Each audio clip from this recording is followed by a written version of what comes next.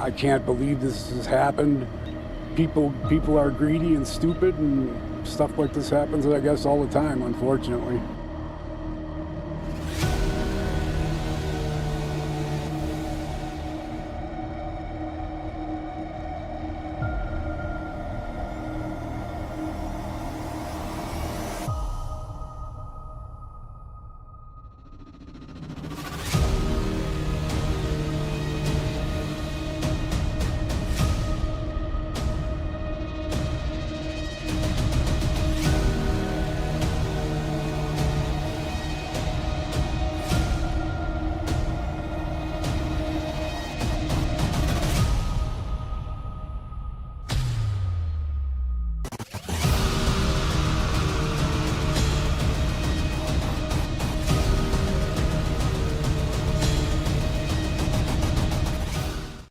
Please note that this content is for adults only. Viewer discretion advised. If you haven't yet, hit the subscribe, like, and share.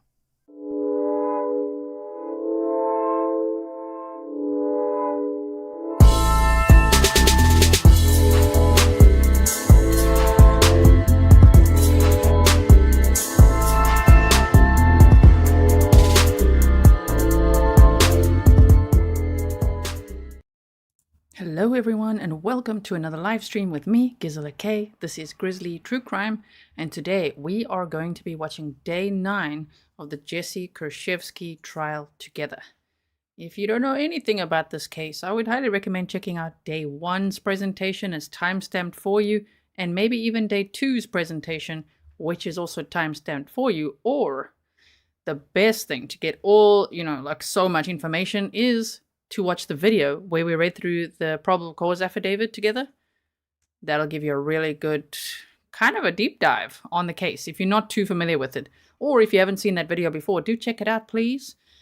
Welcome everyone. Welcome to all my moderators. Thank you so much for everything you do.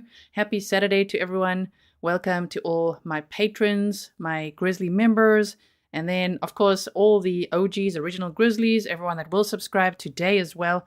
And then, of course, our lurkers. We've got a lot of lurkers, which means people that are just watching, they're a little shy to chat. And lately, a lot of lurkers have come out and said, I'm breaking my silence. Hello, everyone. And that's been so nice this week. So I hope more lurkers come out today and say hi to all of us. We're a friendly bunch, Didi Reynolds says, it's my birthday. I'm so happy to be here sharing it with all of my fellow Grizzlies. Thank you so much, Didi Reynolds, and happy birthday to you. Thank you for spending some of your birthday with us. I guess I was going to say this is one of the best ways to spend a Saturday, in my opinion, together, number one, and watching police interrogations. Hell yes. But birthday, I think I would do the same, actually. So welcome, and I hope you have the best time here with us. If you haven't yet liked the video, please do that, as of course it boosts it into YouTube's savage algorithm, and it tells other people, hey, this lady is live right now, and there's a lot of Grizzlies there. Come on over and have a look. So like the video and share. You can use the hashtag Jessy Kurczewski. I challenge you to spell the surname right. Every time I type it, I'm like K-U-R-C and then Z-E-W-S-K-I. Jessy Kurczewski, or hashtag Grizzly True Crime, or hashtag Justice for Lynn Hernan would also work. Okay, so Steel Guitar says, does a 3-month Grizzly qualify as an OG? Absolutely. If you were already subscribed before today, you're an OG. Yes, and we are a growing community. There's 240,000 of us so far, and onwards and upwards we go. We're growing a great community here. So I did not intentionally try to dress like Jessy today, okay? My freaking court jacket on here. I see she's also wearing like a black jacket. It's a red top. Mine is like more maroon, okay? But I'm like, oh dear. When I put this here, I'm like, no. But I wanted to show you this little bit. Of course, I have, defluffed the day for you. So we're going to teleport through a few moments here. But I just wanted to show you this beginning bit where she's now, she's concentrating hard at the beginning of the day. Like, what is she writing at the beginning of this day? But before the day even started, that's the first thing you see. One of the first things you see, she's just like writing things down and looking at the computer as well. Like, what are you studying? You studying your own trial, or what's going on here? My word. Okay, so The picture above me here, this is the victim, Lynn Hernan. This is the defendant, Jessy Kurczewski. Lynn died on October 3rd of 2018 when she was 62 years old. Investigators initially thought it could have been an overdose, but then realized after the autopsy, yeah, this is a homicide. And she died from tetrahydrozoline poisoning, which is the main ingredient in eye drops. So we're going to listen to a lot of police interrogation today on the day that Jessy was arrested and the day after. So she's in her, sort of normal outfit, and the next day an orange one. Yes, in her jail garb. And so we're going to be watching that. And they also go through some text messages on this day as well. It is the trial footage that I've shortened for you is 4 hours and 37 minutes. So I hope that you are ready to settle in for a cozy Saturday with me. Depending on where you live in the world. If you're in the Northern Hemisphere, it's like kind of fall and winter vibes. It's super rainy here in the Netherlands right now. If you're on Patreon, you would have seen pictures from our forest walk this morning. So that was very beautiful. Okay. And also, thank you. I made this little, let me show you quickly. I made a little something here to thank all the special PayPal gifts. Hold on one second. There we go. Is it this one now? Sort of. I just need to resize that. So a special thank you to all the Grizzlies who have been sending me PayPals. It's the #1 way to support the work that I do. As you know, YouTube takes 50% of everything. It's pretty hectic, So if you want to support the work that I do and it goes directly to me, especially if you want to send things for like buy Fury a gift or Willow or get coffee or treats or notebooks or whatever, or a court jacket like this, then this is the #1 way because there's no middleman. So thank you so much. I can't thank everyone in person because that will be unsustainable, but I really, really appreciate it. And I always message you back personally. So thank you. And I made that AI art. Look at it. It's so cute. Are we ready now? Here we go. Day 9. I'm going to start now. I'm going to stop the waffle. Okay. Look at this coffee. Look at this glorious glass. And this is a double shot of Lungo Intenso. Lots of coffee for today. Here we go. It's not a boring day by any means. I'm very excited to watch this with you. So the first few moments of this trial day are silent because I just wanted to show you now, that. Since I know we have a little bit of time. You may be asking, why is there fire here? Why did I add this fire effect? Because Judge Dorow is about to roast the defense attorneys. Get ready for a snarky roast as the start of the day. Time and reference has been made to whether the states open the door. I am not allowing the defense to get into her drunk driving past. That is just simply an attempt to slander the victim's reputation. It has nothing to do with the allegations in this case, whether she has drunk driving convictions in the past. It was a passing reference. We've heard here today that was not originally intended. I believe that's inadvertent. I have no reason to believe otherwise. Even if it was or couldn't be avoided because of the context and the interview of your client, I am not going to turn this into a sideshow, frankly, about her past and drunk drive. It is not relevant to the charges in this case, period. I know that sometimes information comes in because it's unavoidable in the context of an interview, but that doesn't mean the door has been opened, nor does it mean, even if I were to consider that the door is open, that I'm going to allow further testimony and evidence on that issue. That's my decision, not taking any argument on it. I expect that the parties going forward will follow that. Now, if there's some other, I guess, slip along the way or comes up, well, I obviously will reserve my right to revisit that should there be a request. But at this point in time, the motion in limine, I believe it was number 19 that I granted in favor of the state, remains. I've not changed my ruling on that. The last thing is, and I've told the defense, and I haven't had a request, obviously she was in custody during this. She was in her civilian attire, but I could see her hands were in handcuffs. I know going forward. Look at Pablo. He's like, oh man. There's Detective Aaron Hoppe over here. He's going to be on the stand for the whole day because he was in the interview room when they interrogated Jessy Kurczewski. So I didn't put the name of the witness today because it would actually be quite distracting on top of all the police interviews we'll be watching. This is Detective Hoppe, and he's just like, oh man. Look at Pablo. His face, oh my word, shame, Pablo. Forward, there's interviews where she's in the jail orange. And so I've let the defense know if you want me to read an instruction about, that should not be held against her in any way, let me know. The sooner the better. I do intend to have it in the final jury instructions in some form, and it may be better just to do it at that point. But as a cautionary instruction, I will leave it up to the defense to make sure you request that from me. And if there's a specific request as to when, please let me know. Wasn't that such a great roast? Ramona said, Grizzly True Crime, I wish Judge Dorow was here in Indiana for the Richard Allen fiasco. Me too, and I wish I could hear her opinion on the matter.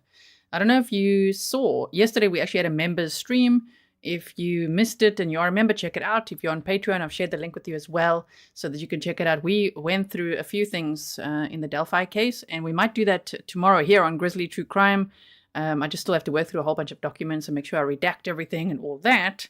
So that's a maybe plan for tomorrow. If you're looking for a plan for tomorrow, you know where to be. Anyway, what we were talking about there, just a quick thought based on that, is that the Attorney General in Indiana has declined to represent Judge Fran Gohl in the writ of mandamus. There's a whole procedure going on now.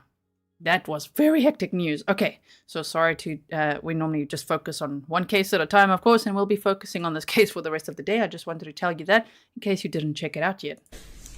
All right, so with that, we'll just be in a holding pattern until those printouts get here. All right, I'm going to step off the bench. We'll be in recess. Thank you, everyone. Please be seated. Good morning, ladies and gentlemen of the jury. Thank you. Be seated. And once again, since it's a second day of testimony, just state your first and last names for the record. Aaron, Aaron, Hoppe, Hoppe. Thank you. Go ahead, Attorney Nicola. You may continue with your direct examination. And Detective, is this a continuation of that interview? Yes, it is. Where are you? Just to clarify, they're saying continuation because yesterday we got to see 15 minutes of this police interview already. So if you missed it, maybe after this you want to check out yesterday's timestamp for when they started showing us this. This is from the day that Jessy was arrested. Just to remind you that Lynn died on October 3rd of 2018.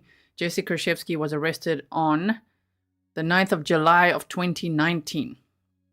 Yes, so they're continuing on with that for today. Sitting. I'm basically beneath the camera. I'm in the corner of the interview room to Detective Cole's left. Okay, thank you. And for the record, this is a clip from 07/13/57, and at this point I'd ask to publish that. Go ahead. And we've never taken advantage of that, if that's what you guys are thinking. I mean, she was, anybody who knows her, she... I will not pause all the time. We're just going to enjoy this day watching this together. I'm reading your comments as well. But right there, she's like, well, we weren't... It's interesting she says we. I wonder if she means her and her mother. We weren't taking advantage of her, if that's what you mean. If that's what you guys are thinking. Well, you absolutely were. You were taking advantage of her. Also, I forgot. Thank you to everyone who's already bought the Grizzly bear, the Grizzly True Crime bear. And you're all sharing the pictures with me, even on Halloween. You dressed up your bears. That was so cute. So thank you so much. I've got mine here as well. Okay, let's continue. Everyone might. That gym guy, she helped him with over $20,000 in legal bills, his house, his this. I mean, that's just how she was. It wasn't, because I feel like now you're getting into finances, like you guys think something's up, but that's how Lynn was with her money. She did what she wanted, how she wanted. Mm-hmm. She had a $10,000 bracelet, a $12,000 necklace. Why? Because she wanted it. She bought that a year before she died, just for the fun of it. Mm-hmm. I mean, she didn't have a rhyme or reason of how she did things. She did what she wanted because she could. And she was always poor. When her parents died, she said, you know what, this is the first time I can do what I want, how I want. She bought the Jeep she wanted. She bought the condo. She hid the condo. She wanted to get out there. But she was one of those people that lived day by day. This is, today I want to go shopping, or today I want to buy a jewelry. She'd call me all the time, hey, you want to go on vacation today? Let's just book a trip and go. I'm like, Lynn, what are you talking? I can't just up and go. But that's the type of person she was. Or towards the end, she got mad because one of her credit cards got reduced. And she goes, I'm going to just go blow it all. And that's when she bought the bracelet and whatever. And I'm like, what do you think? Like, her mind was just, she did what she wanted, how she wanted. I can't, have any say or control because it's hers. It's her stuff. It's what she wants. The last week or two, she gets out of the hospital and then she dies like within the 2 weeks, right? Yeah. Does it seem like she's out of control then when I say that? But she doesn't care, she's taking pills? To me, it seemed like she gave up before she went to the hospital. It seemed like the hospital was a last-ditch effort for everyone who loved her because we were all pushing her to go. Her neighbor, Judy, her ex-husband, my mom, me, she was just in bad shape and we wanted her to get help. Who's your ex-husband? Or ex-boyfriend, sorry. Ex-boyfriend, not husband. Okay, and that's that Jim dude, right? Mm-hmm. Because I never heard of an ex-husband. No, it wasn't. It was ex-boyfriend. Okay. It just, we wanted her to get the help. We wanted her, and I think she went back and forth. She kind of wanted to feel better, and then she just was sick of being sick. She went both ways. Did she struggle in the hospital? Oh, a lot. A lot. They put a camera in after a couple days because they were having problems. Because in the hospital, they make you follow the rules. As far as take this, then you don't get to... Oh, I mean, I'm sure medical examiners asked the hospital about her. They've asked, and I'm sure they had some words. The nurses, the doctors, I mean, they all had things to tell me every time I came in. That she was a handful. Because she wanted to do it her way. Didn't care what they told her. And if they didn't get the pills she wanted, they were giving her something generic. That's when, well, I need you to go get my prescription. I said, Lynn, they're giving you what you need. I'll get it because you're telling me to, and it's yours. It's rightfully yours. Mm-hmm. But that's why when I came back, I purposely told them. I said, I'm going to let you know right now, she has it. It's up to you guys what you want to do with it, but she wanted it. Mm-hmm. And that's when they took it from her. Were you there when they took it from her? No. I think it was a pretty good fight. Maybe. She got it back when she left. Was she mad at you when she found out you told them? Because she probably figured out that you told them. Well, no, I did tell her I was going to tell them. Because I said, I don't know what you're supposed to be doing or not doing. And, I feel like when you're in the hospital, they're going to give you what you need. Yeah. So, that's just my opinion. They don't give you anything you're not supposed to. And then they don't even like you bringing stuff in like a cheeseburger or something, No. They want you to know exactly what you got going in and out. Well, it makes sense. I mean, But did your mom help out with Lynn? No. Reminder that at this point, the detectives already knew that this was a homicide investigation and that Lynn died from tetrahydrozoline poisoning, but they're pretending not to know that, just to get as much information out of Jessy as possible. Liza says her whiny voice grates on my nerves. You know what grates on my nerves is when she giggles like that, like, oh man, it's just so horrible given the situation. No. Oh. My mom didn't. She did, prior. My mom helped out when Lynn's parents died. She couldn't physically do it again. She watched Lynn have a nervous breakdown and come back from it, but it was like a 6-month nervous breakdown. And she trashed her parents' house. A lot happened when Lynn's mom died. And physically it wore on my mom, just seeing her like that, because she's never seen that side of her. It was a totally different person. So Okay, I hope you don't mind the interruptions, okay? If you want to watch it without Gisela K here in the corner, running her mouth on her own channel, how dare she? Some people will talk like that in the comments, okay? Like, why do you have to interrupt the whole time? It's my channel, that's what we're here for, to talk about it. But just there as well, saying like Lynn was a completely different person when her parents died. Her parents died about 3 years before Lynn died. That's how she got the inheritance of $250,000, which Jessy spent pretty much all of it. The account was left at $88 when Lynn died.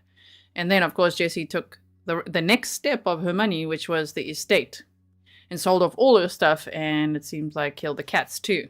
So she's a great person, isn't she? But the way she's talking there about it, even about her mom, saying when Lynn's parents died, it was like she was a completely different person. She trashed her own mother's house. I mean, no. Nope. Sorry, not buying it, one. And two, that would be a grieving person. I mean, doesn't she just sound so empathic? Like such a great friend while her friend is grieving? Oh, man. That's why Lynn purposely had everything in my mom's name, like to take care of everything if something happened, even medical when she was alive. And she switched it to me because she said, your mom, A, doesn't have the time for it, my mom with her job and stuff. And she said, B, because she was there prior, I don't want to make her do it again. So. Okay. I was going to ask you why it got switched to you. Okay. That explains it. I didn't know she switched everything. I only knew she switched some things. I had no clue at the end. I didn't know. Were you authorized to use her on the credit card and stuff when she's telling you to do but not on all of them, because you said I don't know. I have no idea. That was her doing, so I don't know. We said she had 30 credit cards. She had a lot of credit. I don't know exact, but it was a lot. But she wasn't giving you different cards every time. You were using... Oh, no, she gave different cards. She liked to use her different cards. She said it all the time. I got to use this one. I haven't used it. She had stickies with dates, and last time she used them and everything. I swear to God, I've never seen anybody like that. Why? You know, every time. She's like, she used stickies. I'll never call anything stickies. I never did call them that. Like sticky notes. But the way she said it just annoyed me. I know you guys are here for the snark as well. You enjoy it, huh? We could snark at her, especially in my opinion at this point, right? We are entitled to our opinions. I mean, she is innocent until proven guilty. But my goodness, the state has done a great job at presenting their case. I wonder when they're going to rest their case. I don't think they did on this day yet. So this is day 9 of the trial, and they said it should be about 15 days. So we're still looking at more days. Obviously, Monday to Friday next week will be the live coverage on the mainstream networks, and we'll go from Tuesday. We'll start with day 10 on Tuesday so that we got the day delay so that I can do all this, editing work for you, make it nice and concise. And so I wonder if they'll wrap it up by Friday or if it's going to go on a little bit over that. We'll see. Because she likes to keep track of when she used it last and I didn't use it this time. That was just what she did. Just cause? I have no idea. How many credit cards you got? I have 4. How many you got? 2. Oh, you've got 4 credit cards. No, you've got like 28 and they're all in Lynn's name and you're pretending to be her. You've took it out on her name. And yours. With your clever little apps, that can spoof people into thinking it's a different number. Just spending all that money. Oh, no. Yeah, I think I got 2. Well, not of all what I have I don't use, so. Well, you said Lauren is younger, but you kind of figure out that you don't need. No. You kind of pair it. I mean, I was in shock. I was like, I have never seen this amount of stuff. Never. And... Catherine, it is the defendant. It is. This is Jessy Kurczewski right here. It is the defendant. Okay, thank you so much, Babs Austin, for your sticker. I'm going to read it now. Her thing was, too, like the hospital. She kept saying, well, I'm just going to use everything, because one day when I'm not here, I'm not paying any of it. That was her biggest thing. Pushing it. I'm just going to use it. I'm going to use it. I'm going to charge it all. And I'm like, what? It's your money, I mean. Well, yeah, you can do whatever you want. I guess. You're going to get stuck paying it. We have different... Everyone's life's a little different, Yeah. I used to be a lot looser, and now I have children. So, that changes your whole concept. I'm the same way. You got to be very careful with money. It's like you got to... I don't buy a soda at a gas station because it's like, well, I got to put 2 kids through college, at least one. Yeah.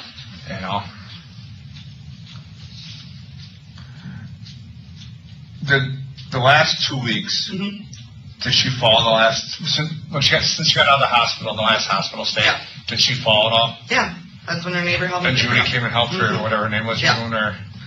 I don't know why I can't think of her name right now, but I haven't talked to her in a while, so... Yeah, she helped me Did Jim ever come over? Oh, no. Help? No. When did she give Jim the money? Do you remember? I want to say within the last year. And I think she might... Crystal answers, eye roll. I rated just how this one would laugh. Eye roll. That was a good one. I gave him money like 2-3 times, not just that. I want to say maybe like the last 3 years. Do you know the last time Jim saw her? So I thought at one time, and someone told me that like she didn't want to see Jim anymore. She told him not to come. Her looks and stuff, yeah. I don't know, because he didn't come when I was around. Okay. His mom did. His mom was Judy. His mom did. His mom's Judy? Mm-hmm. That's Judy. Okay. Not the neighbor, but that's where they got no. Yeah. Sorry. No, I can't think of the neighbor's name. It's driving me nuts right now. It's on my phone, but I can't think of the neighbor's name. Why can't you think of their name? Because later you want to blame the neighbor for maybe killing Lynn, right? Remember when her defense attorney implied that it was probably the neighbor? Like while Jessy was out, maybe the neighbor came into the house? But the neighbor would be probably the one who saw her just not as much as me, but I mean, more, and helped out. When she fell, I needed help. Yeah, you can't get her herself. And then Judy was Jim's mom, and she would come every so often. She saw him more than Jim. I saw her towards the end more than Jim. So I don't know though than Jim. I couldn't tell you. You don't know. There's another beneficiary in the will. Anthony. Who's that? That is Kareen's son. Kareen is her best friend, just like my mom. Does Kareen come over and help? No. Again, I don't know anyone. You know what I'm saying? I kind of asked you, why is Kareen coming over? Because he's my best friend, right? Yeah. So if he's in the hospital, besides wiping his butt, which I would do, you know that, right? Yeah. Just say, come take care of your guy, you know? A, half the people didn't know she was in the hospital. B, she didn't want him to know, and she didn't want to see him. So she's kind of pushing people away. Yes. But that's how she was. If she didn't feel good, she didn't want you around. I mean, I wouldn't have been around when she didn't feel good. I mean, she'd tell you, don't come. She'd have days that say, yeah, don't come. Don't this, don't that. I mean, she did what she wanted, how she wanted. Yeah. Some days she didn't feel good. I usually knew if she said don't come, most of it was because she didn't want me to make the trip out again or drive out again.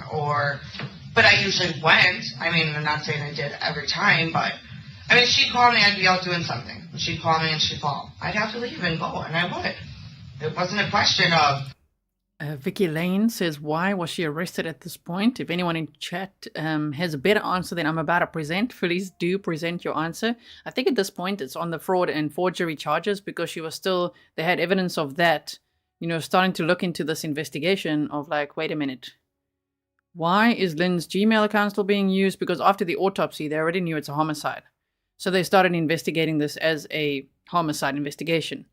And obviously got search warrants for things and started searching through records and started seeing a whole pattern of all kinds of stuff. And then Anthony Poser, Lynn's other best friend, not that I would call Jessy's mom Lynn's actual best friend.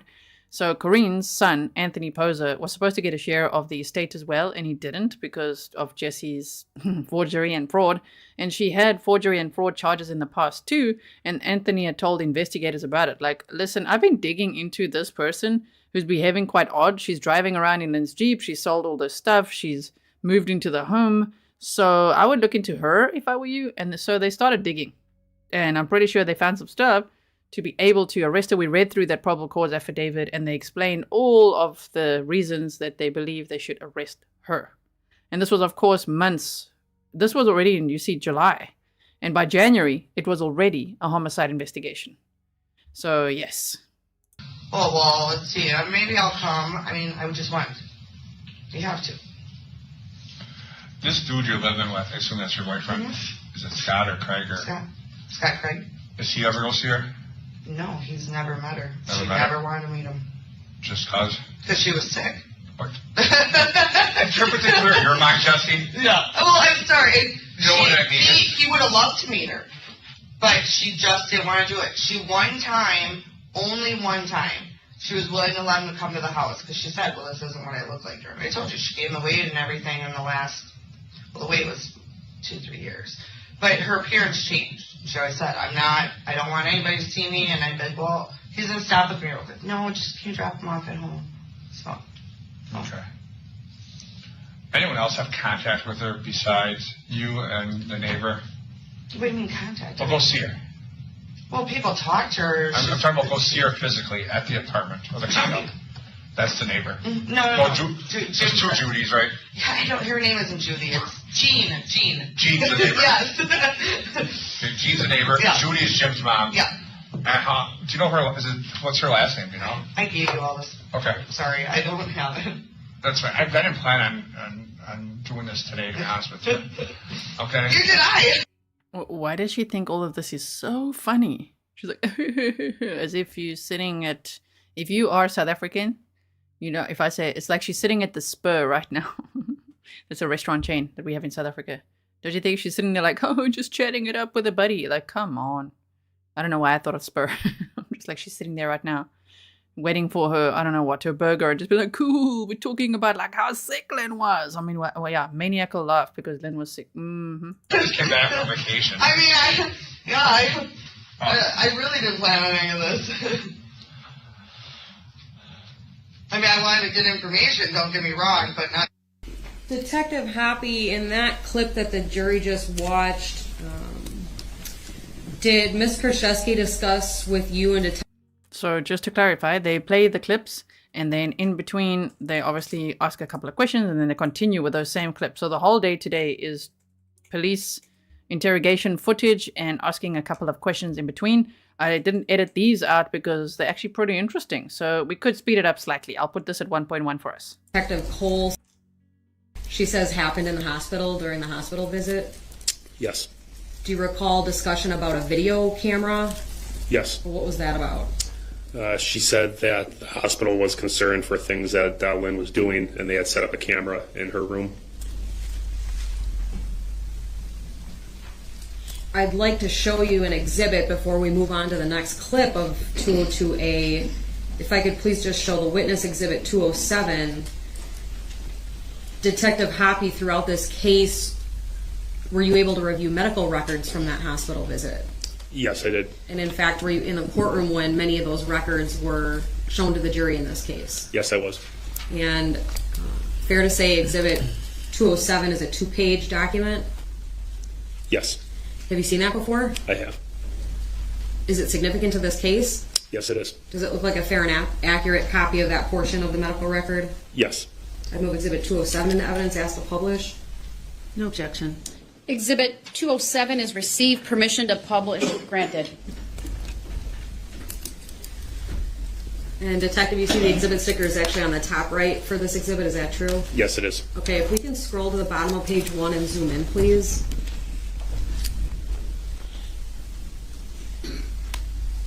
It looks like there is a note that begins on the bottom of the page and flows into the next page. Is that fair? Yes. Okay, so if we go to the top of page 2,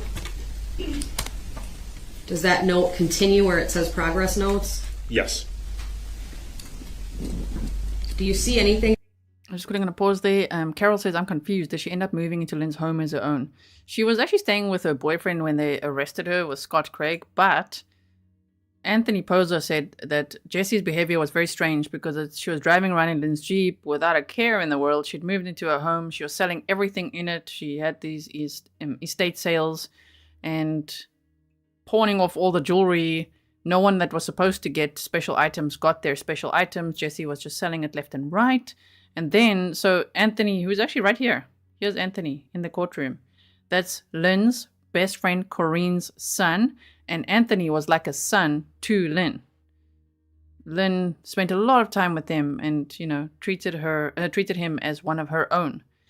So he saw a lot of red flags. And I believe when with all the research I've been doing, that he said, it's a bit odd because she's like moved into the home, but then she put the home up for sale, which we've looked at on Facebook, on her Facebook post as well, on day 1 and 2. I think it was on day 2 we looked at that.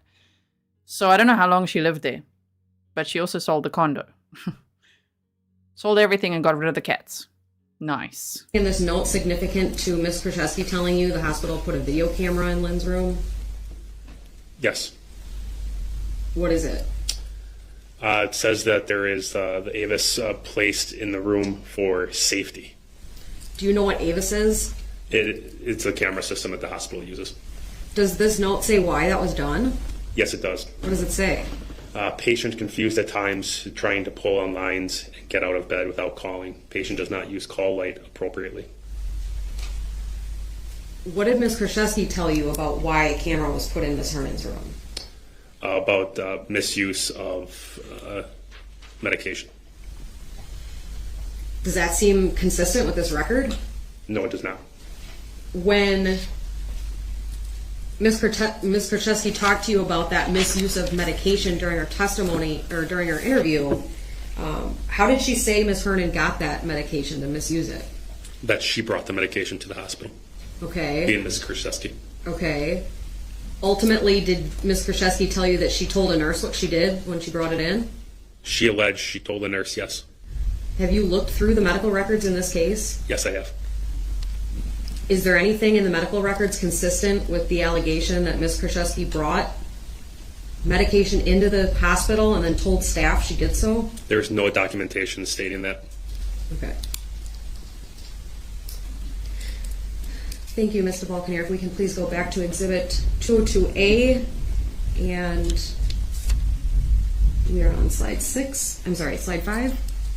Right, Detective, is this, again, a continuation of that same interview? Yes, it is. All right, we can go ahead and play. Something you weren't supposed to? Never. It's all everything on there is for... Always permission. Always. I know better. I know better. There's a reason I don't want to be sitting in these. I know better, and I really... And you know why I asked, right? I feel like you're asking because of my history. That's why. I feel like I'm sitting in cuffs for a reason now. I'll be very honest with you guys. I feel like this is all mixed together. You're in cuffs for this policy. No, but I mean, I feel like I was brought in because of this. I didn't put two and two together until I saw you guys, and I'm wondering why I was going to Waukesha. Mm-hmm. Granted, I was half asleep when I left the house, but I'm really starting to think you guys think I did something or I did something wrong. And if you knew Lynn, you knew the way she was. I didn't do anything, and I'll tell you that honestly. I don't know. I love her to death. I don't know her. That's why I'm asking you a lot of questions, because I don't know who she was. I get it. You know what I mean? Yeah. It's one of the disadvantages of doing this job is you know her intimately. Yeah, I know her very well. And I'm investigating a death. I get it. And there's an anomaly in her toxicology. There's a drug in her system that's not supposed to be there. And what would that be? It's called tetrahydrazine. What is that? Tetrahydrozoline. And she's like, what is that? Ooh, her heart rate must have gone up right there. Like there's a little bit of an anomaly in her toxicology report. He says tetrahydrazine, but it's tetrahydrozoline. I'm saying it like that because it was so cute on the stand when he's like, how do you say it again? Tetrahydrazine? Tetrahydrozoline, yes, that one. And she's like, oh, what is that? Oh, you don't know what that is? I thought you told your boyfriend Scott that you were poisoned with tetrahydrozoline in January. Remember that? She knows what it is. She knows what it is. How commonly known as eye drops? She uses eye drops all the time. What does she use them for? She used them for her eyes. But she went through them like crazy, which didn't make sense. Yeah? Yeah. Like, when you say a lot, how much was she using? I probably brought her 4 bottles while she was in the hospital. Yeah. She put them in her eyes all the time. All the time. And I was like, I've never met somebody that goes through it. She's like, my eyes are always dry. Always. What kind of eye drops were you buying her? Whatever kind. She didn't care. She didn't have like a history. I mean, I'm not an eye drop guy, but we also refer to it as Visine. Is that... Well, no, there's different. She likes a different kind. I don't know without looking at it. I really don't. Okay. No. The hospital didn't have concerns with... She liked a different kind. She's like, I don't know. Without looking at it. She always needs her phone, to remind herself of things. Sure. That? I have no idea. I mean, she had it sing out on her thing. The last couple But weeks... what would that do anyway? I don't get it. Apparently, it's not good for you to use lots of eye drops. And that's what the medical examiner is concerned about. Did they look in her house? Because she has boxes of them. Does or she? had. Yeah. Because she was well known for eye drops. Okay. Yeah. That's why I'm like, what is it? She's like, yeah. She was known for those eye drops. Oh, known for. I mean, sickening stuff. That just sounds really weird to me when he said that. It sounded weird to us, too. Yeah. So, were you going to buy eye drops for her? You're buying at the end? Were you buying that's lots? the same stuff that I bought for her all the time. Yeah. How many boxes of eye drops you thought you'd buy in a week, maybe? In a week? I don't. I don't know, a week, but usually every time I went to the store, she'd ask for them, so I'd get anywhere, maybe like 6 at a time. Okay. Yeah. Oh, maybe you'd get like 6 bottles at a time. Interesting that you also said there was 6 bottles of Visine in her water bottle. Right. Yeah, tea trees is like boxes. Would you buy them at Walmart or what? Yeah.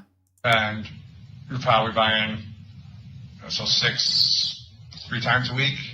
No, I wouldn't think that. I don't know. I don't know how many times you went to the store, or once a week. I couldn't tell you how often, but usually anytime I went to get her water or something, she'd be like, "Go get eye drops or get," I always had the same list usually of what she wanted. When you say water, it's more like bottled water? Yeah. That's just what she preferred? Yes. She didn't drink, She didn't trust her.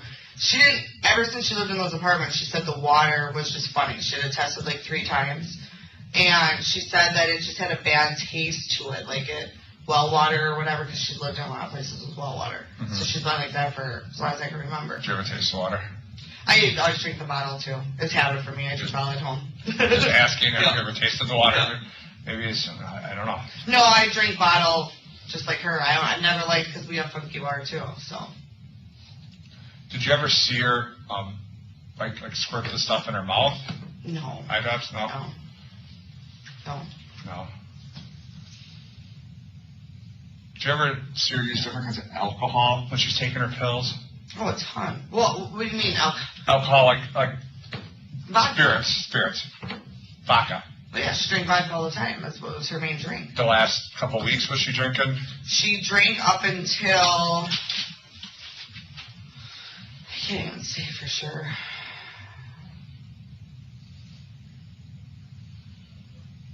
I know when she passed, she still had bottles at the house. She normally would go through 2 big things of vodka in 4 days, but I can't honestly say. When you say big ones, the big 1.75 liter ones? They're the. What's the handle on it? The Fleischmann's. The big Fleischmann's. Or, was it Fleischmann? No. Well, Fleischmann's makes a vodka. I know when I see it's the big plastic bottle. Like the biggest one you can probably get. And she'd go through 2 of those in 4 days. But I don't know what she was really drinking at the end. I don't, because she'd say she wouldn't have one, and I'd come there and she'd have a drink made. So The day of her death, mm-hmm. in the morning when you're there, yeah. Do you just think she's drinking that day? I don't remember if I saw a cup out or not, to be honest. If you saw her drinking at 9 in the morning, would you? Oh, no. She used to wake up and drink at 3, 4 in the morning. That was normal. That was normal? Yeah. That's half of why, towards the end, she didn't drive a lot, because you never knew when she was going to have a drink. And when she took pills, and when she's drinking and taking pills, you say, hey, you shouldn't do that? And I know she'd say, it's none of your business, right? Or if you knew Lynn, she's been doing this for years. This is just what she did. I'm sorry, but it's what she did.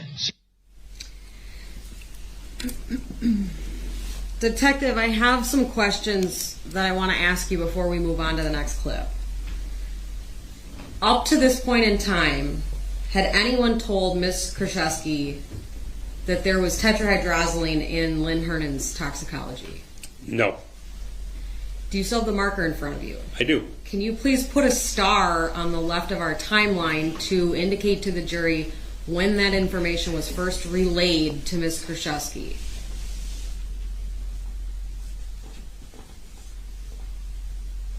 Thank you. Taking the board down, I apologize. Okay, that's fine. Thank you. The minute that eye drops were mentioned, what did Ms. Kurczewski say about a habit Lynn had? She immediately went into saying that she was well known for eye drops and used them all the time, and Ms. Kurczewski said she had to purchase several bottles at a time. Well known for eye drops. Can you believe Jessy would say such a thing? Oh yeah, she was well known for that. Well known. She doesn't have a legacy of using eye drops to add to her cocktails. Come on. For her. Was Lynn Hernan being, quote, known for eye drops something that had already come up from any other source in your investigation? No. When, during this clip that we just watched in slide 5, when this substance is mentioned, what does Ms. Kurczewski say about what that can do to the human body? She doesn't know. She asked the question of what happens. Do you recall in this section Detective Cole actually asking Ms. Kurczewski if Lynn Hernan was drinking eye drops? Yes. What did Ms. Kurczewski say? She said that she puts it in her eyes. At this point in your investigation, did you have information already that Ms. Kurczewski knew exactly what tetrahydrozoline was? Maybe at that moment, no, but later on we learned, yes. Okay. In your investigation, did you actually find evidence that at least the device of Ms. Kurczewski used the term tetrahydrozoline before this interview? Yes. I'd like to show the witness only, please, State's Exhibit 187. And actually, I'll get you the copies out of the box because I know that you looked at the paper copies of this, correct? Correct. Okay.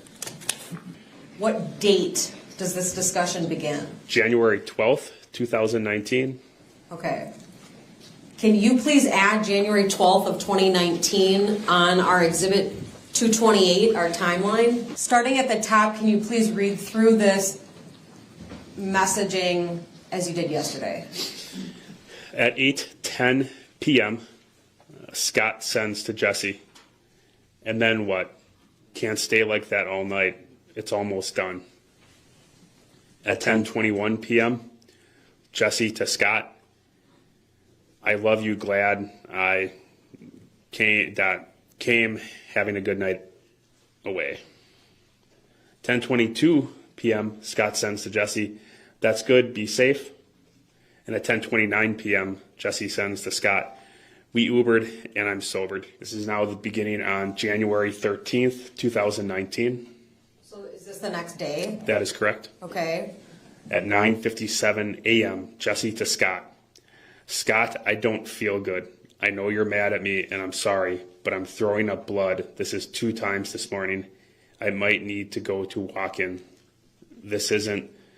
Continuing at 9:50 a.m., Jessy to Scott, normal. I feel so sick. At 10:34 a.m., Jessy to Scott, OMG, presumably, oh my God. I just got here and had to run literally to the bathroom and just shit for days. Sorry, WTF.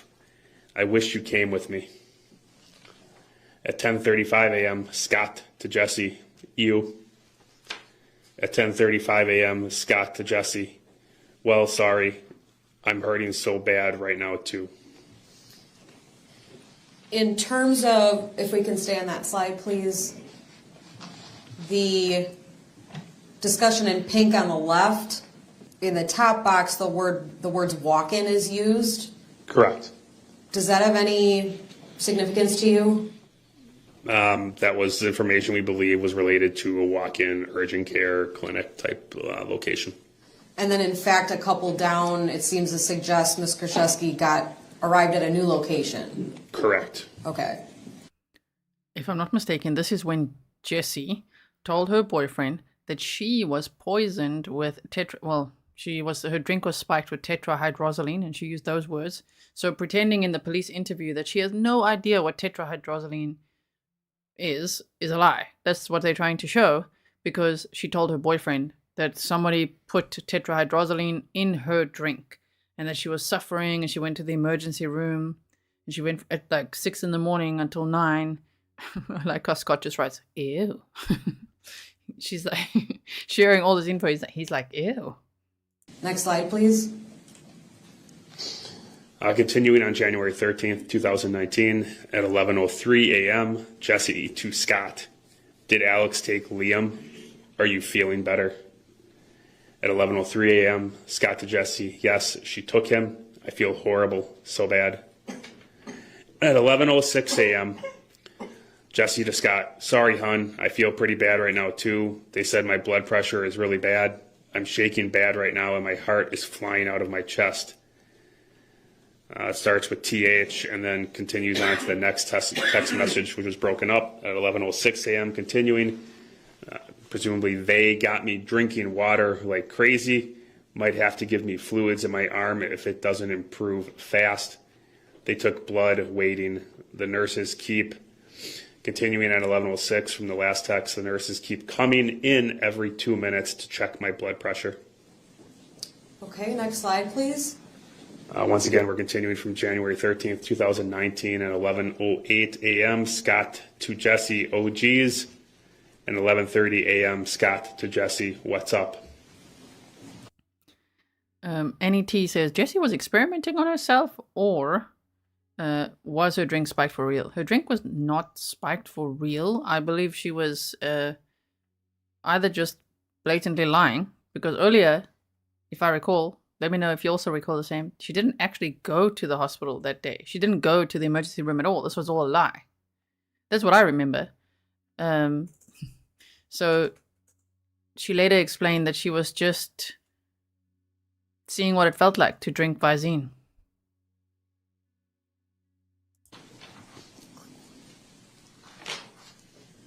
Okay, the next slide. Continuing on January 13th, 2019 at 11:39 a.m., Jessy to Scott. I have traces of tetrahydrozoline in my blood. The doctor said that's what's messing with my blood pressure and why I feel like crap. He said that's the main, broken up to the next text, which is at 11:39 as well, ingredient in eyedrops. WTF. I'm freaking out right now. He said so much stuff that I'm in complete shock. He asked me a ton of questions, where I've been. Next text is also continuing at 11:39, who I've been around and all this shit. I have to go for a chest x-ray and get fluids in my vein now. I have to have the charcoal crap. It's so nasty. I don't. Continuing at 11:39 a.m., Jessy to Scott. Want to. I'm waiting for the x-ray and I'm shaking now again. I'm reading about it online and I need to stop. Next slide, please. It's alibi talk. For like, oh, this is why I'm Googling and why I kind of know about Visine and tetrahydrozoline. Although, in the interview with the police, she's pretending like, sorry, what is that? They're like, Lynn's toxicology showed she had tetrahydrozoline in her system. And she's like, what is that? Well, here's the receipts of her knowing exactly what it is and pretending to have the symptoms that Lynn had, which is really effed up. Like, what is she doing? I mean,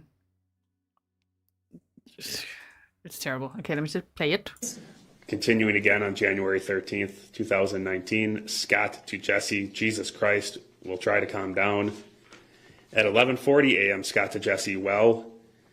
At 11:41 a.m., Jessy to Scott, the whole shitting thing is false. It messes with you really bad and not with poop. Okay, next slide.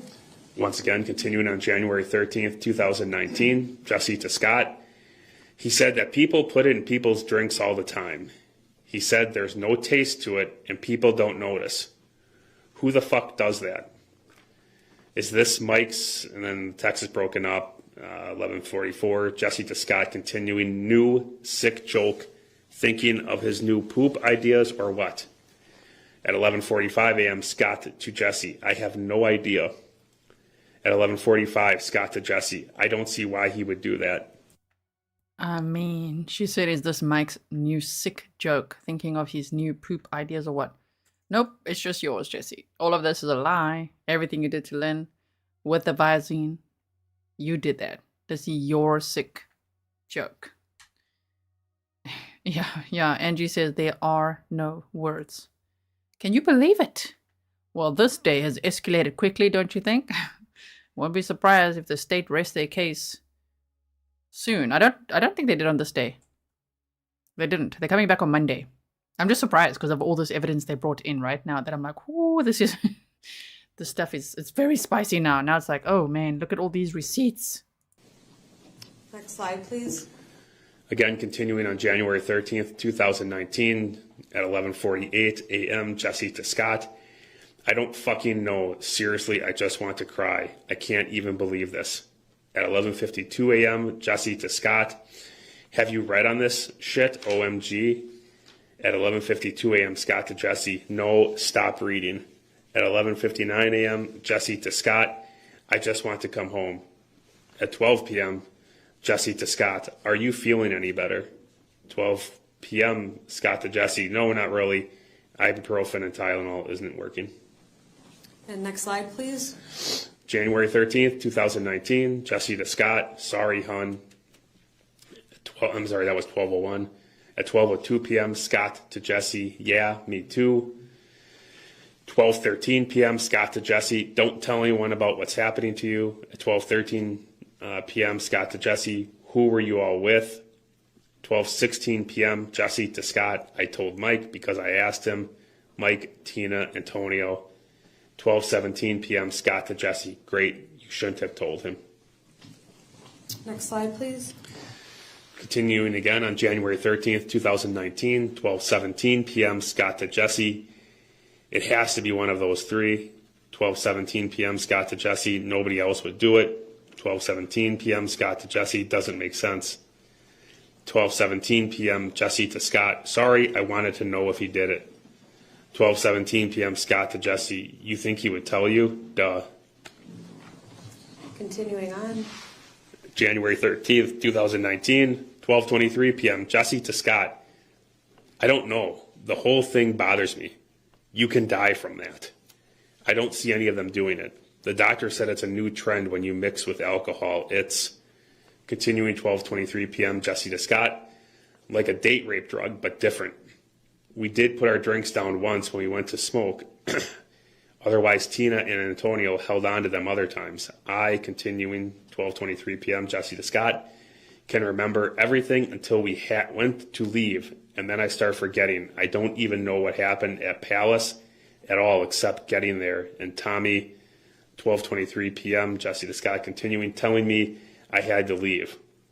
I keep trying to figure out the night I have pieces. I don't feel like this. I don't want to go out anymore. Mike said 12:23, continuing Jessy to Scott, I seemed off too. Can you please, going back. I just love how they paused and then they showing all this because the jury will see it loud and clear.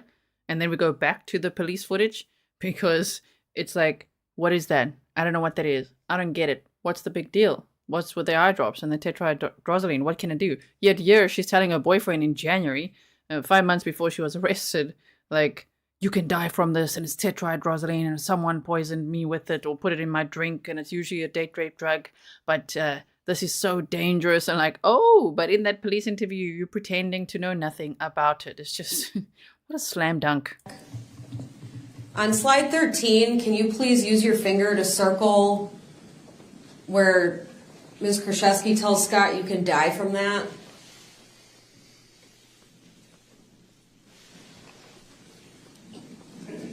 Madam Clerk, if we could please capture this as 188A.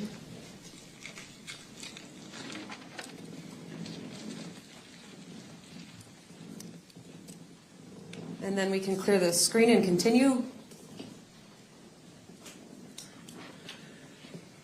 Go ahead. January 13th, 2019, 12:24 p.m., Jessy to Scott, I feel so embarrassed and stupid. 12:25 p.m., Jessy to Scott, they have to notify the police on this too. 12:26 p.m., Scott to Jessy, wow.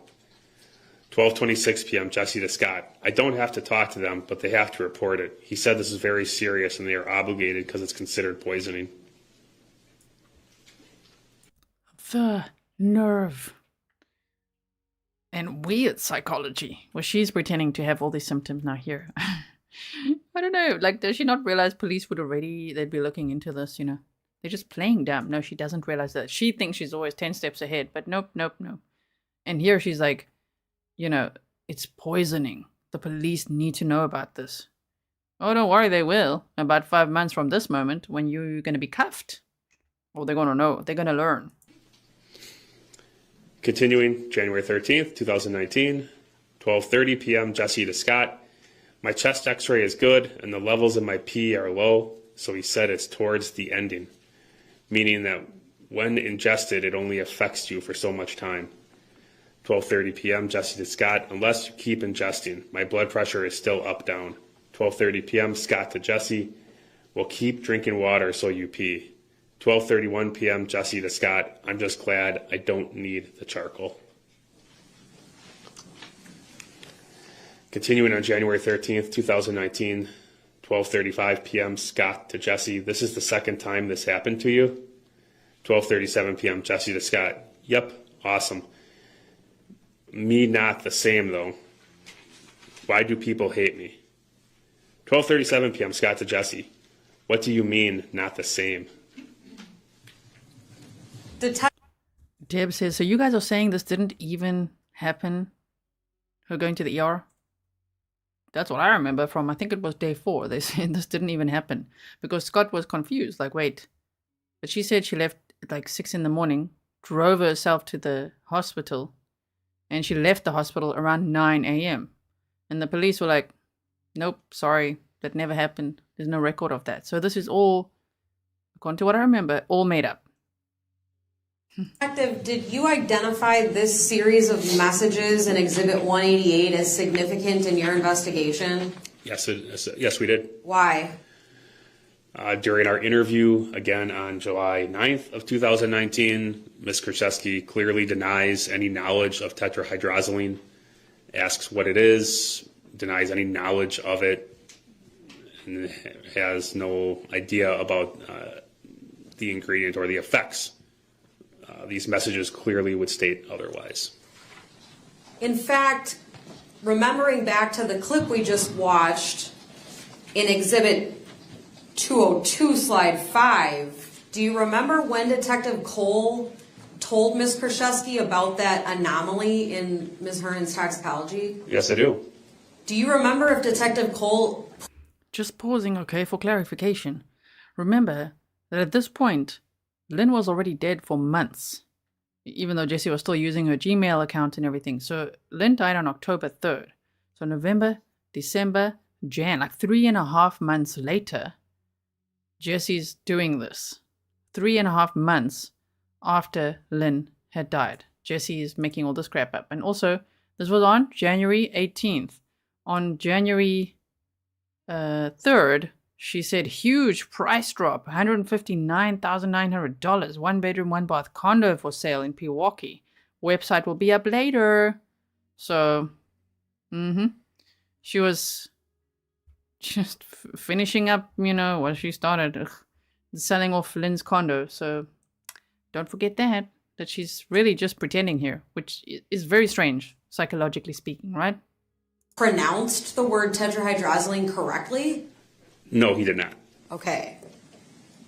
Close, but not correct. If we could please go back to Slide 7 of Exhibit 188.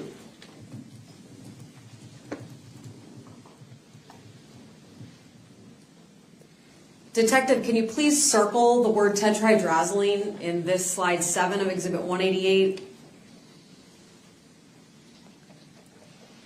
Sorry, it's based on your information, is that word spelled? Some of the exhibits I had to zoom into so we can't see, and some of them were cut off anyway. So, sorry about that. Correctly in this message? Yes, it is. Okay. Madam Clerk, if I could please capture this as Exhibit 188B. Thank you. Detective, were you in the courtroom when Scott Craig testified earlier? Yes, I was. Was he asked questions about this exchange? Yes. Did he recall it? Yes. Okay. And we are ready to publish, Madam Clerk. Detective, we're still in Exhibit 202. So is it fair to say this is the same interview we've been watching July 9 of 19? Correct. And remind the jury how long after that text conversation this interview was taking place? Almost it's about 6 months to the day. Okay. I'd like to play Slide 6. I tells her, nor am I going to make her change. It's her choice. She's older than me. I don't do it, but it's just, I guess it's hard for me because you guys don't know her. And anybody who knows her will tell you the same thing. This is how she is. You're not going to tell a full-grown adult that you can't drink when you want. I mean, not kidding. She would call sometimes at 6 in the morning completely wasted. Because that's what she wanted to do. If she felt like it. She called you just to talk? Oh, yeah. She's going to talk to you for an hour on the phone. I And half the time, you didn't know what she was saying, I'll be honest. She was very hard to understand when she started drinking and using her pills and whatever. Did you go check on her then if she called you at 6 in the morning and all blotto and said... Usually not 6 in the morning, but later that eventually, day? yes. Not always, because, I mean, that's just how I was used to, that was her. So I knew she was... And the next slide, please. Slide 7. Chrissy Lane says, do you think she made it all up in case they discovered it and she could say someone was out to get them both? I mean, I think she was probably trying to cover her tracks in a way, but yet when she's in this police interview, what a dumb move then to be like, what is that? Instead of saying, oh my word, tetrahydrozoline, I've been poisoned with that before. That would make sense based on what she did in January. If she had said that in this police interview, like, wait, what? She was poisoned with tetrahydrozoline? I work at a bar. People put eye drops in drinks often, more often than one knows. I've had it before. I've had a drink spike. That would have been according to her plan. So such a smart plan, but she chickened out. You see, she's like, I don't know what that is. What is that? What's the big deal? I mean, she worked at a bar for how long? It was like 15 years or something. How does she not know that? Ugh. If you thought she was doing something wrong with the pills, you would have tried to stop her, right? Well, I told her all the time she was doing something wrong. But she doesn't have the right amount of pills in there. But I don't know what you mean by stopping. I'm not going to take her pills away from her. If she had, you know how you found her. Did you ever see that happen before? Yes. When was the last time you saw her that she's spooning pills into her mouth? First went to the hospital. Just before? I would say about a day or two. And I'll be honest, there's been 3 times that she said, I want to give up. Yeah. I don't want to do this anymore. And she always said, the day when it comes, I want your help. The day when it comes, I want your help. I said, I'm not helping you do anything. When it comes to pills or messing around with anything, I'm not looking for trouble. I'm not trying to get in trouble. But she's a full-grown adult. Like her Dr. Pewaukee type thing to help her kill herself? She wanted it a million times. Yeah. I mean, she just was sick of being sick. And that's why towards the end, we said, Lynn, you need to go back in. The only one that can help you is a doctor. We physically don't know what more to do for you. When you completely give up and you're not eating, you're not drinking, you're doing whatever you want when you want to your body, but you're not doing physically what your body needs, it's going to shut down on you. And hers was. And that's why when she went in the last time, they were shocked. We walked in, they said, how are you even walking in here? Granted, we did get her a wheelchair as soon as we got in there. Mm-hmm. But she just didn't care. She was at that point where nobody was helping her. They weren't telling her what's wrong with her. She didn't know what more to do.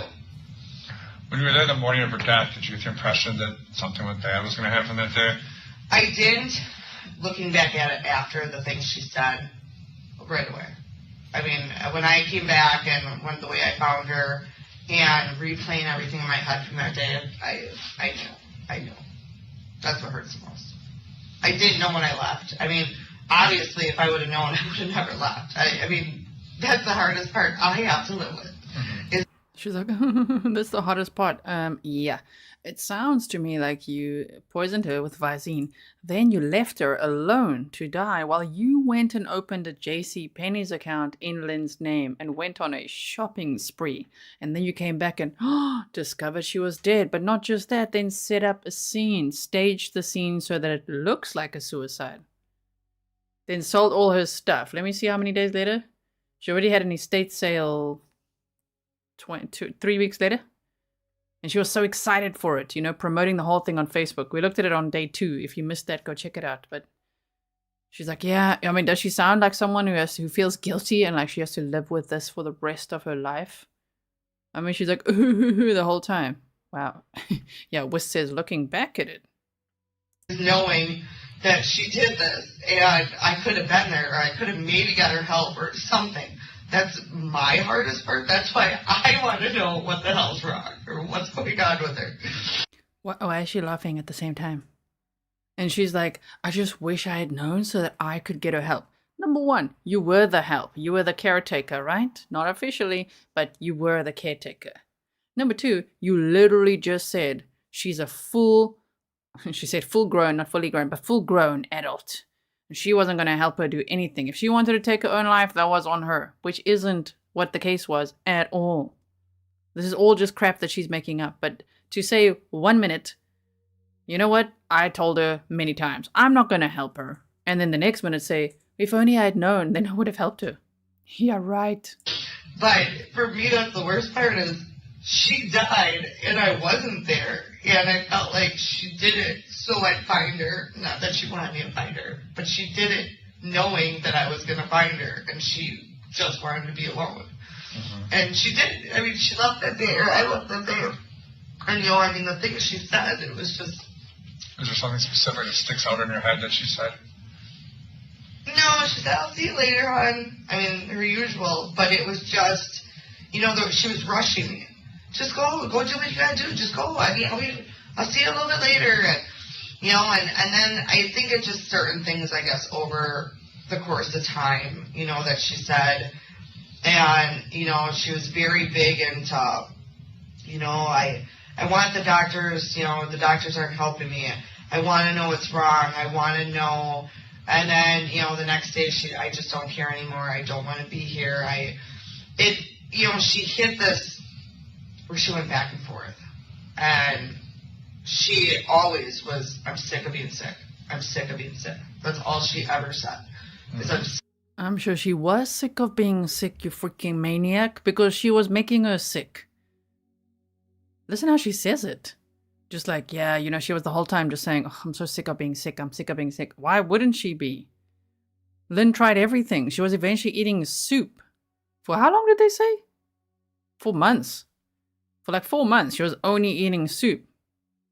She couldn't cope with her stomach issues anymore, and the doctors couldn't figure out exactly what was wrong with her because bizarre symptoms, right? Up and down, on and off. When she's in the hospital, then suddenly things improve a bit again because she's not being poisoned speculatively with a Visine. Oh, yes. So she's like, yeah, she was just sick of being sick. Ah, okay, so you what? Up the dosage and killed her? So annoying. Sick of being sick. I just want to feel better. You said earlier that you kind of would crush the pills up for her. No, You never did? Very once in a blue moon. That's when she didn't have the strength or would say, you know, I want this under my pudding. But the day of her death, you didn't crush them for her. What? The day of her death, you didn't crush them for her before you left. The last time you caught her with the spoon and the pills, did you have to take the spoon away from her? Did she fight with you? I mean, I've taken the plate and the spoon away from her, but I've also brought back to her because there were certain pills she couldn't swallow. Physically, she couldn't. Mm-hmm. I mean, we'd sit there and they'd come back up. Sit there and they come back. So, I mean, it went both ways as far as the pills she crushed. I mean, I didn't sit there and let her crush 20 pills in my presence. You know, I let her, the main few that she always did. Usually if I come back, there'd be more or different ones, or, you know, you can tell by looking at a plate. You know, obviously if they're all white, you can't tell. But, I mean, I'm telling you, I know when I left every day, and I'd come back and the pill amounts aren't what they should be. And then she always kept pills on the side of her that she didn't take anymore. And those were suddenly getting put up on the table. And she'd, I grabbed those by mistake. You know, she'd make up stuff. And she'd act like she didn't, you know, like, I didn't put those there, or I didn't take any of those. I'm like, why are they out? I'm guessing at one point you tried to, like... Oh, man. Kathleen says, and what was in the soup? That is a good question. I'm now wondering because, one, they say if you put Visine in water, of course, all our Google searches are probably looking shady as hell right now. Because I'm like, wait, what does it taste like? Okay, so they said it's slightly sour or bitter. So I always wondered, I wonder if... Because she said Lynn was so particular about the water that she only drank bottled water. Imagine if she put it in the soup all that time. Oh, no.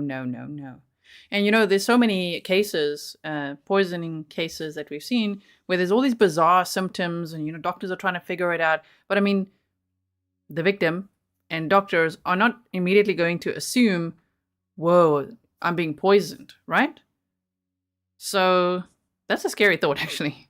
It's actually really scary how easy it is for poisoners like this to do this, to put eye drops in possibly soup or her pudding, as she said earlier, that she was also eating, or in the water. And then doctors are like thinking about it for months, like, what is this? What is going on here? What a bunch of weird symptoms, because it's a lot of stomach issues, right? Yeah, that's pretty scary. I wish they would be able to just screen for things like that, for all sorts of poisons, but unfortunately they don't. I think it's also, it costs money, of course, if they were to add that to a screening, but I wish they would. Berenice, thank you so much. You're like, keep it up. I really appreciate it. Okay, let's play it.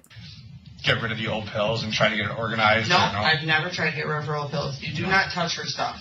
When it comes to that, you do not. Because her thing was, if I need it down the road, I'm going to take it. They were her pills prescribed her, even though she wasn't taking them anymore. They were hers. I was not. There's some things you just do not mess with of hers. Not her medicine and her vodka. Mm-hmm. The one time I tried taking her pills away from her and put them where they were out of her reach and hid them from her so she couldn't find them, she was pissed. Those are her pills. They're prescribed to her. And I thought, you know what, I'm not going to argue with you. We spent an hour and a half fighting about it. You mean you were taking her pills? Because that's what it sounds like to me. Oh, you took her pills regularly and she got upset with like, why are you stealing my pills all the time? That's what it sounds more like to me. Yeah. They're her pills. I am not responsible for her. She's a full-grown adult. I gave them back to her because I spent an hour and a half fighting with her about I get you, but you have some responsibility because she's paying you to kind of help her. You have some responsibility. Sometimes people aren't in the right mind, and it sucks. It's not that she was like this before she was sick. Yeah. If it wasn't this pill, it was that pill. She's been like this for years, and that was before she was sick. She liked her pills. Doesn't matter what it is. There wasn't a set. She was well known to like drugs and alcohol. That never changed. Lynn grew up that way. You're going to be well known for exactly that and so much more. You're going to be well known for all the wrong reasons. She stayed that way. Maybe the pills changed or the alcohol changed or the drug of choice, but that's what she did. So it's just, it's so frustrating sometimes. Just thinking of like how she was. I'll tell you this, she didn't overdose on any kind of prescription medication. And Detective Hoppe, we paused it at the timestamp of 07:39:29. Is that true? That's correct. And there's quite a bit more to this clip. Is that fair? Yes. And I know that we're getting into morning break time, but there's a couple questions that I wanted to ask you before that about what we've already heard. So you talked to the jury yesterday about that March 6, 2019 interview with Ms. Kurczewski, right? Yes. And around that time, what was Ms. Kurczewski telling law enforcement about the likelihood of suicide here? She didn't believe that was the case. Okay, now in this clip on slide 7 that we've just watched, Ms. Kurczewski tells you that there were 3 times that Ms. Hernan said she wanted to give up. Do you remember that? Yes. Do you remember the portion where Detective Cole is asking Ms. Kurczewski if she knew when she left that day that Ms. Hernan was going to die? Yes. Do you recall Ms. Kurczewski getting very emotional at that point in time? Yes. And what did she say her feeling was when she left? Not looking back on it now, she didn't. Looking back on it now, she thought that there was some concerns. Okay. But at the time, as she's crying, Ms. Kurczewski says, I had no idea when I left this might happen. Right? That's correct. And she's crying, right? Yes. And Ms. Kurczewski says if she knew, she never would have left. Correct. And that Ms. Hernan was rushing her. Yes. Does that story stay the same throughout these interviews? No, it does not. Okay. There was some discussion in the last point that I want to chat with you about before we break, that there were certain kind of pills that Lynn Hernan couldn't swallow. Did you remember that? Yes. And that they'd have to be crushed. Do you remember that? Yes. Going back through those medical records, did you see any note ever that Lynn Hernan couldn't swallow pills? No, I did not.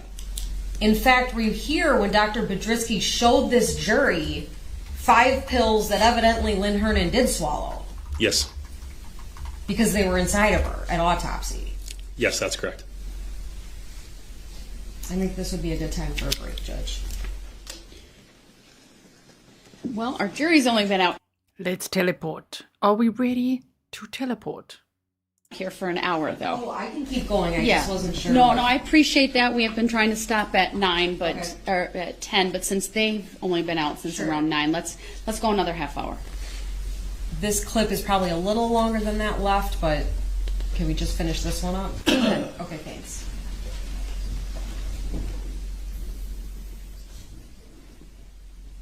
And for the record, we're starting slide 7 of Exhibit 202 at 07. Okay, not yet. But when there's that lunch break and all that, don't worry. We're going to just skip to the next part. KPC, thank you for being a member for 4 months. And you say, oh, she's so infuriating. Listening to her talk about someone she's meant to be caring for, a lifelong family friend, makes me so angry. Right? It's terrible. 39:29. I can see that you're trying to get to the point in time, and it's jumping. These are hard on the PowerPoints. If you can go back to that 07:27, you could just mute it and then turn it on. If we have to wait a minute or so while it happens until it gets to that 07:29:39, that might be the best thing to do at this point. Everyone, please be seated. Are you ready to publish? Yes, we are. We found our spot. We're going to just do the rest of this without being in presentation mode, because otherwise we can't get the right time. So, detective, we are at 7:39:28, and we will continue in this clip. Thank you. The therapeutic level. What does that mean? That means she didn't have too much of it in her system. If she's supposed to take 200 milligrams of... They were there. That's what her blood showed, that's what she was taking. So then what? What killed her is the eye drops. Are you serious? Mm-hmm. Do you think someone would have went in there and tried to kill her with eye drops? No. Put it in her drink? I swear to God, I don't. Her vodka? No. Does anyone have a motive? No. Jim? No, this would be all her. And Corrine? 100% honest. Is Corrine financially squared away? She doesn't need the money? It's nothing for money. This is what Lynn wanted. I'm telling you that. She looked at... No. Can you believe it? When confronted with this situation, she says, oh, no, this is what Lynn wanted. Yup, it's nothing for money. I mean, she has to mention that, right? It's nothing for money. No motive for money. It's all for money. You literally spent all her money, and then what's the next step to the rest of her money, the estate? For her to no longer be alive. And then there was a homicide. And you got all her stuff, even though it was meant to be shared with others. She took it all for herself. So, yeah. $1 million, I didn't know that, but she looked at ways. Yeah. Long time ago. She looked at the bag thing. This is something she knew what she was doing, obviously. Uh-huh.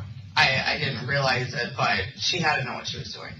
Lynn was very determined to go out on her own way. She was determined to do things her way. That was just plain and simple. And I hate to say it, but she did what she did. The same with her pills. I mean, she got sick on her vodka. She got sick on pills. She did a lot of things that I don't agree with, but she did them the way she wanted them. I don't know how more to say it. The medical examiner tends to think someone killed her. Are you serious? Yeah. Why is that? Because they didn't find any Visine bottles next to her. They're all over her house. But she didn't really move around. That's what we were told, is she didn't really move. So the medical examiner tends to think... I can honestly tell you, I know they're all over that someone her gave it to her. No. I was the only one there. I was there. I didn't see any Visine. I did not give her... They're all in her bathroom. And there was 2 on her nightstand. 2. Not next to her. They were on her nightstand next to her. I swear to God, I know they were, because she always kept them right there. Well, there's a picture of the nightstand. The medical examiner does a real thorough job when it comes to I medication. agree with what you're saying. 100%. But and there's I don't know anybody who would do that to her, and I'm not lying. I don't know anybody who would want to do that. I don't know. I'm asking you. Yes, I wonder who. Anybody? Who would want... Look at her with her cuffs on. I don't know who would want to do that. She's sitting there with her cuffs on. Tracy says, and the infamous, I swear to God. Yeah, exactly. Wow. Don't know anybody. I don't know either. That's why I'm asking. I know. Out of curiosity, she was in the hospital for 2 weeks. Why wasn't this found there? Apparently the body metabolizes it very quickly. That's why you can put it in your eyes. I say metabolize. Yeah, why wasn't it found there, Jessy? So you're implying that she was already poisoned with Visine, right? That's how she ended up in the hospital? Is that what you're saying? Because no one was actually bringing that up. They're like, why didn't they find it there, huh? Oh, and remember how she was getting mad at the hospital for resuscitating her? Saying, why would they do that? That's what she told her boyfriend's ex-wife. Like, why would they resuscitate her? Lynn had a specific do not resuscitate order and she's mad at them for doing that. But here she's like, oh, well, if someone was poisoning someone, I don't know who, why did they not discover that at the hospital, huh? I don't know, Jessy, you tell us. You know what that means? No. Well, I do. I mean, process it real quickly. Yeah. And people use eye drops like a date rape drug that I can slip in your drink like a Mickey. I heard that. Yeah. In fact, it was in a movie one time, apparently. Is it not Wedding Crashers, I think? Yeah, but it was used to like diarrhea or something. Yeah, it gives you diarrhea. Yeah. And did Lynn have diarrhea at all? All the time. Yeah. All the time. Which kind of mean the medical examiner thinks someone was giving this to her in an attempt to kill her. Because she has a lot of it in her. What do you mean a lot? A lot. Like not enough, you can't take it through your eyes. It has to be ingested. Through orally. I've never seen her drink it. Ever. Ever. And why would you drink eye drops? What you've said in other police interviews, because there were 6 of them, that you saw her put it in her vodka. That she was known for eye drops. I mean, what would it taste like? I don't even know, but... I don't know. It's very odd. This is why it's taking so long. So... There's not a lot of research on this either. I understand. You know, it's not like rat poison. The little rat poison thing with the wife and the husband. All her medications were completely normal. I find that very weird. In fact, there's no... You know who finds it weird? Everyone. At this point, everyone finds it weird because she was covered in pills, right? The pills were all crushed and you'd put it all over her body. I mean, how disrespectful.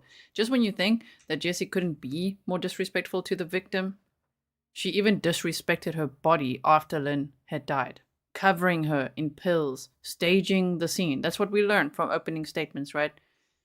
Oh man, it's very hard to still say innocent until proven guilty. She is still up to the jury, but I don't know, man. My opinion is that she's very guilty. That's my opinion. There's 2 pills in her stomach. That's it. So the medical examiner thinks the body was staged. I was the only one there, and I didn't stage anybody. I'm not lying. We know you. I was the only one there. Yeah, we know. I know, but you're freaking me out right now because I know what people are going to think, and I spent the most amount of time with her, and I didn't kill her. This is my family. I told you I had news, and here it is. This is... Something's wrong. I see that, obviously. I mean, I kind of figured something was wrong, period, because I didn't think it should take this long, but I didn't think this is what you told me. I thought it was going to be to figure out pills or something of that nature. It's real odd because the pills are where they're supposed to be. Everything's fine. There's no pills in her stomach. When I say no, there's 2 pills. Yeah. Which is inconsistent to her. That's inconsistent with what she should have been taking on a regular basis. Well, I don't know how long pills metabolize. And I don't know either how long it takes to process through the system. Yeah. But if someone's spooning pills into their mouth, they're going to be here. You know, and they're not here. Yeah. And this tetrahydrazine. What about the pudding? Did they find pudding? I don't know. I can't answer. I mean, I'm just curious because... Who gives a crap if they found pudding? The pudding didn't have pills in that they found in her stomach. There was no evidence of an overdose of pills in Lynn's stomach. Like, are you not understanding, Jessy? You're so busted right here. You're already cuffed. They've cornered you now. And we're loving watching this. So great. Thank you for being here, by the way. If you're only joining now, welcome. Welcome to the stream. This is day 9 of this trial. And in my opinion, it's one of the best days because it's all day. It's like one of my favorite things to do with you guys. All day. Interrogation time. This day, and then this was on the 9th of July of 2019. Lynn died on October 3rd of 2018. In January, the homicide investigation started because of the autopsy and the ongoing, investigations. They were first like, Seems like a suicide, but I'm not sure. Investigating it, autopsy performed, and then tetrahydrozoline. So she was arrested in July, on this day, July 9th, 2019, which is why she's in cuffs. And then we're also going to see a video, another interview from the next day, from July 10th. And then we will see how she changes her story there. And more text messages. So I hope you're enjoying it here with me. If you are, remember to like and share the video as well. I do know the day before I was What there. do you when stuff she like contacts, like pills? Yeah. Pills kind of stand out. Yeah. You know, Well, no, I understand, but I'm saying if they're crushed pills, I just remember the day before when I left at nighttime, she took her pills in her pudding, and I was there for that. Yeah. That was like her regular. But you saw her in the morning, and she's fine. I mean, everything's cool. I mean, she wasn't fine, but she wasn't. She wasn't like this. You know, she was talking to you. I'll see you later, hon. Yeah. That kind of stuff. And then you come back, like at what? I mean, she was asleep when I got there. She was her regular, when we talked for a little bit, it wasn't like... You didn't think something was imminently wrong? No, nothing. You need to call 911? No, I would have called in a heartbeat, obviously. I mean, I'm the one who took her in. I'm the one who called the other times if she didn't. I would have never thought anything of that nature, ever. Again, the medical examiner is concerned because it looks like the body's staged with the spoon and the plate because there's no pills in her. Her medicines are fine therapeutically in the blood. Everything's where it's supposed to be. There's this tetrahydrozoline in her system, and I'm probably mispronouncing that. I don't. However, yes, I'm surprised at this point she's not correcting his pronunciation. She's probably like, no, it's tetrahydrozoline. Oh, wait, what? I don't know what that is. What is it? And yes, Linda Wolf says, oh my goodness, lie, pants on fire. Somebody call the fire department because this lady's pants are on fire. She is lying. You're supposed to have 0 parts in your body. Mm-hmm. She has 160 parts. They say 60 parts is lethal to an adult. That's kind of the common belief in the medical. Like, how much is that? Like a part. When you say part, that's a scientific term. Okay.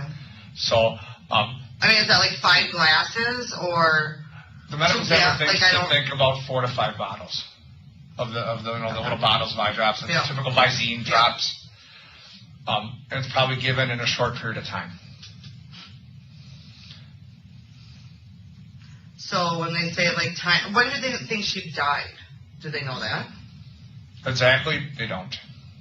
And it's not like on TV where they put a thermometer in and go, the body's been dead approximately between 4 and 2 hours, 2 and 4 hours. It doesn't work that way in real life. She obviously died that day. Yeah. They know that, based on the rigor mortis and that kind of stuff. That kind of stuff. But even that's not an exact science to the minute.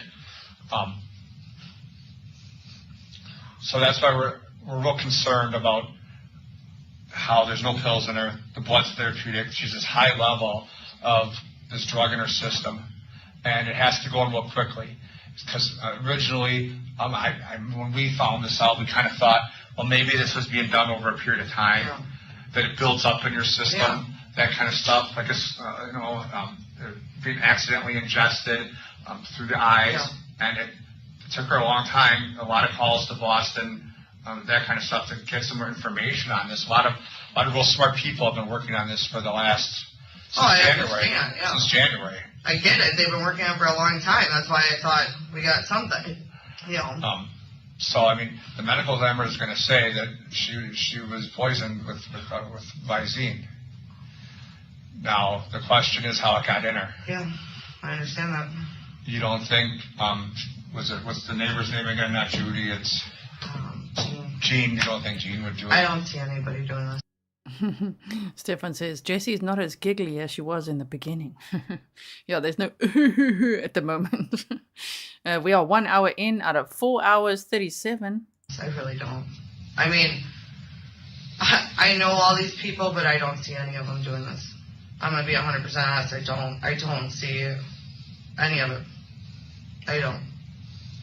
This just doesn't even sound right in my mind. It's like mind-blowing because I thought for sure it was this, and I would have never in a million years thought differently. And I'm being 100%. I just don't see it. Well, they're trying to look at this as a murder. That's just insane to me. And this is why I'm here. One of the reasons. Do you guys think I murdered her? Did you? I swear to God I didn't. You seem to want to have the most to gain on this. She swears to God she didn't. I mean, she's even wearing her cross, okay, in court every day. She swears. I have no reason to murder her. I could see why people would think I'd have the most to gain. I have no reason to murder her. She was my family. Why would people think it? She's like, I can see why people would think it. But why would people think it? Oh, you spent all her money and you needed her estate. You driving around in a Jeep like, woohoo, living the life, shopping. You get a Game Boy, you get a Game Boy. Want a laptop? Shoes, anyone? Bedroom sets. Yes. Just like, okay. Yeah, not grieving. I'd rather have her be here now. I did not murder her. Under whatever I have to, I did not murder her. I did not. I'm 100% honest with you. Did you? I didn't give her... help her end her life? I didn't help her end her life. Because I'd understand if you did. I did, so... I swear to God I did. Because my dad's dying there, and he's saying, Christopher, I want to die. I get that. And she said it. They're just hearing it, and you love him so much, and you don't know what to do. No, I didn't. I swear to God. I did not. I've gotten her everything she wanted, but I never would have thought that. I would have never, in a million years, I would have never done this. I would have never done this. This is the worst thing that, for anybody. And if she even knew this right now, or knew that I was going through this, she would be in shock. Complete shock, because this isn't what she would have wanted. I can tell you that for 100%. I didn't do it. I didn't do it. I didn't help her. I didn't do anything without what she wanted. And I don't even want to say it like that because it doesn't sound right. But I didn't give her anything. I didn't even give her pills wrong or vodka or drug. I didn't give her anything. I didn't give her this eye drop or whatever it's called. I didn't do any of that. I didn't give her anything except for buying her stuff. I didn't physically put anything in anything, crush up anything, make her swallow anything, put her... I didn't do it, whatever it is. I didn't do it. I can tell you that. It didn't happen. I didn't feed her anything.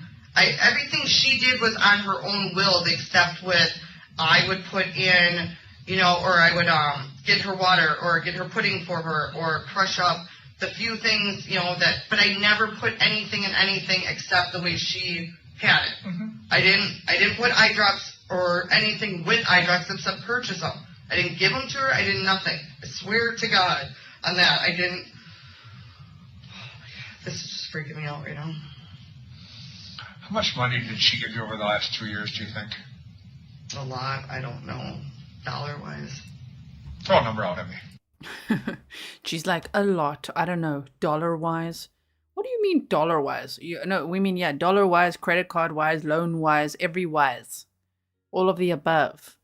How much of her money did you spend? Oh my God, $250K. All of it. There's only $88 left. And then you spent the estate money. That's what they're talking about. All the money-wise. Mm-hmm. Thank you, Dolly Daydream. Maybe 20,000.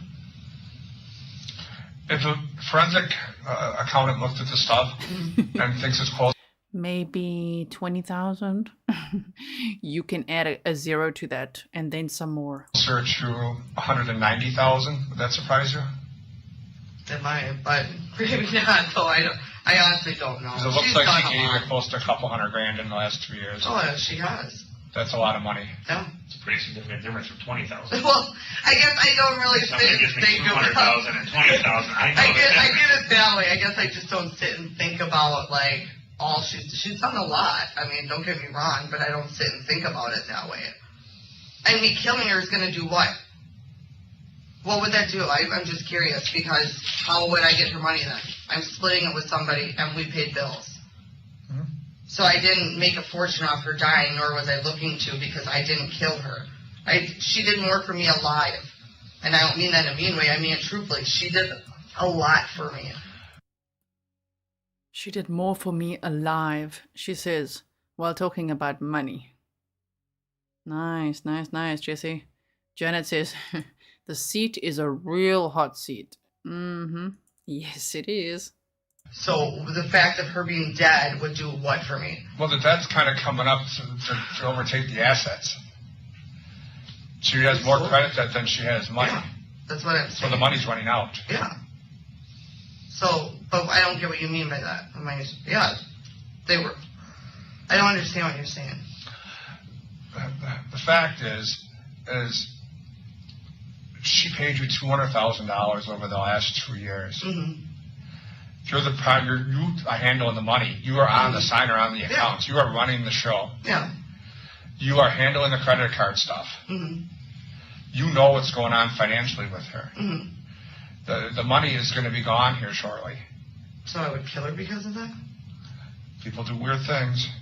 Yeah, Why would I kill her for money? I mean, it's just...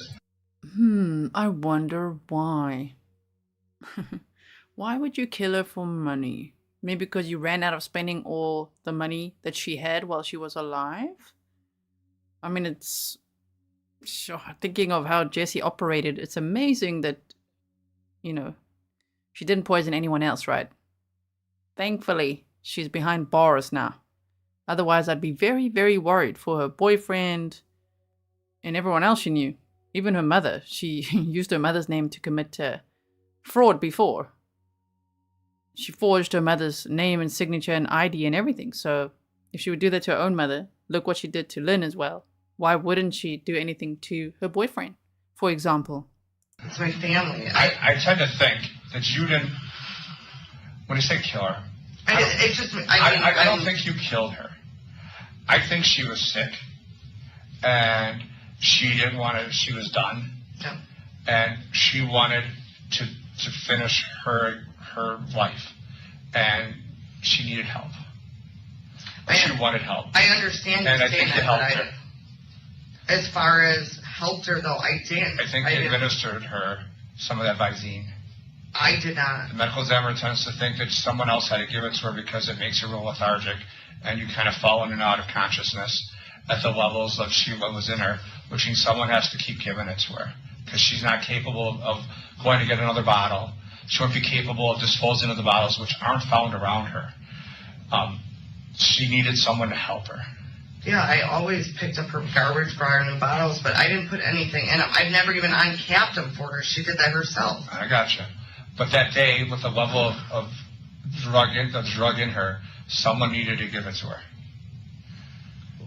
Because once she starts to take it, she's not going to be able to function properly. At that level of toxicity, she won't be able to walk. She'll be able to keep her eyes open. I wasn't there, though, and I have receipts to prove that. Uh-huh. I wasn't there.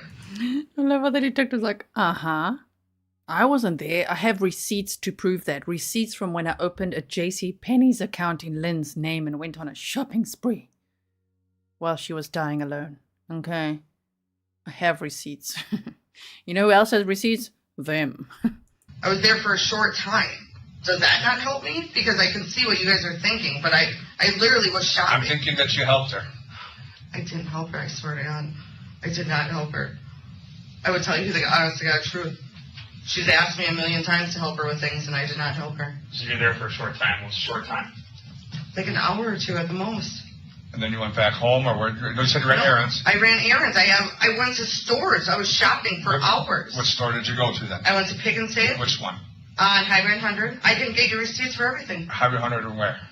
Hold on, wait. Let me just rethink and make sure I got the right stores. Just take your time. No, because this is a big deal. I'm sorry, officer. It is a big deal. I believe it was Pick and Save on Highway 100. She's like, it's not a big deal. It's like, no, it is a big deal. Yes, it is. True Crime Addict Jai, we answered this question earlier. Sorry if you missed that. Was Jessy living in Lynn's house? That's what some people were saying. I don't have solid proof of that, but that's what people were reporting. But she sold the house in January of 2019. And so this would be July. So at this point, she was living with her boyfriend, Scott, which is where they executed a search warrant and then they arrested Jessy Kurczewski on this day. In House Corners. Woodman's. I think I went to Woodman's. It was like 4 stores. Walmart. It was those stores, and I have actual like receipts. I knew it. Walmart.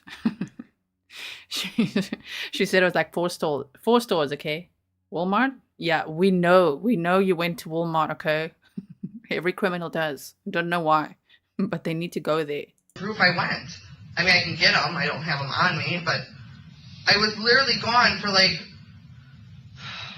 maybe 4 to 6 hours. I mean, the neighbor knows when I was there that morning when I left. I wasn't there a ton of that day. And I left and I was gone for a couple hours. I don't know. It was like maybe 4 to 6. I don't know. When you found Lynn, who'd you call?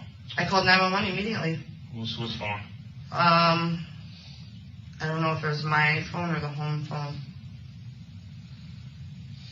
I think it was the home. I honestly don't know. You know what time you got there?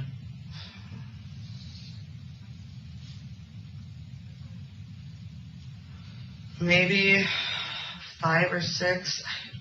I honestly don't remember. And you called 911 at 4:55. Okay.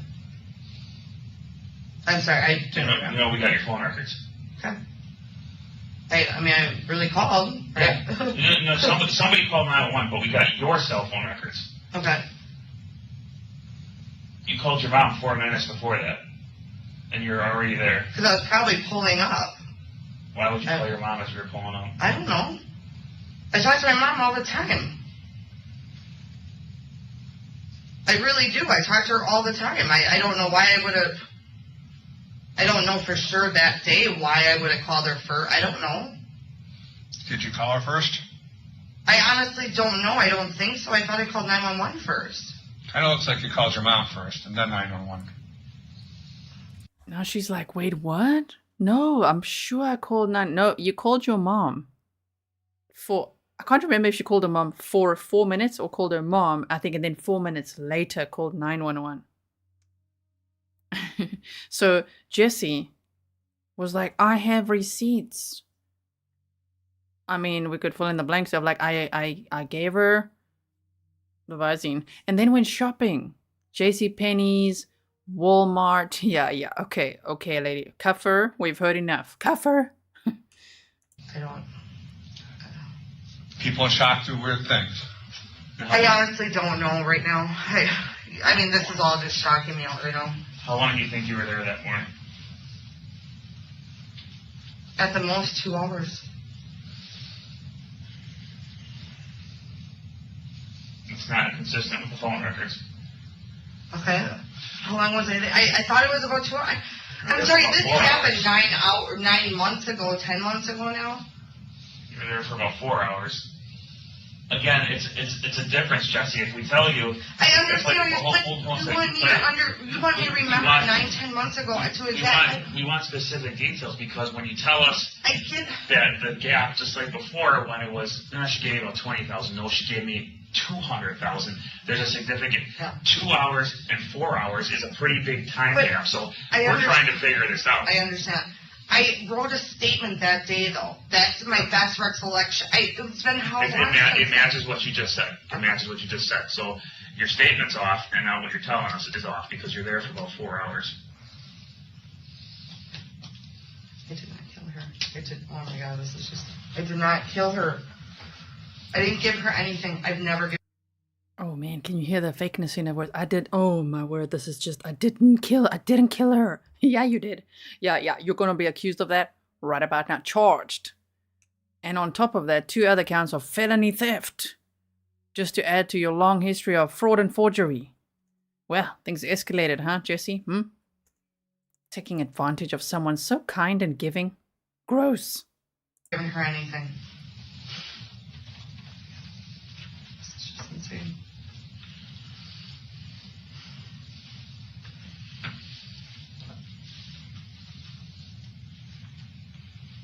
I don't even... I never gave her any Visine, I swear to God. I've never put it in her stuff, ever. Not the day she died, not prior, not nothing. Did anybody ever... And, this is the time. It's all about the truth. Yeah. Did you or someone else in those last couple months fill out any paperwork for loans or open any credit cards? And again, we've been digging for months on this, so Jessy. They've been digging for months. I just want to tell you all, Mr. Grizzly says hi. He's here in the office with the cats.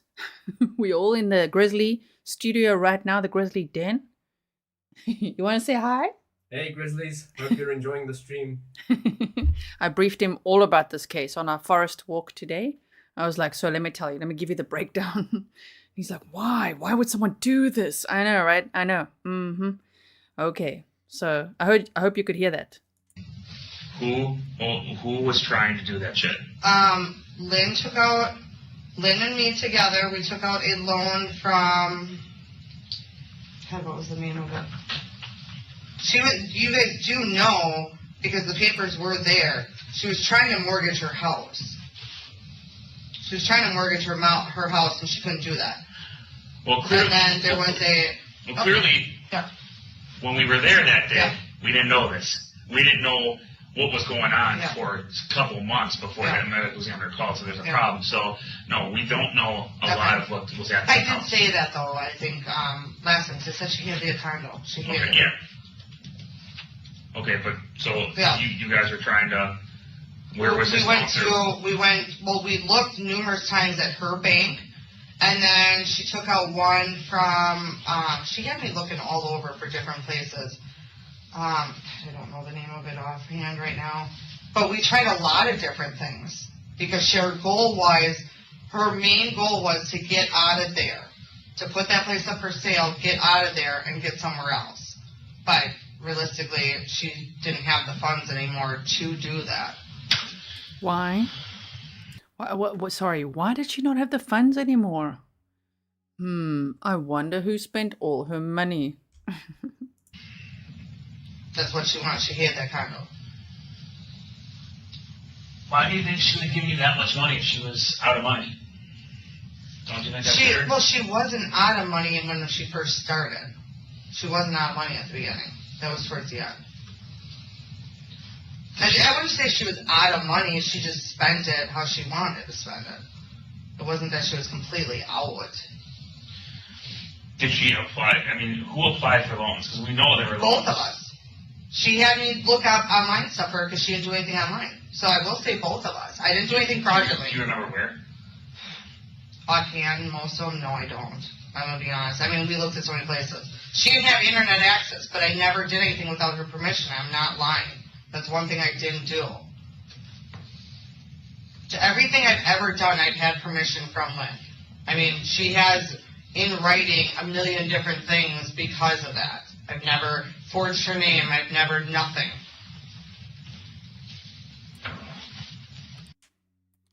Look at the detective. He's like, okay.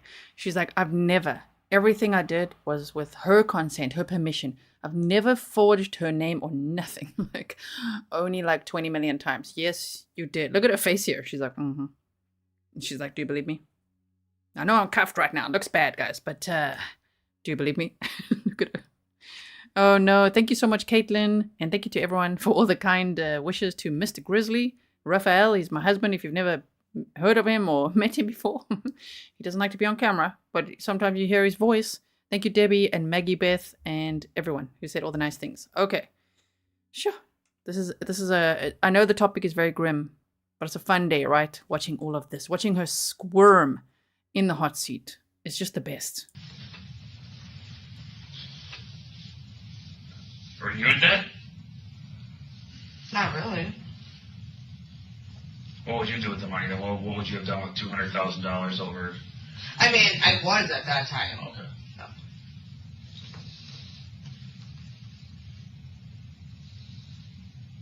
Someone tried to open up credit when she was still alive.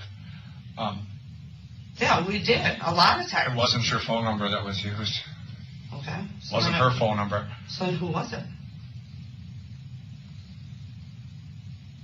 It was your mom. What? Why would my mom do that? I don't know. Tell me. I don't know. Do you see why things look real weird all the time? Yeah. Because we look into Lynn's financials, and there's a bunch of stuff there prior to her death. And it's like, well, this doesn't make a lot of sense because she's taking care of you. Yeah. I told you. I mean, you're making your money, you're taking care of her. And I know how people can be. So I'm not faulting you on taking care of someone that's sick because it's hard. It's hard like when someone's tushy. I get it. But she also was that type of person, and I said it. So, I mean, obviously, I feel like anything I say isn't believable at this point. But she was, and the hospital can attest to this because she said when she was there. She's like, I feel like anything I say right now is not going to be believable at this point. But anyway, it's just like, does she not watch? Well, we're glad that these criminals are so dumb. But lady, shut up and lawyer up at this point. I'm glad she didn't. I'm so glad she didn't. And for many more interviews. I mean, I wonder if we're going to see any more on Monday, because we're seeing 2 full ones today. So are we going to see the other 4? Do they get more incriminating? Probably. I'm going to run up my debt. I am not leaving anything, and I am not paying anything. That was what she said all the time. I mean, it wasn't a joke. I wasn't making it up. She used to be in debt her whole life until her parents died. And her thing is she's not leaving shit. She's not paying anybody, and she's not leaving it for them. That was always her thing. Why would your mom try to take a loan out in her name? Yeah. Why would your mom do that, huh? Shauna says, I'm late. I'm sorry if you went over this. Why is she cuffed? So she was arrested probably at this point based on the forgery charges, but they'd been investigating for months. Since January already, it was a homicide investigation, and this is July. So they already had a lot of probable cause.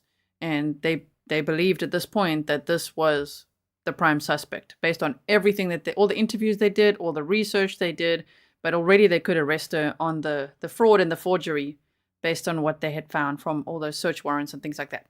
So that's why I think she's cuffed there, because they executed a search warrant at her boyfriend's house where she was then arrested.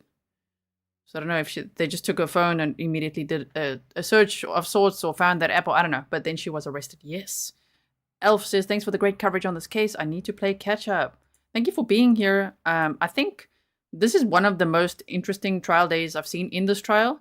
So if you guys are only joining now and you feel like, oh no, I got to start at day 1 and catch up, you can do that after. But I would recommend staying here with us now, because it's the same type of thing today like this. And it's just very interesting, and it's really fun to watch it together and make all this commentary, right?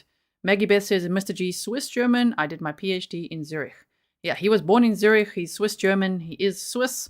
And if you guys are on Patreon, or if you remember, members, we did a walk in Zurich when him and I went there last month or so. And if you're on Patreon, you saw lots of photos, lots of things. So yes, he is. Okay, so there's always Nutella in the house. I don't see my mom doing that, to be honest. Would you use your mom's phone number to apply online with a credit for Lynn? We might have, but everything I did was with Lynn's Why wouldn't you use your number? Or I don't know. Number? That's what I find weird about it. Sure, like, it wasn't like a second number, because I've always used my own or Lynn's. Me and Lynn, everything we applied for, we did together, and I'm not lying. I never tried to take anything out without her knowing. Ever. I'm not, that I can honestly say. What happened to the jewelry? We sold it. She's like, that I can honestly say. You can't honestly say anything. Every time she says that, I can honestly say, oh, I swear to God, it's a lie, a direct, blatant lie.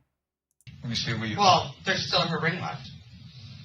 So the pendant and the $10,000 bracelet you told me about, where is that? That $10,000 bracelet was sold. Where? It's on the corner of 76th Street. Everyone who's involved knows it was sold. They know all about it. Who sold it? Me and Anthony made the decision to sell it. So is it Anthony sold it? Someone's got to put their name on the paper. Nope. Don't throw Anthony under the bus now. If you guys don't know who Anthony is, that would be Lynn's best friend, Corinne's son. She treated Anthony like her own son, and Anthony saw quite a lot of red flags with Jessy's behavior. But she's like, yeah, me and Anthony. Nope. That tennis bracelet was meant to go to Anthony's uncle, and he never got it. Because this, I almost said bad words. I won't say it, this biatch right here. She sold Lynn's very special diamond tennis bracelet. She sold all of Lynn's stuff. She was like, come and get it all. Estate sale. And then she pawned off her jewelry. And then drove her Jeep around. I mean, it's terrible. The disrespect when Lynn was still alive was terrible. But beyond her death was very bad. Like, I was going to say, almost worse. The way she treated her stuff afterwards, and let's not talk about the cats again, right?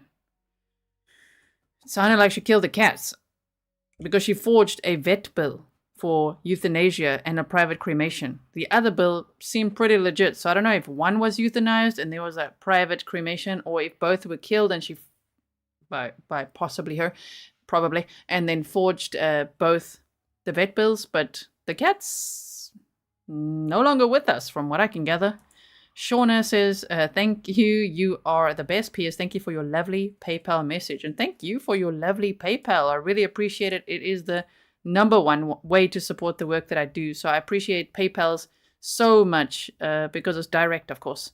YouTube takes 50% of everything, and then the tax man takes a whole bunch more. So at the end of the day, the most direct way to support the work I do is PayPal. So thank you, Shauna. I really appreciate it.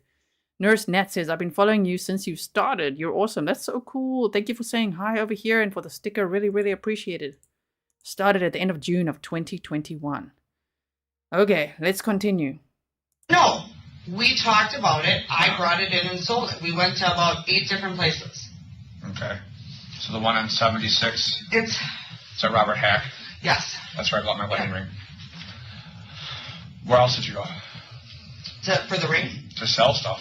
Oh, we went everywhere. I mean, I looked all over. Like names, I don't know exact names, I'll be honest, but I thoroughly searched around. Like I went to. So how much did you get for the $10,000 bracelet? 19. 1,900? Mm-hmm. Because they said it wasn't worth it. And that was after taking it into 8 different jewelry stores. And they all said about $2,000? I got everywhere as low as 1,100. Really? No. And Anthony was with you when that happened? No. So she also sold it for 20% of the value. Instead of letting the person that Lynn wanted to have that special bracelet have it. No, she didn't want that person to have it. She was just going to sell it. On top of getting, like, literally stealing all of Lynn's money. Then Lynn was murdered. Then taking all her estate, making sure Anthony gets none of it. But then she's also going to sell everything in the house and be like, come and get it, everyone. Woohoo. We've looked at the Facebook post. And then sell all her jewelry like this. It's terrible. He knows about it. What? And there's documentation, my driver's license, and they have everything. Mm-hmm. Did you do that right away, or did you wait a while? No, we waited. Okay. And actually that went on in the estate account, and that went to pay one of Lynn's creditors through Waukesha County. Mm-hmm. Anthony, he helped you dispose of the property then? Some of it, yeah. So remember last time we had that estate sale that was a pain in the jupa? Yeah. He got half of those funds? Mm-hmm. Was he supposed to get the car? No. He said so, but that was always promised to my mom. Because Jim thought he was supposed to get the car. Yeah, Anthony said she said it, but there was paperwork on that, and that was always promised to my mom. Did your mom have the car? Mm-hmm.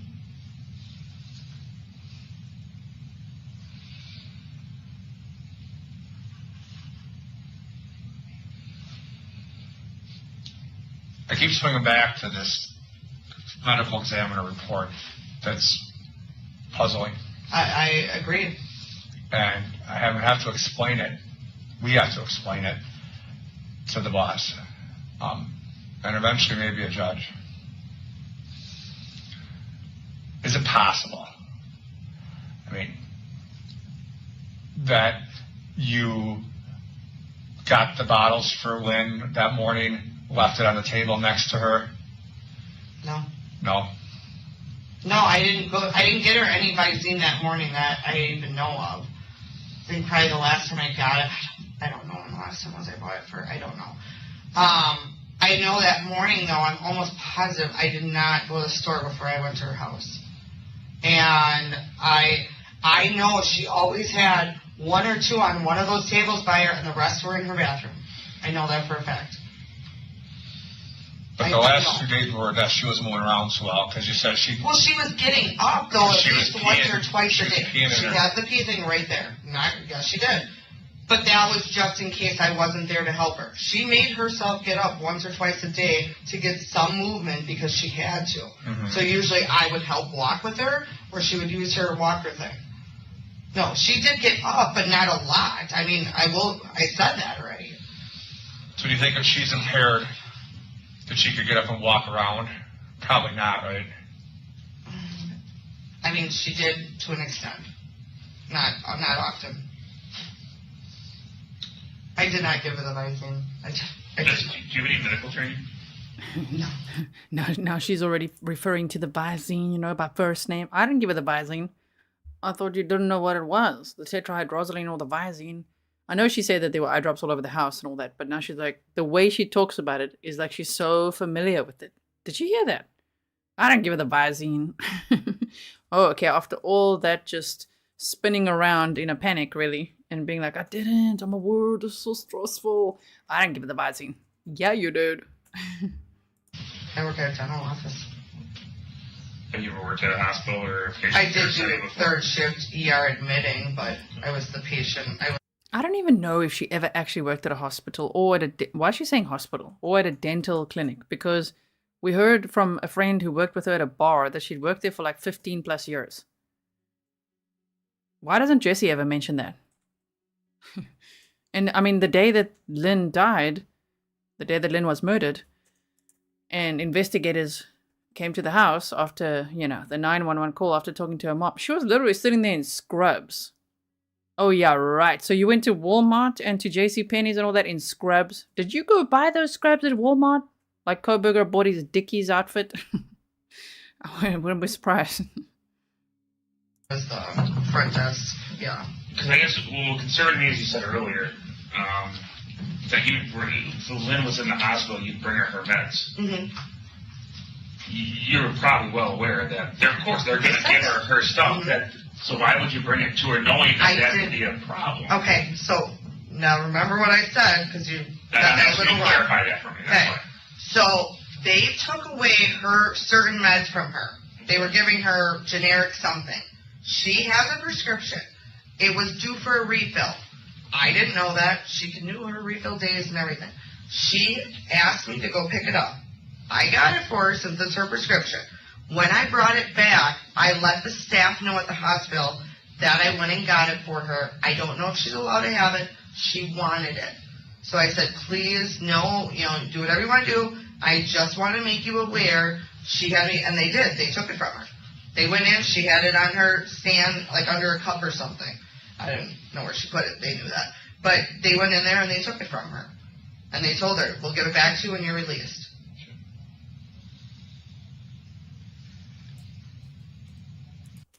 True. Nana Kim says they showed her check stubs from the family dental office she worked at. Oh, yeah. I just don't trust any of her check stubs or any of the receipts that she forged so much that, yeah, I think I glazed over that one. I'm like, yeah, right. But, yeah, I think she did.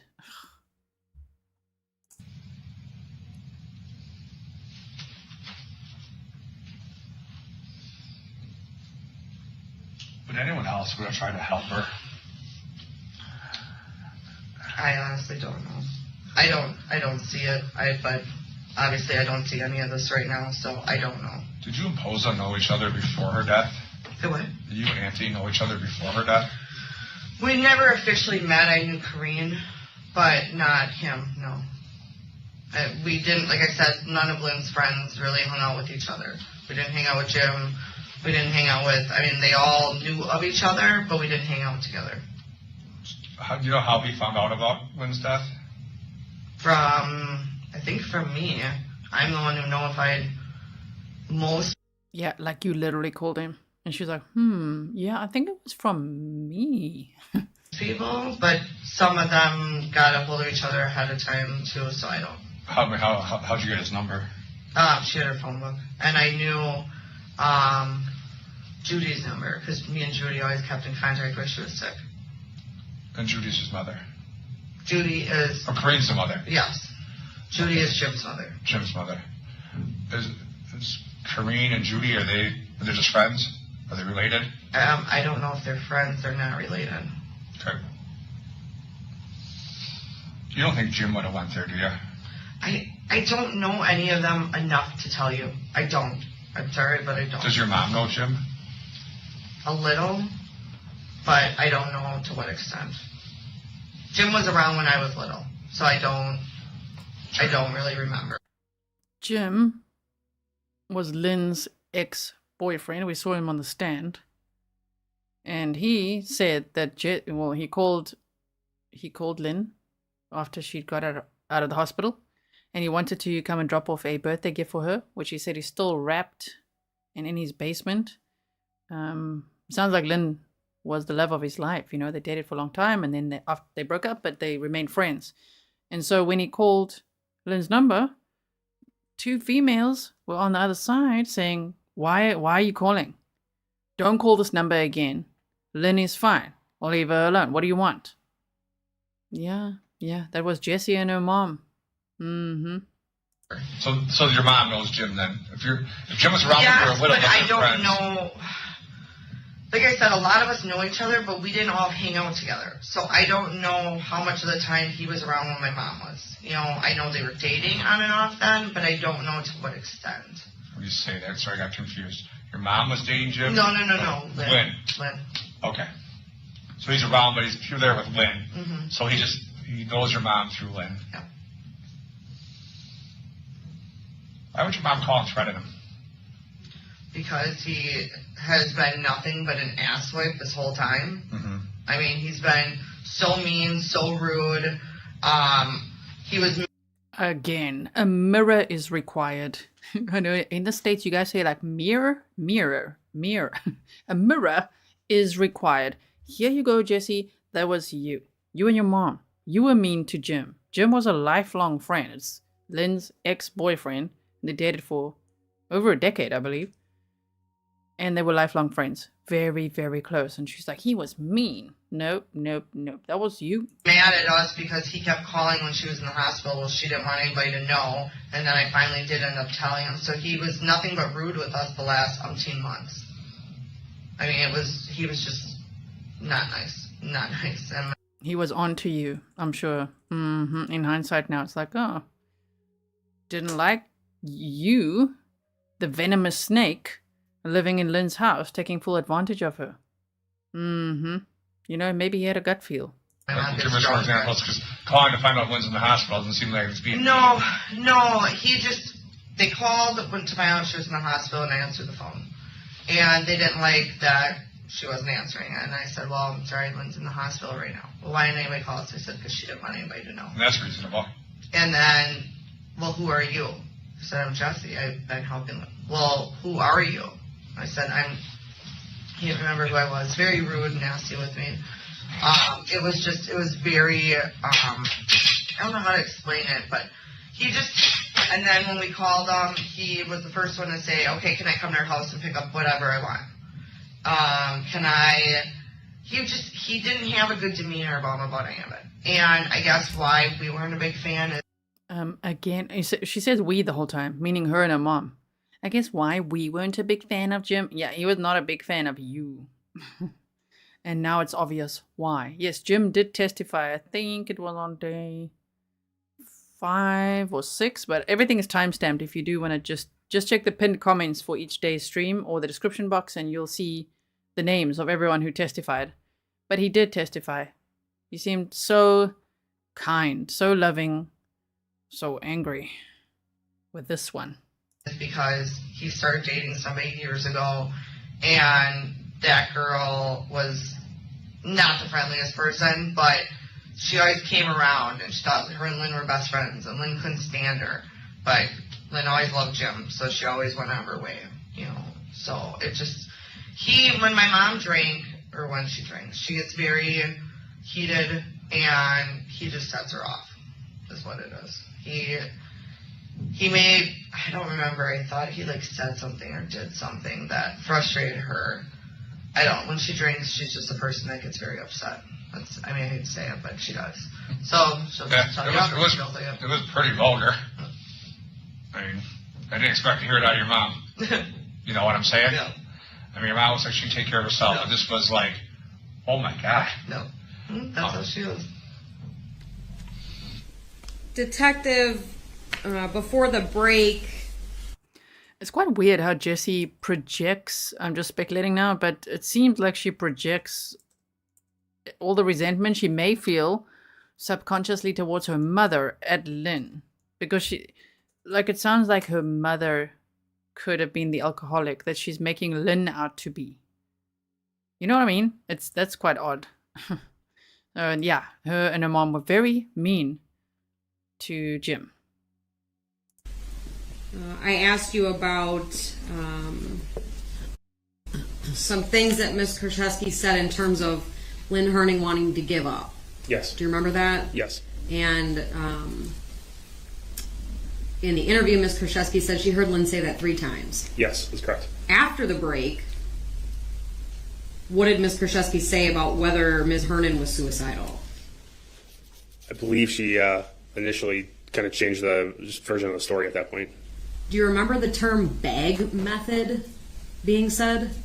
Yes, she made comments about looking it up, looking stuff up on the phone, and including something described as a bag method. A bag method, okay. The Journey to Justice said everything is we, mother and daughter scammers. At this point, I wouldn't doubt, especially because we already saw the other day some police interview footage where Jessy's mother was there with her. And what's her name? Jennifer Flower. She was there and saying, well, I don't know, wasn't this all in Lynn's head? That, you know, her being so sick, she thinks it was in her head. Like, how insulting can you be? So you're saying that she was just a hypochondriac? No, she was being poisoned. Probably, speculatively, for like 2 years. And Jessy's mother was supposedly Lynn's best friend, but she never once went over there to care for her. Not that we know. There were some reports of her going over there. According to Jessy, she said, yeah, sometimes her mom would go over there. But her mom herself says, I don't go over there. I didn't want any part of that. Part of what? Part of what? Lindsay says, so basically any person she says wasn't friendly or was really mean was likely, in reality, a kind, genuine person with discernment. Yes. Do you remember Ms. Kurczewski describing Ms. Hernan as determined? Yes. In terms of the questions in this clip, which is again Exhibit 202, Slide 7, did you... If you guys missed it, here's Anthony Poser, Lynn's actual best friend's son, who she treated like her son too, and he was also on the stand a few days ago. What a great witness he was, and he's here having to listen to all of this. He's there for Lynn. I believe there's a couple of Grizzlies that are going to the courtroom on Monday and next week to show support to, you know, Anthony and Jim and just to Lynn's case in general, because the courtroom is very empty. So thank you to all the Grizzlies who will be there representing us. I really appreciate it. If I could be there, I would be there. Yes, I'm here in the Netherlands. But I'm glad we can watch this together, and I hope that they know that we've got their backs. You and or Detective Cole asked Ms. Kurczewski if she had ever seen Ms. Hernan drink Visine? Yes. Multiple times? Multiple, yes. What was the consistent answer that Ms. Kurczewski gave? No, she did not. In fact, did Ms. Kurczewski say she was shocked because she never thought this would have been a Visine? Sustained. What was Ms. Kurczewski's reaction when Detective Cole told her it was a tetrahydrozoline poisoning? Very shocked and surprised.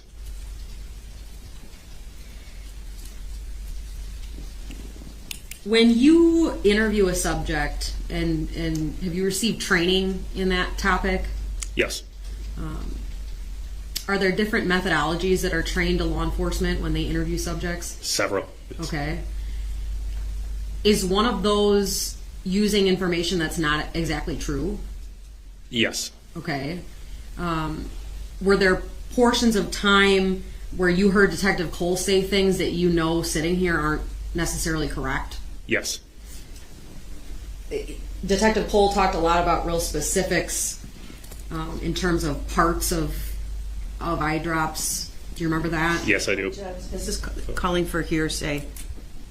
It's calling for he has to rely on hearsay to I understand answer. the objection.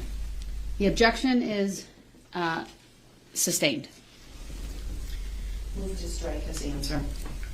Jury will disregard the last answer. Did you, throughout this investigation, speak with Dr. Budritsky? I did. Multiple times? Yes. And you were in court when Dr. Budritsky testified? Yes. Did you hear Dr. Budritsky's testimony that you can't calculate a dose of tetrahydrozoline? Object. Overruled. She's asking a question. You may answer. Yes, I did hear that. Okay.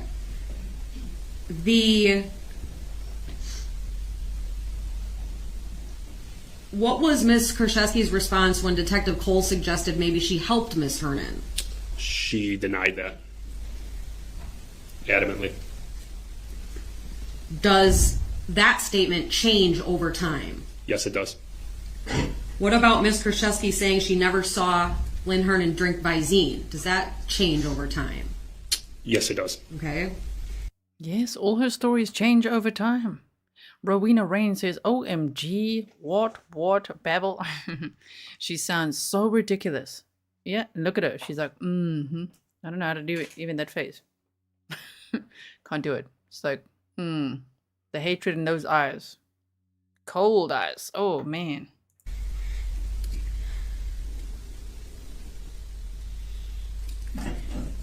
If we can please go to slide 8, and this is only about a minute long. And we'll go back into presentation mode. Starting at 8:15:21, if we can play this, please. We love presentation mode. Right? We love presentation mode. Mr. Grizzly just got up and was trying to show you guys the cats. So I was trying to lure them with one of these grizzly true crime bears, but they both ran because they know he's heading for the snack cupboard. That's all they care about. So let's go into presentation mode. Let's see what's next. It's not being published. Sorry, Madam Clerk, if we could publish. Yeah, go back to the beginning. Are you ready? This is exhibit 202, slide 8. That I didn't think was famous at all and didn't have any interest in.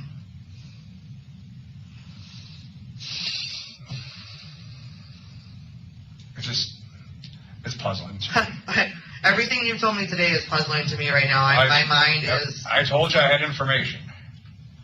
I mean, I didn't lie there. I mean, it's pretty significant. Yeah, I understand.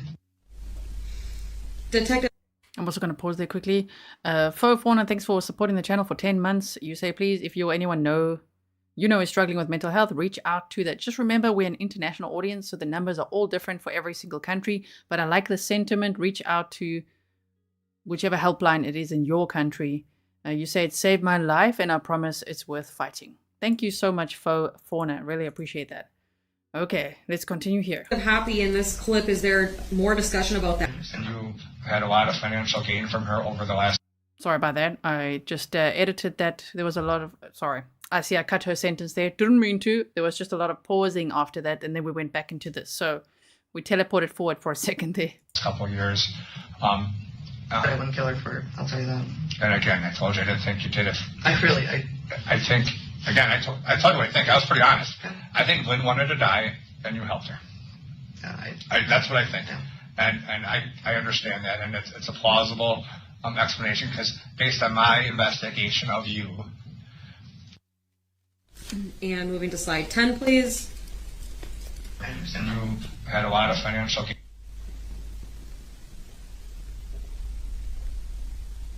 It's great. I mean, I'm so glad the kids were at the house because he would have really had a heart attack. But you don't seem to have the pedigree of a cold-blooded killer. You get it? No. The people with big hearts. No. That's the kind of person I think you are. And I think if someone that you're seeing every day is saying every day, I don't want to be here, I'm sick of being sick, no. They can convince you to assist them in ending their life. No. That's the most plausible explanation to all this.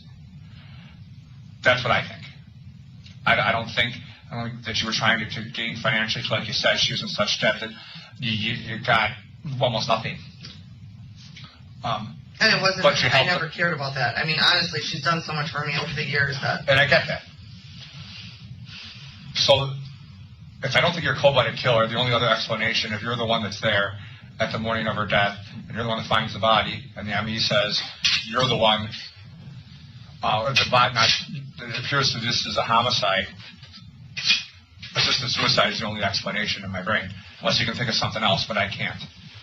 And that's something you can go to a judge and say, listen, Judge, I'm there every day with her. She's dying, and there's nothing I can do about it. She's begging me to help her. And hindsight, I wish I wouldn't have. But this woman, you don't understand, Judge, she was in pain. She was sick. She wouldn't eat. She wouldn't drink. She didn't want her diaper changed. It was to the point where I didn't know what else to do. That's plausible explanation. I mean, Yeah, what's Jessy gonna say now?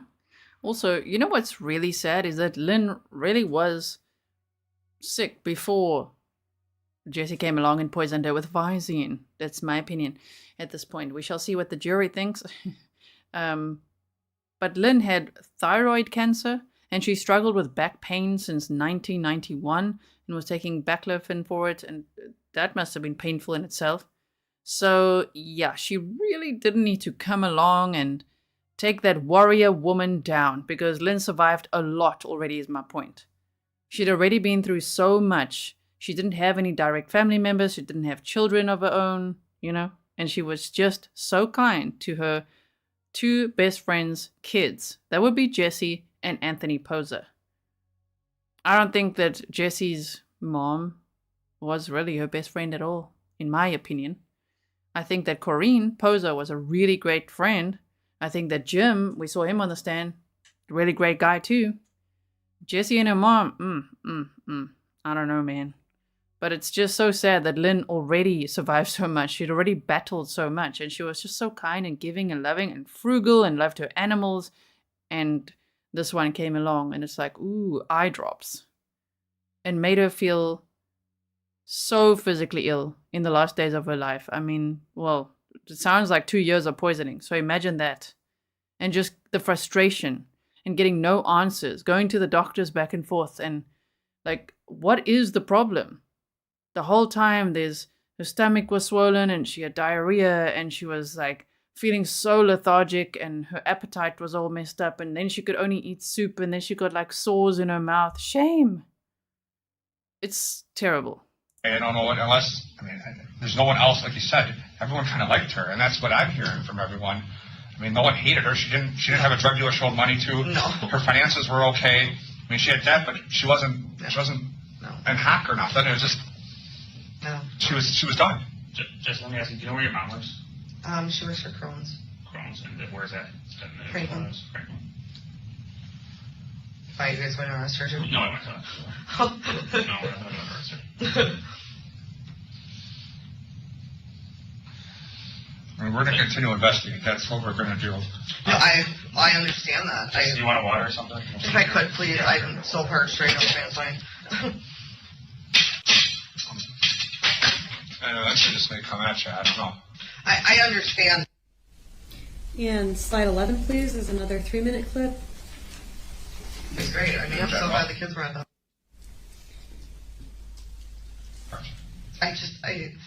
This is now what in a million years, I would have never thought this. I'm not kidding. I've been doing this a lot of years, and I have never seen anything, this kind of case. No. And basically nationwide, there's only been like 2 or 3. That's why it took so long. Yeah. Because, doctors don't go on assumptions. Yeah. They go on scientific facts. It's simple. So this is why it's taken such a long time. And then because of the length of the ME's investigation, we dug into a lot of stuff. And it just, otherwise we don't have the opportunity to look so thoroughly into the financial stuff and all that kind of thing. We don't have that opportunity.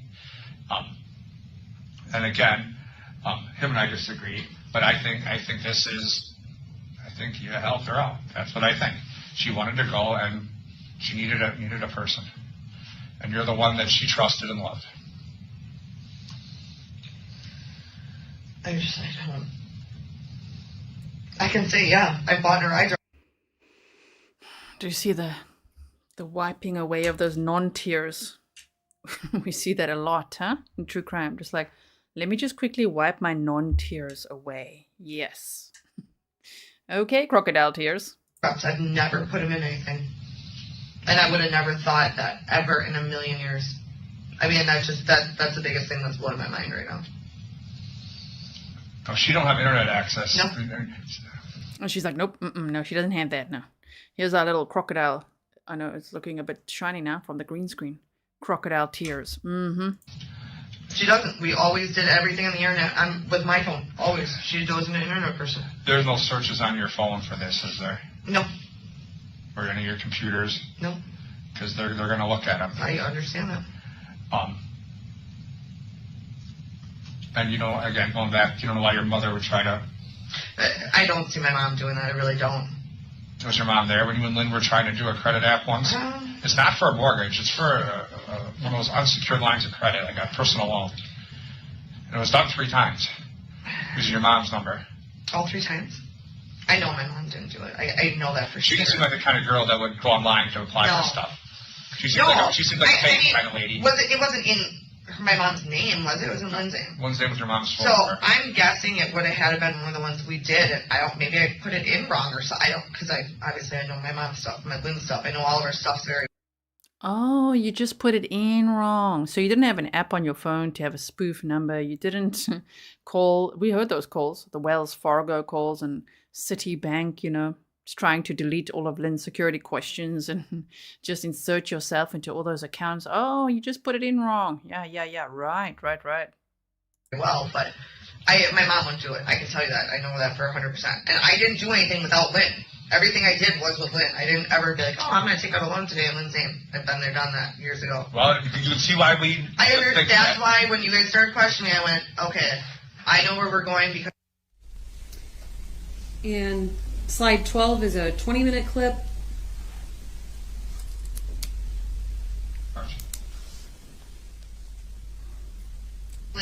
Last we knew it was my mother and Anthony. That was the last time that we knew. I didn't know she changed it to me. I did not know that. So when we actually called, we always had the information who to call. When we actually called her, my mom called and she said, I need to talk to your daughter. My mom was like, what are you talking about? I'm in charge of everything. She said, no, you're not. So we didn't know until that actual phone call because I didn't know she changed anything. Who'd you call? Is there an attorney or something? Lisa, I gave you her information. Okay. Lisa Martinson. When you were placed on the accounts, I think at BMO, did you go there physically with Lynn together to sign the cards? What do you mean I was placed on the accounts? Weren't you a signer on the BMO Harris accounts? I had access to, I don't think I was a signer. I think I just had access to the lockbox and something else, but I was with her. Okay. But I don't remember what exact. I know it was for the lockbox and something, but I don't know. I don't think it was.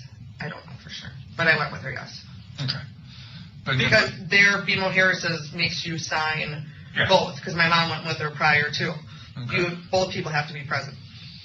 When was that about the time you think Lynn changed to the personal representative? I mean, did she ever talk to you about it? Obviously not. You're saying you didn't know. No, I don't know. I honestly don't know when she changed it. I know she changed the BMO Harris. And then she changed her medical, and she changed her medical just strictly because my mom couldn't be with her all the time. And you were there more. Yeah, and I was there more. So she switched that because she was worried when she would go to the hospital or things of that my mom wouldn't be physically able to, help or be there or anything. But I don't know. That was done, both of those, I think the bank was done maybe a year and a half before she died, maybe. I'm guessing here, I don't. And the health was done, I would guess, in the last year to maybe 10 months. I don't even know for sure. But those were done. I know of those because I was present for both of those. As far as the will, I wasn't present. I didn't know. Okay. That was because Anthony thought the same thing too. Wow, she can sure lie, huh? Goodness me, call that fire department. Her pants are on fire. She's lying so much. Now she's lying about the will. The will that she apparently drew up. Oh my goodness. I can't believe how much she can lie. It's unbelievable. Look at her go. That him and, I don't know if he knew my mom, but I think he thought just him or I don't even know. I don't know. I'm sorry, I'm zoning on everything else that you told me today that I can't even think straight at this point. Why does Anthony get the money and not Kareem? Because just like me versus my mom, Lynn had it. But you're there every day. I can understand why she wants to take care of you. Lynn had it set up that first it was supposed to be Kareem and my mom, and then she said, well, if you guys outlive me or something of that nature, and Anthony was kind of like, I don't want to say a godson. I mean, he was like me, but he really didn't do anything. He just was somebody that she cared about. I don't really know how to put it because I didn't know him before.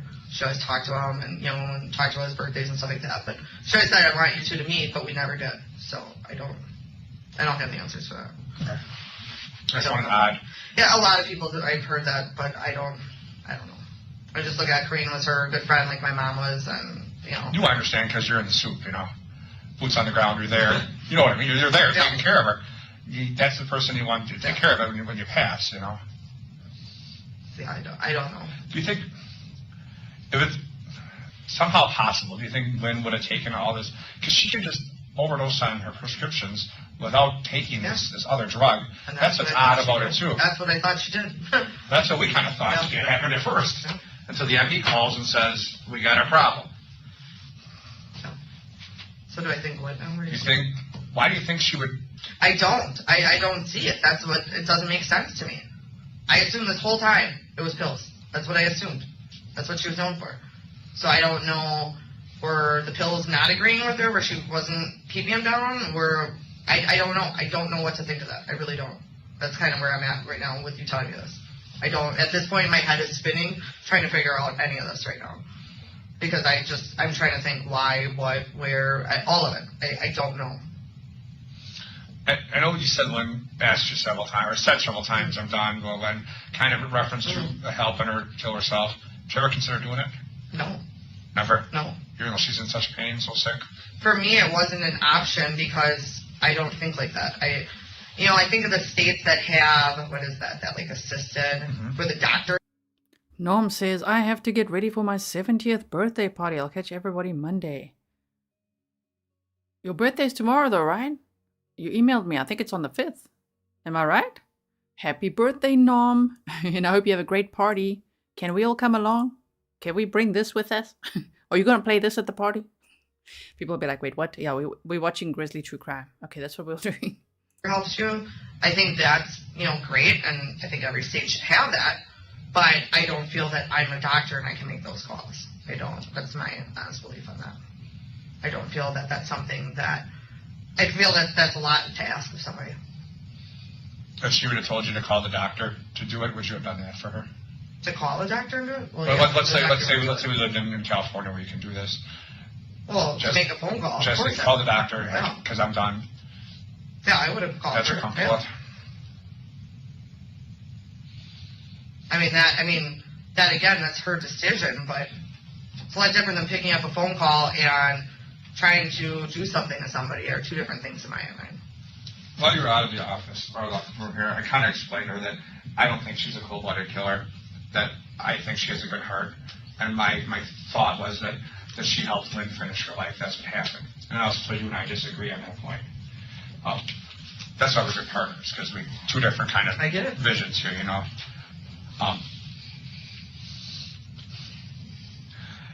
If for some reason this comes down, I want to give you the opportunity to say, I didn't kill her for money. I didn't kill her for money. Because that was bad. I said that numerous times already, because I feel like that's what you guys think. Well, that's what he thinks. I know that just by my past and what you guys came at me with. I already know what the thinking in there. I get it. I think I get it. Let's take your past aside. What I see is somebody who has, I think, for a caretaker to get $200,000. Hold on a second, just hear me out.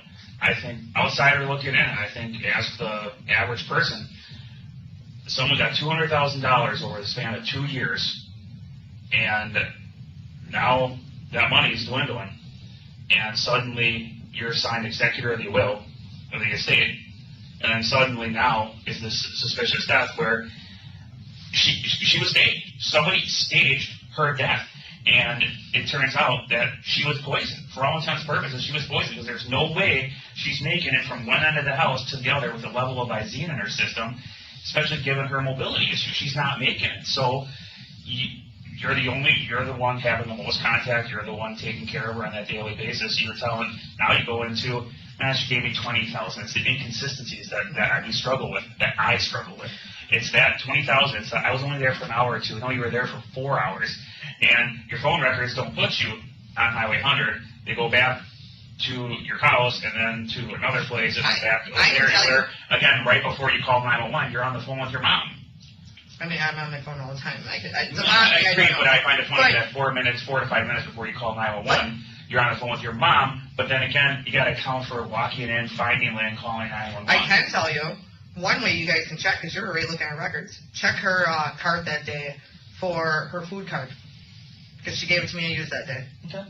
And that'll show what stores I was at and when. I only used that one that store. Still doesn't count that I get what you're saying. I get that. But as far as the money, I didn't know he meant, like, over the span. That's why I said over the span, over the I thought last that's why 2 she years. was sick. I'm sorry. Over the last 2 she years, she wasn't sick like that for 2 years. I misunderstood that. I see what you're saying, and I get it. I mean, obviously, me and you are going to disagree because you're looking at me and you feel that I did this. I understand that. I get what you're saying, but I didn't. And you don't know, Lynn. You don't know the situation, and I'm telling you from somebody who does. I get you're a cop. You investigate. I understand that. But I didn't kill her. And money wasn't a motive. She had no life insurance, which I've known that for 10 years. You know why she didn't have life insurance? Money was not a motive, and let me tell you why. One, I know everything about her finances. So, firstly, she had no life insurance. Oh, okay. So if she did, that would have, what? Accelerated what you were doing? Ooh, she would have done that little life insurance dance. Wow. And then she's like, B. I mean, she just had inheritance, okay? $250K. I just wanted that and then her estate. She didn't have life insurance. Money's not the motive. Money's the motive. Like, money is so glaringly, obviously here, the motive. Because her parents always had it. Her mom missed 2 months not paying and never got it. That was her mother. So Lynn never had life insurance. That was, which I know. So what money am I going to get off that? Yeah, why do you know that? Why do you know that? Why do you know so much about Lynn's finances, huh?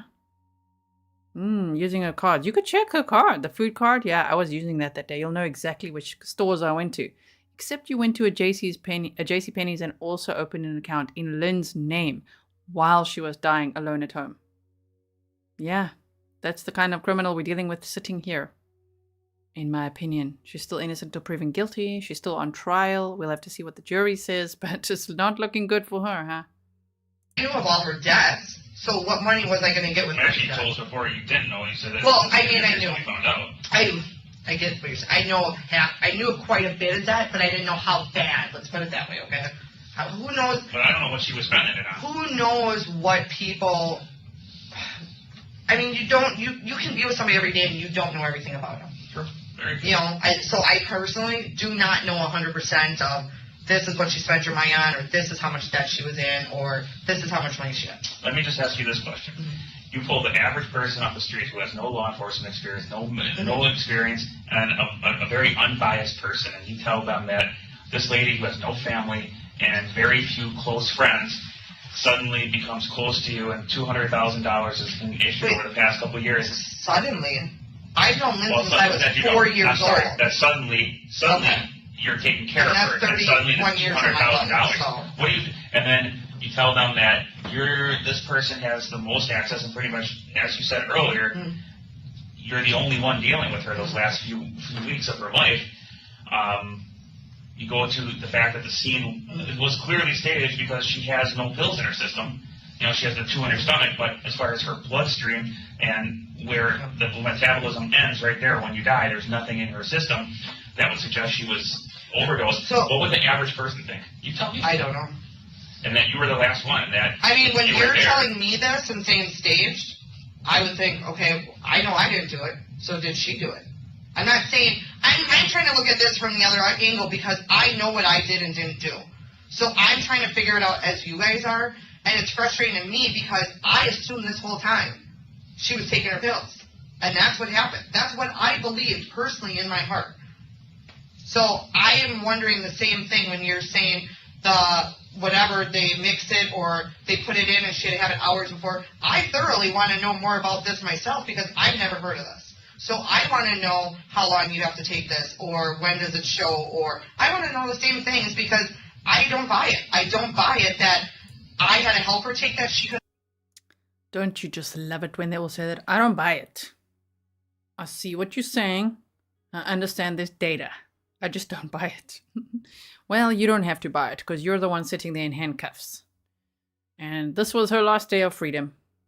Yep, off to the jail you go. We're going to see the next police interview in today's stream, where she'll be in her jail outfit next. And since then in court, with makeup on and kind of nice clothes, which I'm wondering if her defense attorney is organizing for her. Probably, right? Damn it. She should just be there in her little jail outfit in the courtroom. Woody Decent, thank you so much. I really, really appreciate it. Yeah. True Crime Addict says, innocent until proven guilty. She keeps talking and making herself more and more guilty. Yes, she does. And we are allowed to have our opinions. We're not in the courtroom. We're not the jury. To me, in my opinion, she's very guilty. But we will see. We'll see what the jury comes back with. The sentence she'll be facing is life imprisonment. And then that's for the murder charge. For the other 2 charges, it's 25 years and 10 years or something like that. We looked at that on day 2, I think it was.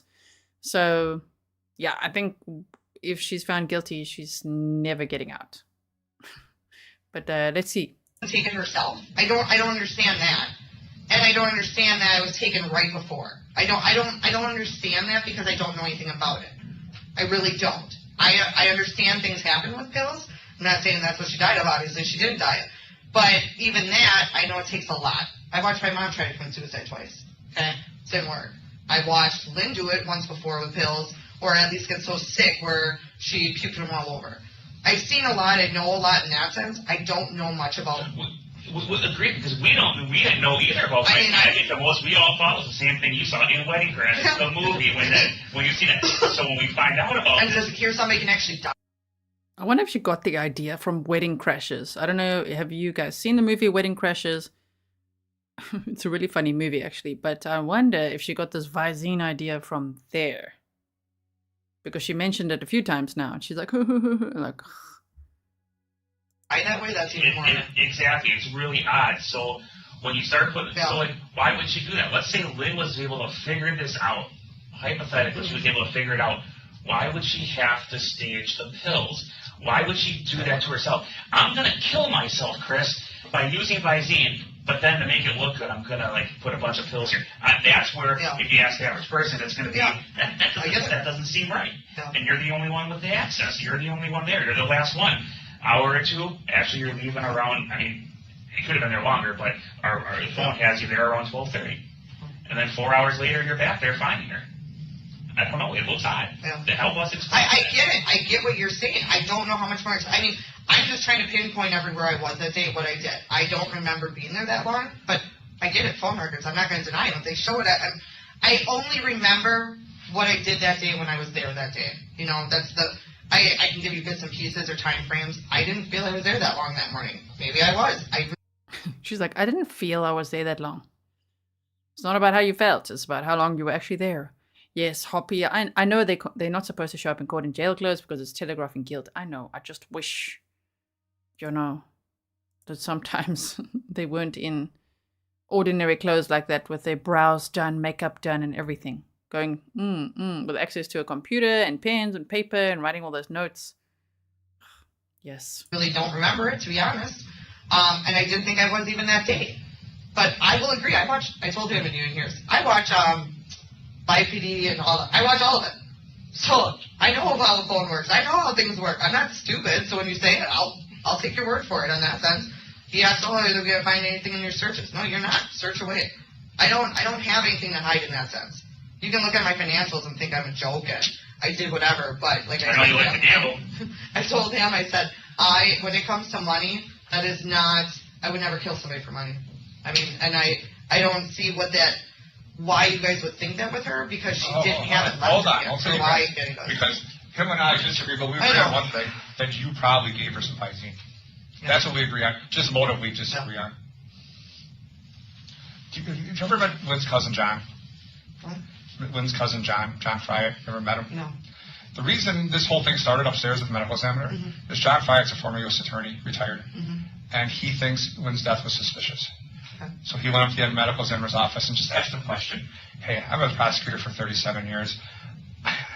And Lynn wasn't there. This wasn't Jim out of curiosity? No. Jim poked around too, but John went there first. And he said, I'm a prosecutor for 37 years, and Lynn was good friends with his mother, I think.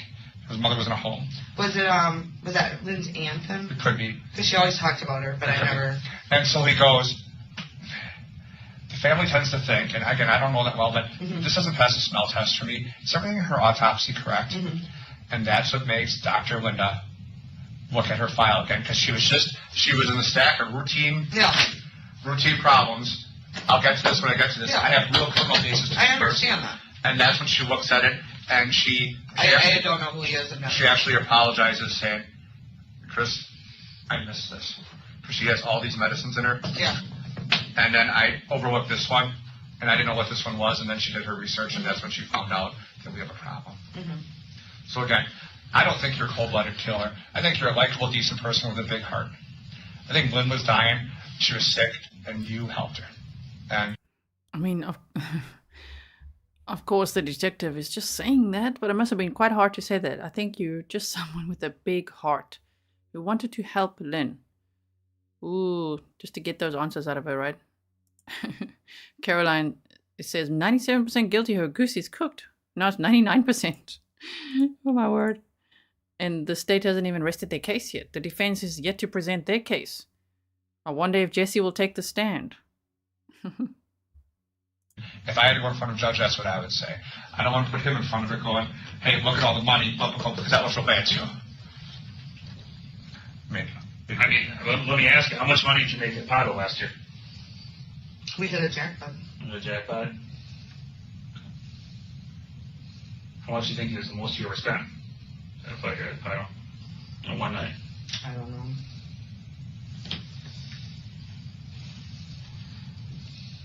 I'm being honest. I mean, I know. I don't know. We hit a jackpot. That's why you think I mean, I got the tax return, and I'm asking. I'm like, that's why I'm asking, because if it's a span of over time, I mean, it's. I don't know, Jesse. I'm just trying to wonder where $200,000 went. Do you have $200,000 sitting in your bank account? No. Because you dress like a normal person. There's no Gucci or Louis Vuitton stuff. You're not a junkie. You're not putting it in your arm. No, my arms are completely clean. You're not a big jewelry girl. No. You don't have a fancy car. No. You live in a meager house that's rented with your boyfriend. No. She's like so frugal. She's so frugal, you guys. Just a bit of gambling, jackpots. That's where she got the money from. Yeah, just an average apartment, She's like, yeah. She's agreeing with him now. Yep, that's me. Back in the day, I mean, I used to have a bunch of stupid loans and dumb stuff. I don't anymore. Yeah, you do. We paid off debt. That was really all it was back in the day. Nah, you still got stupid loans and dumb stuff where you're literally pretending to be Lynn, the victim.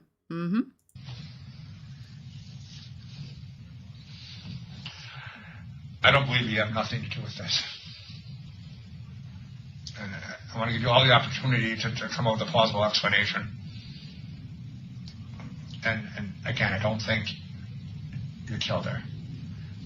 I get what you're saying. I mean, I know we're going back and forth. I didn't help her. I guess the best thing I can say is keep investigating and look, because it wasn't me. What do we keep investigating? You're the only one. You're the one taking care of it. You're the one that has access. You're the one that was there. The one behind the Visine. You're the one behind the Visine. So you tell me, where do we look? Tell me where to look then, because I'm the one that's kind of has this opinion. Kurtz has another opinion. I don't know. I guess I would start looking into the other people in her life then, because it wasn't me. Oh, you were there till 12:30. She wasn't freshly dead when you showed up at 4:55. So in that 4-hour span, there was nobody there. A minute ago, you're telling us that she did this to herself. I think she did, but you guys don't, and you think it was me. So I don't know what to think with that. I didn't help her. And if there's somebody that helped her, then you gotta look somewhere besides me, because it wasn't me. I did not do this to her. Getting real angry and defensive now, aren't we? Patriot Lady says, I've watched Wedding Crashers. I don't remember the Visine in it, unless... I also actually can't remember that scene. I can't remember it. But I just see there are other cases where people were inspired. I mean, look at this one. Here they say, woman inspired by wedding crashers tried to poison fiancé with eyedrops. I think that Bradley Cooper put Visine in the movie in another guy's drink to cause him to go to the toilet a lot, something like that. So yeah, here's another one also A North Carolina mom, inspired by the movie Wedding Crashers, allegedly tried to poison her fiancé with eye drops in order to incapacitate him, officials said. So yeah, there's that case. I have to watch Wedding Crashers again. I don't mind. I like that movie. But not for the Visine part. I just like the movie a lot. It's very funny. Okay, carrying on. And Detective, if I told you you've got about 3 minutes left on this interview, does that sound about right? Yes. Okay, so if we can go to slide 13, please. It's a 1 minute clip. Go ahead. Point, I'm willing to do whatever I need to do so you guys can see that it wasn't me. That's where I'm at. I don't want, because I asked you a question before. It didn't ask where she was at. You know where I'm at? I'm at whatever I need to do to make you see that I did not do this. Yeah. Somebody else must have done this. I mean, I was the only one there. Yeah. I left her there and went shopping. But I just need you guys to see that I didn't do this. Yeah. And I still don't agree with that. I feel like right now I am being charged with murder. You're not. I feel like I am. I mean, I would tell you. And finally, slide 14, please. It's 2 minutes. If you guys are done investigating, then when are you moving forward? we're not done investigating. Well, you just made it sound like you were done investigating. You just said, what more is there to investigate? No, I said, tell me who else to investigate. Yeah, if you have a plausible lead, I'll take it. I wish I did. Because now everything points at you. That's where we're at. I wish I did. That's why that was the first thing I said to you. Well, she was in the hospital recently. I wanted to know why the hospital didn't see this and the medical examiner did. You told me that they feel it was done the day of. I don't agree with those theories. Originally, I thought it was a... Oh, you don't agree with those theories. We've seen that lots of times too, right? She actually did make a Facebook post of like, stop the blame game. This is my life. Because social media was already all over her ass before. And she's like, this is my life, okay? Yes, innocent till proven guilty. We understand. However, it's really looking really bad the more we see here at this trial, right? AC says, I had a work emergency and I've missed so much. Don't they know I'm watching Grizzly True Crime? So rude. They are so rude. You are already fully booked. How dare they interrupt? I get it. They have a license and I don't. I would think this was something done over time, or I would think that stay in the hospital, something would have came up. I don't see how... It made my case better. Originally, I thought that you did this so glad everyone thinks so. For nefarious reasons, because I thought it was over time. Yeah. And I thought over a 30 or 60-day period, you were giving her a little bit in her pudding or her jello or her coffee every day, and that's how it built up in her system to such a degree. And the doctor says that's not what happened. So that threw my theory out of the way, which puts you in a better light in my eyes going, well, you have a sick lady that's asking you for help, and you assist. That's kind of where I spun this in my brain, because, again, we talk to people about you. I mean, I get it. I'm sure you do. And you don't fit the profile of someone that's going to cut someone's throat. That's not you. You're helping a lady in her worst times. Yeah.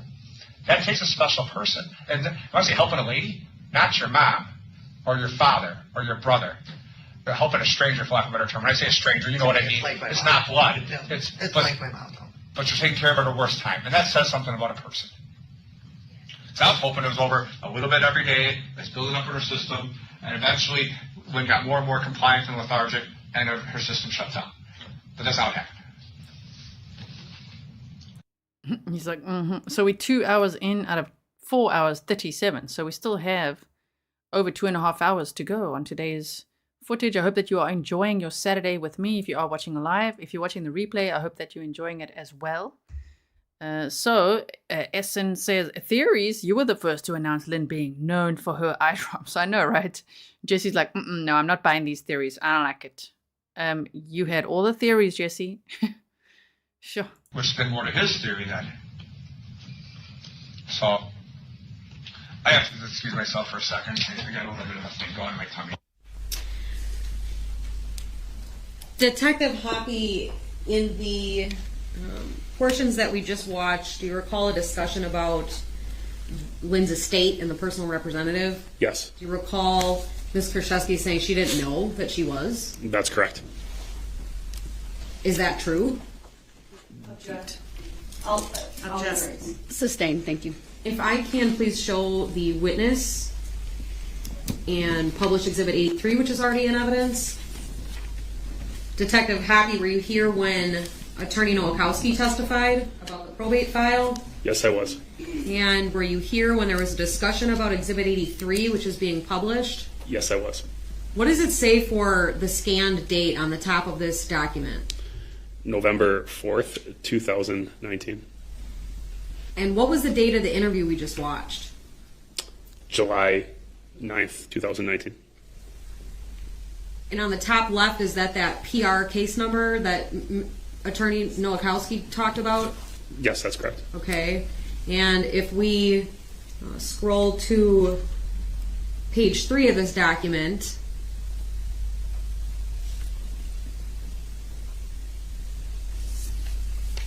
I mean, even from jail, Jessy was making this last will and testament of Lynn Hernan. This is in November, well after she was arrested. Like, what? Gladys Dipizo says, cleaning my window and blinds while listening. We'll love it when you're productive and watching. I actually love to, that's what I do. When I do a lot of research, if I have to listen to lots of podcasts or YouTube videos, and yeah, I love cleaning and listening. Great way to spend a Saturday, Gladys, and thank you for choosing to listen here with us. Detective Hoppe, is there a signature purporting to belong to Jessy Kurczewski on this document? Yes, there is. Do you remember, well, have you seen this document before this trial? Yes, I have. Generally, what is it purporting to be? A last will and testament. Who is the only one that is benefited from this document? Ms. Kurczewski. What is the date by Ms. Kurczewski's signature? July 29th, 2018. And remind the jury when the interview is? July 9th, 2019. So almost a year between the two. Just a few days short of one full calendar year. And the interview the jury just watched, Ms. Kurczewski said that she didn't even know she was personal rep on the estate, right? That's correct. Okay. We can take the publish down. Detective, were there occasions in the next several days when you interviewed Ms. Kurczewski additional times? Multiple, yes. Why did each of those interviews happen? Every day I came to work, I was notified that Ms. Kurczewski wished to speak with investigators again. Okay. Was one of those notes sent on July 10th of 2019? That is correct. Did you speak with Ms. Kurczewski on July 10th, 2019? Yes, I did. Was Detective Cole with you? I believe he was present, yes. Okay. If I could please just show the witness, and this may take a moment to load, Judge. We're on to Exhibit 203 at this point. How long is your questioning on 203? Well, the clips alone are over an hour. And I know I had an abbreviated morning break, and I think it'd be helpful if we just, since you're on a new exhibit, a new interview, that we break early for the lunch hour. Good afternoon, everyone. Teleport time. Lunch is over. There's no comfort breaks over here. The judge calls it comfort breaks in a row. Do we need a comfort break? So teleported right through that. Let's keep going. We are back on the record, and state versus appearances are as they were before. And I'd like to just have the jury brought out. Okay. So I'm just wondering if the court has given any thought to, this is unrelated to the testimony, but There's a reason I kept this in. I know these attorneys are allowed to ask for what she's about to ask for, but I was like, really? You're asking to go home early because you have plans? Look at this. what time we might end today. And I just would indicate that the state said they have another 3 or 4 hours of just video to play, plus a couple more hours of questioning. So it's clear to me that Yeah, they've just got some more videos to play. I mean, you mean damning evidence? Just a couple of little videos. Yes, there's more videos. Okay, sorry to interrupt. Carry on. they won't finish with this witness today. and it'll take some time on Monday. So if there's any chance of being able to finish early today, say in the 4 o'clock hour, I'm just asking if that could be something we might think about. I'm sure the jury would appreciate leaving early on a Friday. Look at the prosecution. They're like, is sheep for rail right now? Can stay as late as the court wants, although I do have some plans tonight. So I'm just asking for a special consideration. Let's. The judge is like, okay then. Yes. The defense attorney's like, hi, special consideration. I do have some plans tonight. Could we maybe finish early? You know, like around 4 o'clock. Because I know like the prosecution just wants to keep on playing these videos. Could we finish early though? Okay, let's hear it. Let's play it by ear. I'm not opposed to that. I always like to let my jury go a little bit early on a Friday if I can with a multi-week trial. We'll kind of play it by ear. And if we're around the 4 o'clock and we're at a point where, we know, Attorney Nikolai, that you have to start like a new topic, I'll sort of play it by ear with all of that. And, maybe it's 1:45. If it's a little earlier, I don't want to put us behind at all, but I think we're kind of progressing well. Schedule, and I can kind of, make it clear I'm moving from one topic to the next once we get around that time frame. Okay, great. Yep, we'll see what I can do. No promises, but I'll see what I can do. All right, then. But come on, Judge. Defense Attorney Kuchel's got plans. I wonder what the plans were, because she looks so excited about it. She's like, I've actually got plans. Like, is it date night? Are you going on a date? Because it sure looked like it. If I had to guess what it was, you got a date. I got plans, okay? Plans. Okay, moving on. Sorry about that. Put the snark back in. Madam Clerk, if you could have the first Detective Hoppe take the stand. It takes a little bit, and then Madam Clerk will get the jury. All night long, trying to think of everything, and I was thinking of the Visines. I was thinking of her waters. I was wondering. We got the jail outfit now. Yes. Okay, let's resize this. We want to see it in full screen. Here we go. Full presentation mode. Okay. And I will make sure to slow it down now as well. Sorry, it's still at 1.2 speed here. Normally I always had like 1 or 2 waters by her. Was any of that checked? I don't know. I was thinking of literally everything because I'm like, I want to know what more we can do or I can do. My biggest thing right now is I am ready to try to find an attorney because I feel like no matter what, I'm going down for this. And I feel like I'm going to need help. I shouldn't be, but after what you guys left me with yesterday, I had a really long night thinking of everything possible. Everything. And I'm not. A really long night of thinking of everything possible as I took my first jail shower and put on my orange outfit. And I was thinking, I need your help. Detective, can you help me out of this one? Think we could cut a deal here? Not kidding. I was ransacking, trying to remember so much stuff that I just don't remember anymore. But I was trying to think of any possibility, that day, the timelines, everything. I was really on it, so. I guess the suggestion I can make is you need to tell the truth. I am telling the truth. It doesn't sure seem like it. It doesn't sure. Series of it doesn't sure seem like it. inconsistencies and half truths, if you want to say, not call them lies. Your story, your recollection doesn't match the physical evidence of things. What I want to know that you said yesterday is about the Visine. How much Visine are we talking about? Drop the Visine. Drop it. Why is that? That's not changing. We told you yesterday. I understand. The medical examiner made that decision and she's made that ruling. That's not changing. It's been almost a year. She has done tests. She's done. But I never heard how much, and you guys are saying she can't drink that by herself or put it in food or whatever. So that's what I'm trying. I don't know how much we're talking about. I'm sorry. I'm just curious. No, we told you. I want to know. No, you never told me. You told me. She's like, I just want to know if you know how much I put in her drink. How serious are these charges going to be? Do you think it's like a little bit or like a lot? What kind of time are we talking about doing here? Because I don't think I like my room. 60-something. I don't know what that means. I don't know if that's cups, bottles. What I don't know is what I'm saying. For me, this is frustrating. So I want to know as much as I can know.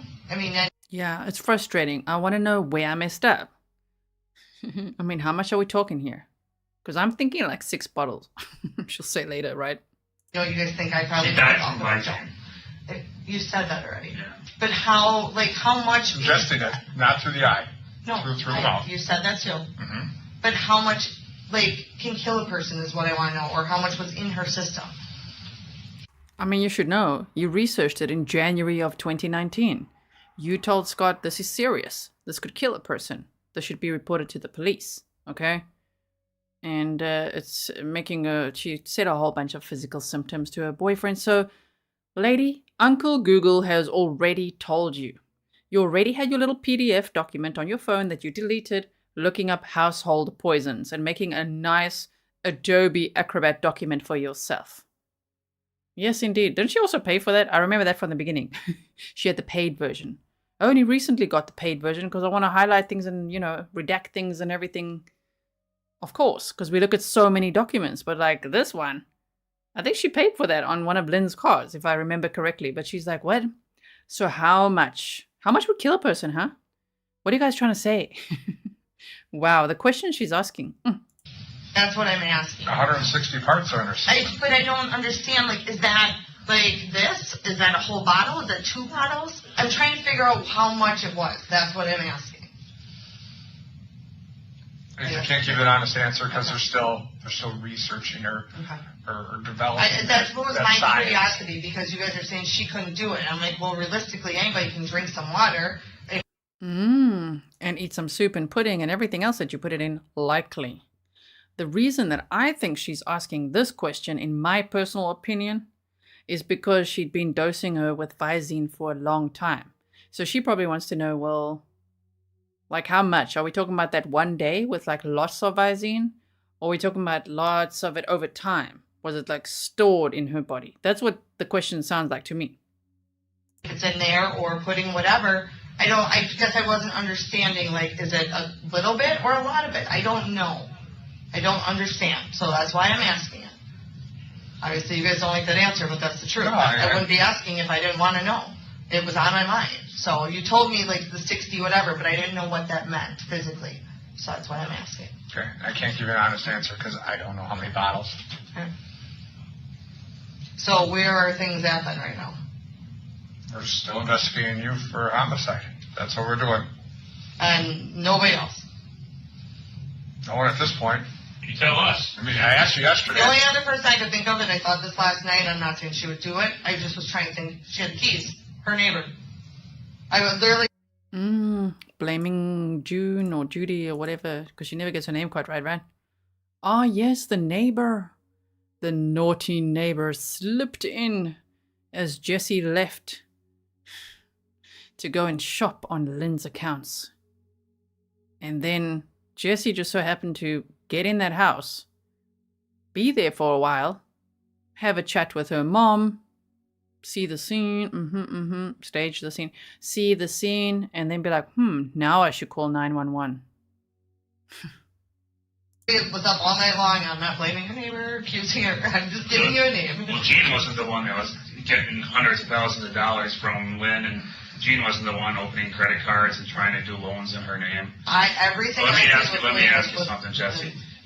Chris said this best thing possible. Yeah. It's time to tell the truth, because this is it. This is true, real life here. Okay. Everybody we've talked to, you've lied to. You've lied to Scott. You've lied to your mom. We talked to your mom yesterday. What did I lie to her about? She said there's no reason Lynn should have given you any money. Lynn gave me money, but back in the day, Why is it though that Lynn Jennifer, your mom, said specifically that you should not have gotten large amounts of money from Lynn? Because she didn't know about it. Why would Scott know about it? Scott did know about most of it. Scott said, she's not getting money, I'm giving her money. Scott's crying, seeing that his life is over. You've screwed him over. Well, that was about the house. So why is he under the assumption Lynn was in the hospital the last 5 months of her life? Because she was in a coma. In a coma? And you're going in the middle of the night to go see her. Why does he think Lynn died at Freighter? She didn't die at Freighter. No, we know that. He was surprised when we told him that she died at her condo, and you found. Now she's like, what? Scott's talking to you?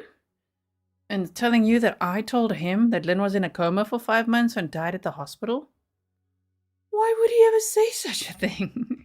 Look at her reaction. She's like, oh, what? Okay. No, He knows.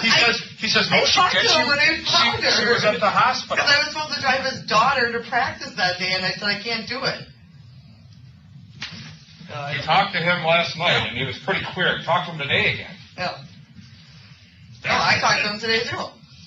He was screaming at me about the house the whole day. That's what he kept yelling at me about.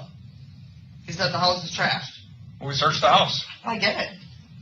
I mean, the funny thing is, you sit here and you're laughing. The funny that you you're guys are literally talking- laughing. You're laughing. I'm not laughing that she died This is at your all. life, Jess. I understand that. This is a huge deal. I'm looking at like a life sentence right now. That's a huge We're deal. trying to figure it out. What happened? They're like, you're literally sitting here laughing. And she's like, yeah, you've been doing that the whole way through. And she's like, I know, it's a huge deal, but come on, guys, work with me here. How much are we talking? But the money that you guys keep talking about, majority of the money she gave me in the large amounts was over a year before she died. She gave me smaller amounts towards the end. The bigger amount. If we could please move to slide 2. This is about a one minute clip. All right, the next 1 minute clip. Gabriella Cruz said, how does she know Lynn? Can you please refresh my memory? Thank you. Her mom was friends with Lynn, and Jessy therefore knew Lynn since she was a child.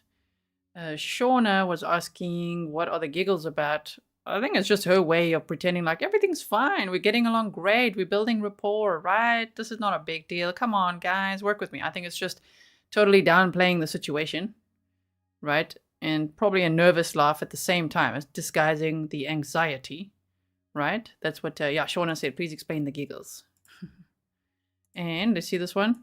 Mary said, is this trial only about the murder and not about the financial theft that was done to Lynn? No, this is about the murder and the financial theft.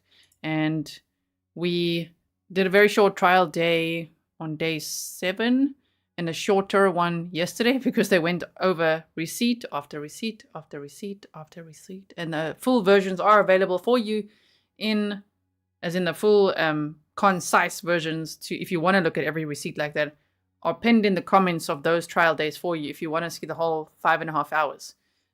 So this is for first degree murder charges and 2 counts of felony theft all in one trial over here. Yeah. I'm sorry, slide 3. If you look at Lynn's check stubs, they stated the ones they're for. Let me ask you something. And this isn't your best interest to tell the truth. Did you ever write out a check from Lynn to you? Did you ever write it out? Did I write one out? Did you write one out? Did you ever sign Lynn's name? Did you ever sign Lynn's name? Let's watch your line. I have paid bills for her, but a check to me, no. She did one from her. Liar. Such a freaking liar. She's like, a check to me? No.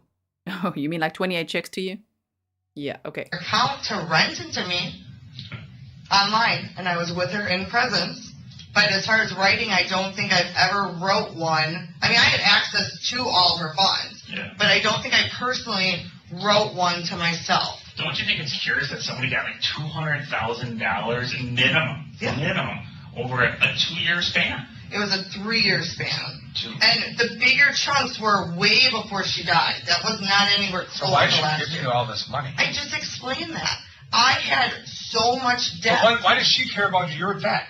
Because that was what she was. She always cared. Like, these people were coming after, and Mom and Grandma never Why filed would she things give your against mom them. money and specifically write a letter saying, don't, make sure Jessy gets none of this? And slide 4, please. I'm going to do it. She helped my mom a ton, too. Did you ever claim that on taxes? All that money? No, I didn't claim all of it on taxes. I know I had to, for one, because if she's helping and she's paying half the bills directly, not even just me. Somebody gets $200,000, you got to claim it on taxes. It wasn't in 1 year either. We keep saying this. This was over a 3-year span. So I get what you guys are saying, but majority. When she says this was over a 3-year span, I kind of believe her. I think that this also would refer to a little bit of Visine poisoning. In my opinion, I think it went on way longer than just that one time. Maybe some months, maybe some years, maybe since 2016, maybe about 2 years, in my opinion. Phew. This was like a year before she died. When she was We're still not alive, financial guys, was you know. smaller. We don't do financial. So I get we it. have a forensic accountant from the IRS look at all the accounts. Mhm. Because that's what they do. And this is Yeah. what he's telling us. Mhm. $194,000 over the last 2 years. Mm-hmm. It's 3, but Minimum. yeah. Minimum. This is the stuff, the solid checks and account transfers. That's not any cash. That's And if you look on the bottom of all her checks that she writes, she puts what they're for. yeah, once to the IRS, they never receive any funds from you. The IRS. She Yeah. never Yeah. even No, checked for it you. out. Yeah. In the memo it says IRS to you. For I've never IRS. asked her for IRS money. That one I know for sure I've never asked for. The IRS guy was kind of surprised. Here's one. Here's it was like 12 grand or something, or 14. I don't remember. God. But it says IRS in the memo. He goes, well, we didn't get that. I haven't owed IRS that kind of money. Ever. I don't know. I didn't fill out the memo. But She did it. She filled it out. You're very close to your mom. Yes, very close.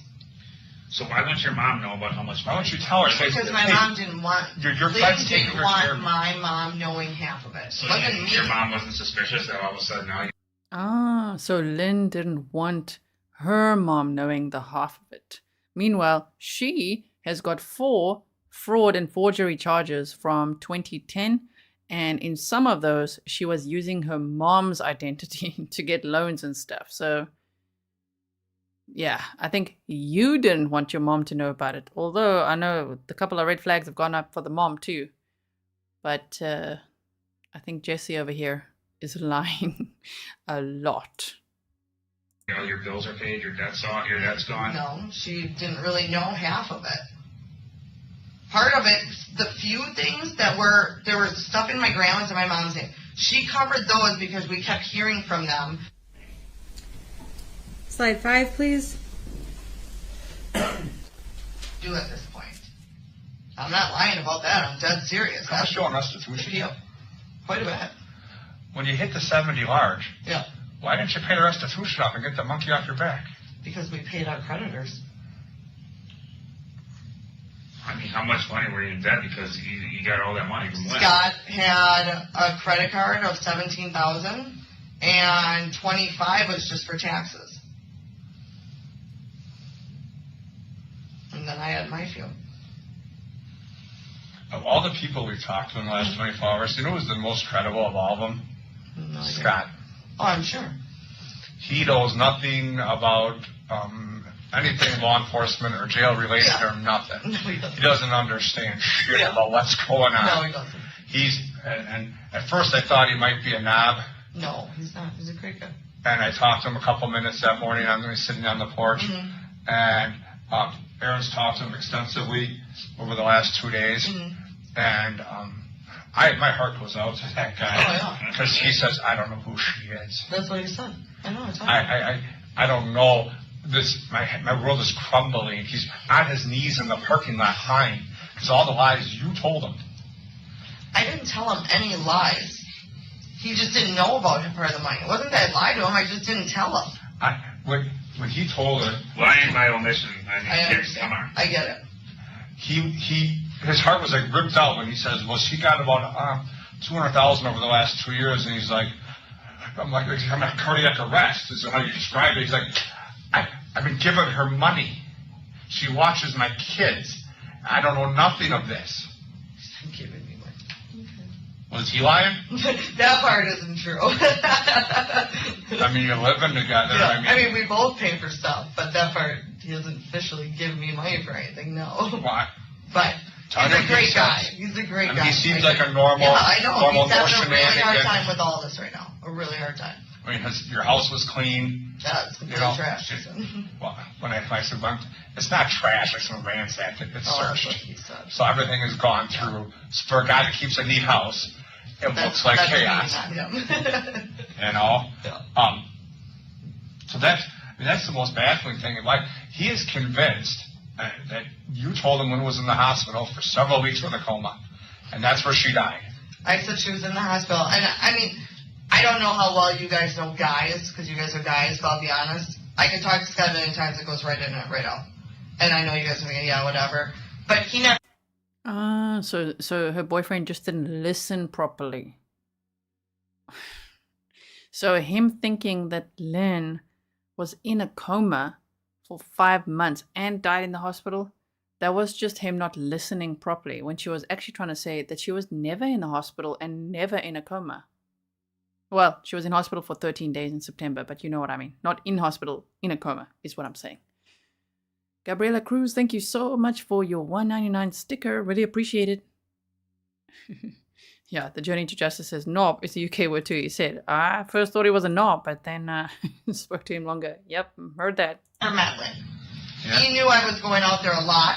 He knew there was a lot going on. But I swear, I talked to him when I found her because I was supposed to take his daughter to softball that night. But he also said that you would get up in the middle of the night, at all hours of the night, even between midnight and 8 a.m., and allegedly get a call from Lynn, or from the hospital. I checked your phone records. It's not that. No. Yeah. You would get calls from the hospital saying you need to come. Lynn's in bad shape. And then you'd be gone for an hour. And you'd be gone for an hour or two and come back.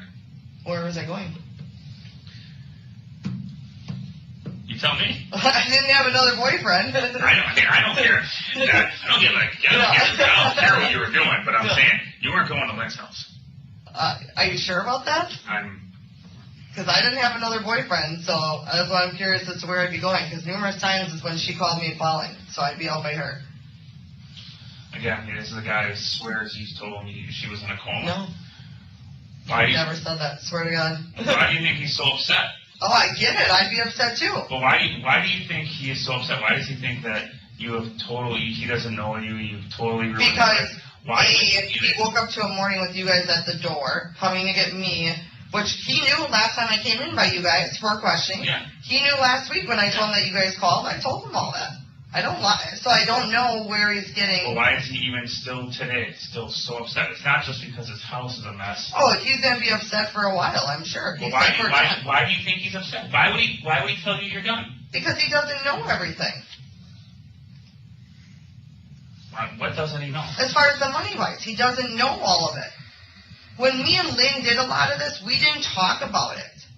So I think you guys are thinking 2 years ago I did this. Obviously, you can tell a difference in handwriting. That's Lynn's writing. I didn't. No, I've seen that. They're not all the same. Remember how she bragged to her friend in jail that she could just forge anything. So when she's like, "That's Lynn's writing, yeah, that you had practiced to do, right?" This girl, thank you so much for your sticker. Really, really appreciate it. Jean says, "OMG, snark overload over here." Yeah, so where did she go all those times when she said she's going to visit Lynn in the hospital? They're like, "You didn't go to her house." And he's like, "Oh," she said, are you sure? Maybe she did. I just don't know. She probably really had more going on, huh? Yeah. The only ones that I did were the ones for the bills at the end. And that was with her in the hospital writing them. She has a very signature. Have you ever looked up anything with Visine poisoning? No. You've never heard about Visine poisoning? From the movie, yeah. That's just making someone sick, but you've never heard about someone poisoning with Visine? I've heard somebody getting sick with diarrhea, but not poisoning, no. I've never heard somebody dying from Visine ever in my life. That's what Pablo said. In the opening statements, her defense attorney is like, not one person on the planet. Like, many people on the planet, many murder cases, but okay.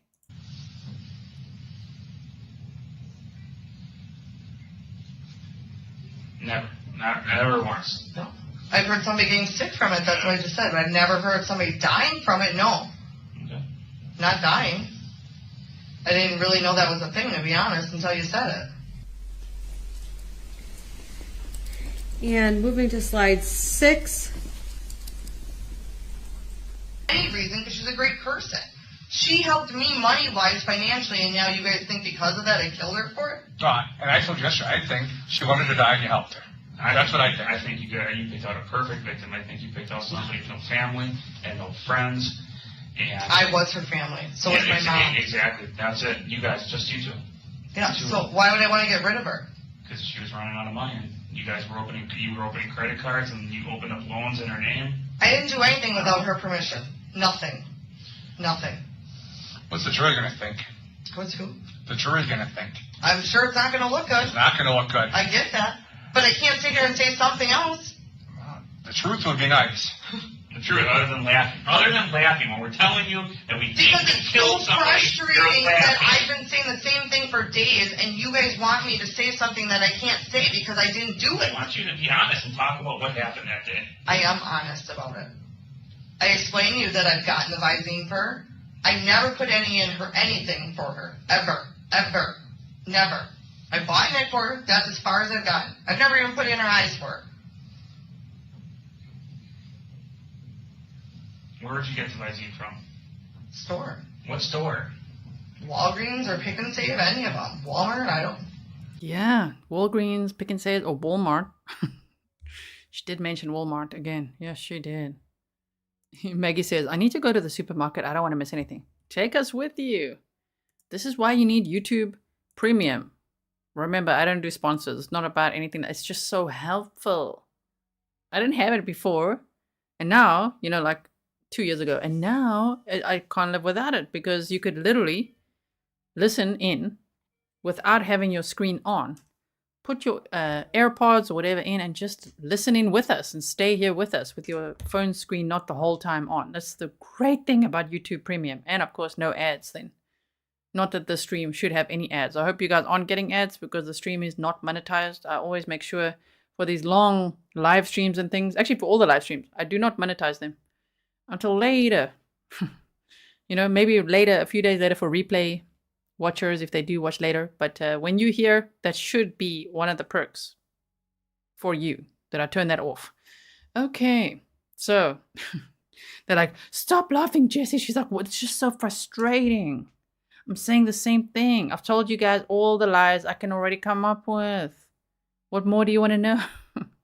Wow. I mean, everywhere's got Visine, don't they? Yeah. Yeah. Sure do. Be nice to see that you buying it, though, because, like I said, you said there were bottles right by her. There weren't. That's what frustrates me because I'm sure. I don't know because I can't look at the picture. She always had one or two by her, the same within her bathroom. Always. Just like her water. And I mean, the other thing is did anybody check her water? Well, why would we have checked her water? Because at the time, even somebody so, staged pills it or looked something like in it. At the time, somebody looked like it was staged. We'll take a suicide at the time. Yeah. We'll take ourselves. But Chris, she killed herself with the Visine, but yet decided to stage herself with the pills. Well, I know, that's what doesn't. My thought was, that plate was full of pills. Yeah. Barely anything was even taken off of it from what I saw. There was crushed up pills in her mouth. There was crushed up powder around her mouth. There was crushed up powder around her nose. Somebody made it very, very, very, very obvious. And she had none of that in her system whatsoever. No, it was less than therapeutic levels, which means it wasn't even. Well, she had a full plate. So, okay, obviously if she had a full plate, she didn't take very much of it. There was nothing in her system except for the 2 pills. I find that hard to believe. There's 2 pills.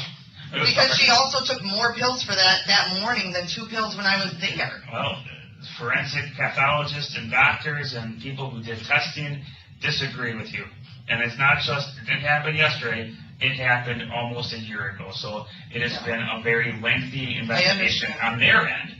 I understand what you're saying. I mean, the medical examiner is pretty serious. She doesn't want to call this a homicide or a murder if she can't explain it. That's why she hasn't ruled yet. But she keeps telling us, Chris, I'm leaning toward a homicide because it doesn't add up. It doesn't add up. But she's trying every way. I am too. I'm trying to think of everything I can think of. I swear on everything I love, I did not give her that Visine. I didn't put it in anything. I don't know what more to make you guys believe me because I didn't do it. If I did, I would have just said, yeah, I helped her. Oh, honestly, I wish I could say that. Yeah, I did. If I did it, I didn't do it.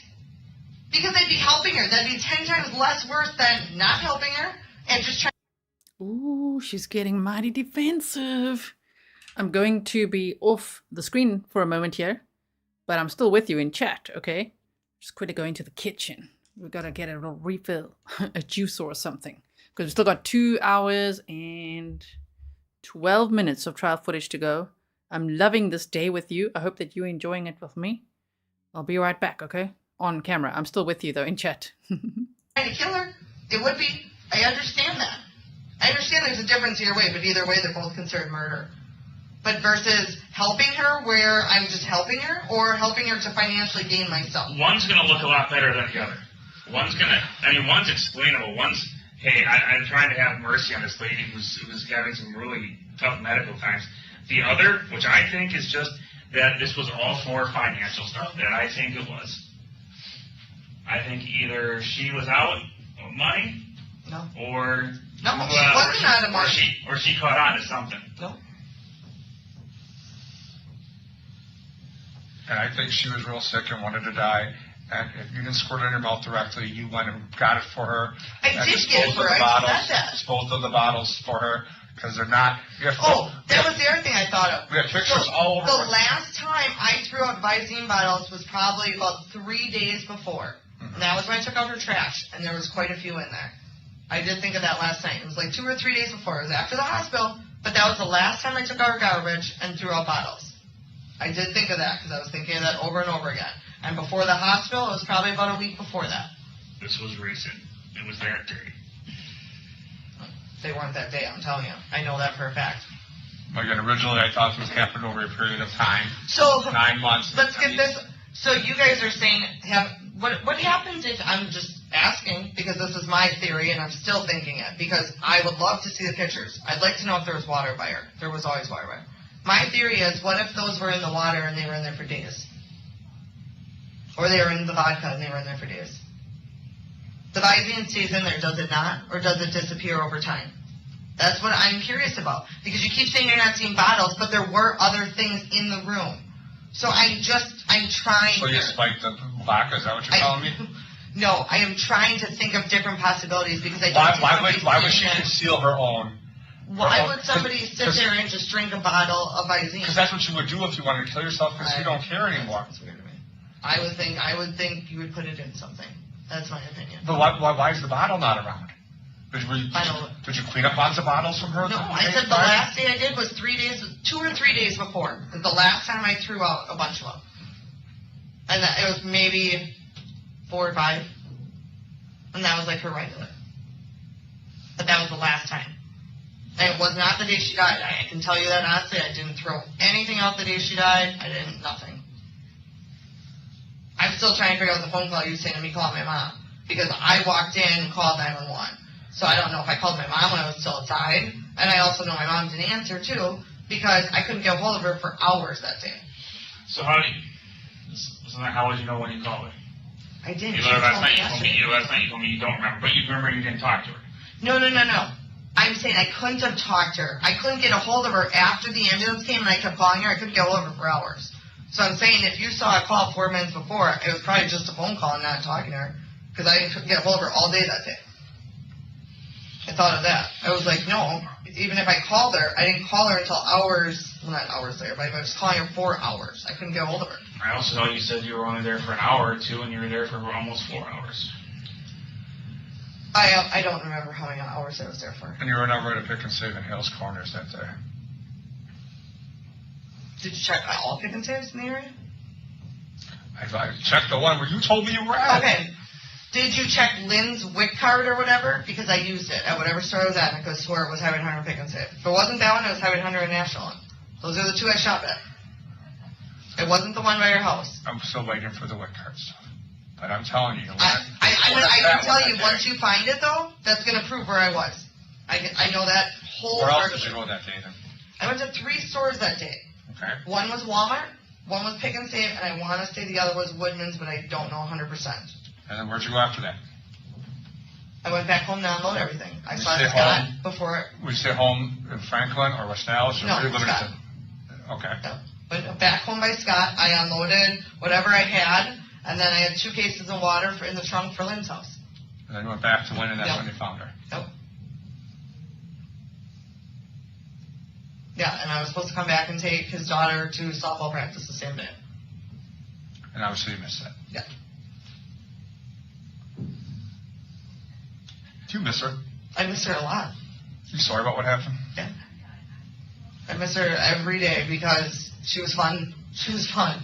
I'd go out there and have drinks with her, and we'd just sit and hang out. I could talk to her better than my own mom. She was a great person.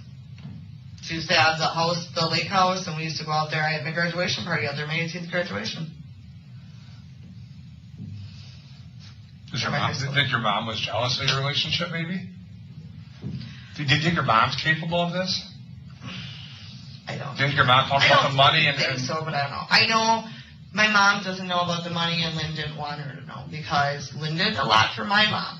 And she didn't want her to know she was helping me because she knew it would be a situation. She knew she helped me a little, not to the extent.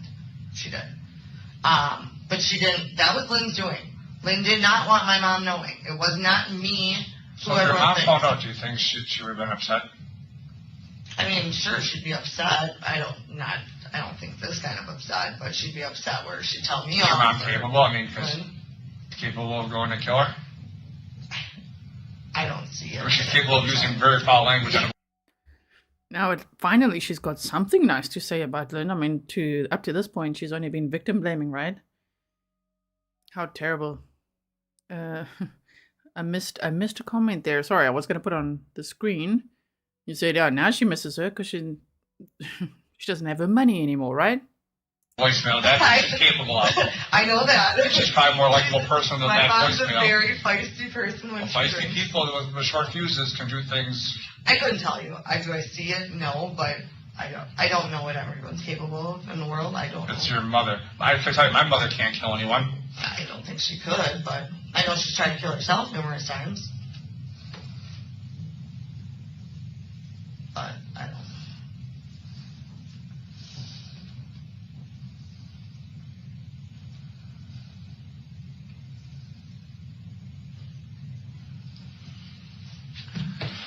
I gotta take care of that paperwork. I'll take over a few minutes. Be back in maybe 10 or 15. Can I ask you guys, is there like a bubbler or something? I'll get you some water. Sorry, that's not mine. I'm just so... You just want some more water, do ya? I'm like, mango lassi time. That's what I got here. She's like, can I ask you guys something? Can I please just get some water? Yeah.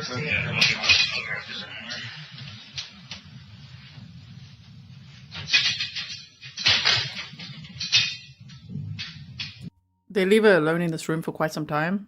I think it was about 5 minutes. I just teleported through that because she literally doesn't do anything interesting. She doesn't do the Jody Arias handstands or something for us to even talk about. So I just skip forward.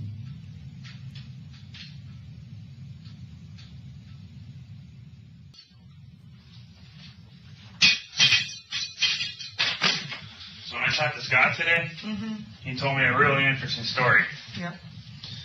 That a few months ago you guys went out and you came home and you didn't feel well. You felt funny. And you went to the hospital and you told them that you had been poisoned with, someone said that they had poisoned, the doctor told you that you had been poisoned with Visine. That was somebody that we went out with. But it was... Oh, now it was someone else. Okay. So now she's pretending, she's like, oh crap. They know about that. Now what I'm going to say. No, that was someone else. It wasn't me. They were throwing up. It wasn't, they didn't die. He said it was you. No, it wasn't. You. He said you went to the hospital. No. I went with my girlfriend who was sick. She went to Waukesha. But it wasn't me. No, he said it was, why would he tell us that? I have no idea, because it wasn't me. It wasn't me. You think he just would tell you that for no reason? I don't, but it wasn't me. It was our friend that we went out with. It wasn't me at all. It was my girlfriend. We went down to Pistol Pete's to watch a band. She woke up the next day feeling sick, but she didn't die from it. She was just sick. Who's your friend? Her name is Tina. How do you say her last name? Spell her last name. I don't know. She works at Scotty's. I don't know what her last name is. They call her T. But it is hectic to see how she just lies on the fly, right? Where'd my voice go? Okay, hold on. Hello, voice check. Voice, work with me. We've got snark to do. The way that she can just lie on the fly like that, it's like, oh, wait. My friend? Yeah, Tina. Can't remember now her last name. She'll probably be like, it's on my phone. But yeah, it was Tina. Totally Tina. Rock. Would Scott know who she is? Yeah. Yeah, we both know she is.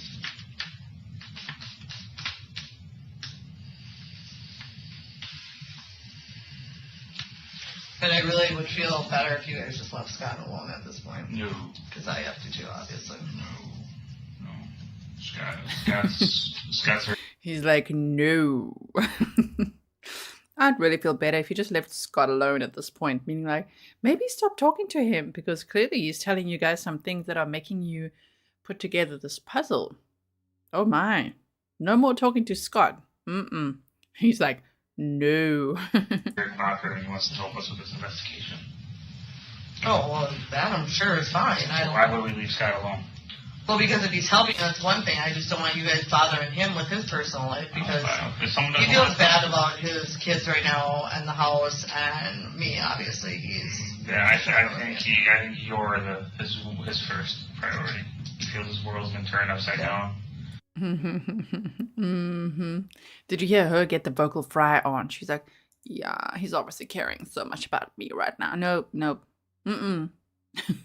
I think right now he's devastated by how much you have lied to him. That much is now obvious. And he's like, okay, investigators, I'm here to help you. Anything you want to know, you just ask. And she's like, I think it's time you stop talking to him. I'm not for priorities. His kids are, obviously. Well, but he's also concerned about what's going to happen. He feels he's had the wool pulled over his eyes the past year. Which he has. I don't agree with that, but he does all the same stuff I do. So he's just making out to act like he doesn't do anything. He doesn't go gambling. He doesn't go out and have fun. That's absurd. But when someone gets a couple $100,000 from somebody and they don't know about it. He knew about half of it, so that's another thing he's not telling you guys. How would he know about half of it? He knew about part of it for certain things. Yeah, he did know about it. Not all of it. He knew certain times when she did it for certain things. Yes, he did.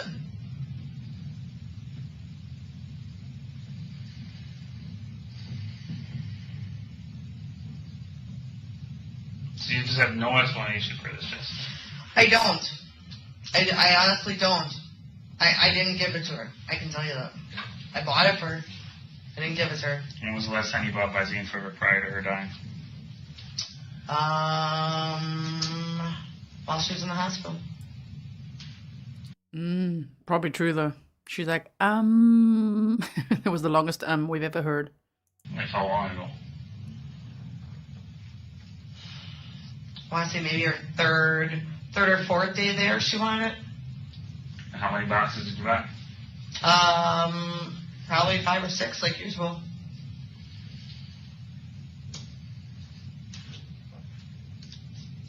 And 2 of them she kept at the hospital and she took the other ones home. Or had me take the other ones home. She had them sitting on her tray at the hospital. The reason I can be 100% honest with you, I'm not buying what they're saying, and I'm not buying the deal for her. So you're not buying what forensic pathologist... She's like, yeah. Did you see that? She's like, yeah. She's really agreeing with that. Yeah, I'm not buying what they're saying. These forensic tests, that toxicology, not buying it. Doctors who are trained and do this for a living, you're not I buying. sat with her in her house on Monday, and she was drinking vodka and Visine. Now, how do you know she was drinking vodka and Visine? Yes. How do you know? Yesterday you're like, never ever. Now suddenly, she was drinking vodka and Visine. Sheila Roberts says, amazing she thinks she can get away with the lies. But she's not buying it, remember? Forensic tests, they mean nothing to her. Because that's what she had mixed together. And that was the day before. How do you know she had mixed Visine with her vodka? Because that's what she did. She's done it about 3 times. Why didn't you tell us that yesterday? Because I didn't want to tell you guys, because you guys are making it sound like it happened the day of, and that's not when she was doing that. She didn't have any more that I knew of the next day. And I'm getting tired of being put on me because I didn't. Did you ever put the vodka in her Visine? Never. Vodka? So God. she put Visine in her vodka. Why would she put Visine in her vodka? Because she wanted something with it. And Visine's the option? No. Look. The topic is grim. This is all about justice for Lynn. I'm laughing at her and her dumbass excuses of like, because she wanted to add something to it. Why? Can you believe she just answered that? They're like, why would she put Visine in her vodka? Because she wanted to add something to it. That was her cocktail of choice. Like, oh man. Look at this detective. He's like, oh, what? She looked at Visine a long time ago, and I already told you that. When I told you she was buying multiple. She was looking for her way out, and because she tried pills twice and it wasn't working. She was looking for her way. And when was that? The day before, you said? The day before is when she had the vodka mixed with it. And it was a glass probably about that big. And how much Visine did she? I don't know that because she had a quart in her vodka bottle prior. Last time I had bought the bottle, she dumped them in her vodka. That's why I asked how many days it lasts for in there. Because she did it about 3 times and she'd get so sick that she'd shit all over, and that's when she shit her room, and I had to clean that up when she was in the hospital. And why was she putting... Oh, now you're back to the victim blaming. Full throttle. So she would like shit her room and you'd have to clean it up, and like, ugh. She went to the hospital because, you know, she just liked a bit of Visine in her vodka. Oh, what a vile creature. What a spineless, parasitic, predator, vile creature. I have so many words. I'm just like, ew. Jessy. Look, I just can't believe how she's trying to sit as if she's so chilled, you know, just like, well, yeah. You know what I saw? Saw her put that Visine in. Like, no one believes you. No one. Who did she ever think would believe this story? The Visine in the vodka? She was doing it because she was trying to find an easy way out. She was trying She did the pills first numerous times at once. Listen, if she was looking for an easy way out, Visine is not the way. Stupid Jessy, on my word. She had so many, you know, pain pills. It's a horrible topic. I'm just saying the reason doesn't fly. It makes no sense. Wasn't working. So she was trying to kill herself by drinking Visine and vodka. She also bought a gun offline that I disposed of for before she died too. When? How long? Oh, 2 months, a month. She did a lot of things. I just didn't want to have to put it all out there. Yeah. Ah, she did a lot of things, and she just didn't. Jessy here, she just didn't want to put it all out there because, you know, she's not into victim blaming. Right. That's all you do. You and your friggin' defense team. That's all you do. Victim blame all the day long. The judge has had to warn the defense team multiple times. Stop it. Including the beginning of today's stream. So if you missed that, I hope you'll check it out afterwards. She bought a gun offline. What are you worried about? You should be worried about you because you're sitting I'm worried right because there. you guys are making me feel like I did it and I didn't do it. You said that whole thing I put in there and I didn't. Ooh, we're getting fake crying voice. You guys are making me... She sounds like Lori Vallow right now. One day you will know. You will know what happened in this mortal world. Remember Lori Vallow? Lori Vallow Daybell. Yeah, you're sounding like her right now. And the whole money thing, I think you guys are just turning it, making me look like shit, and I didn't do anything with the money that she didn't approve of. Never. I didn't ever. But I didn't want to put her out there as being a piece of shit either. Okay, she bought the gun. She bought the gun. Yeah, excuse me, you want to call her a piece of shit now? Well, it's a new low for her. someone wants to end their life? Because I didn't want her to do it. I didn't want her to do it as much as I did so much. But you didn't even stop her then. So then with your theory now, you didn't even stop her. I did stop her. I threw out both the guns. I threw out both the guns. But you saw her drinking vodka knowing that there was Visine. I didn't know, right? Whoa, back that up. Now there's 2 guns. Like 2 minutes ago, she even bought a gun. Yeah, helped to dispose of that. Right. Okay, so you helped her get rid of a gun for what reason? Makes no sense. Okay. She wanted the easy way out by putting a little Visine in her vodka. Got rid of that gun for her, sprinkled all those pills all over. Visine was the choice. But now she's like, there were 2 guns. There were 2. 2, okay. Yeah. Heather says she changes tone, but not positioning chair. Mm-hmm.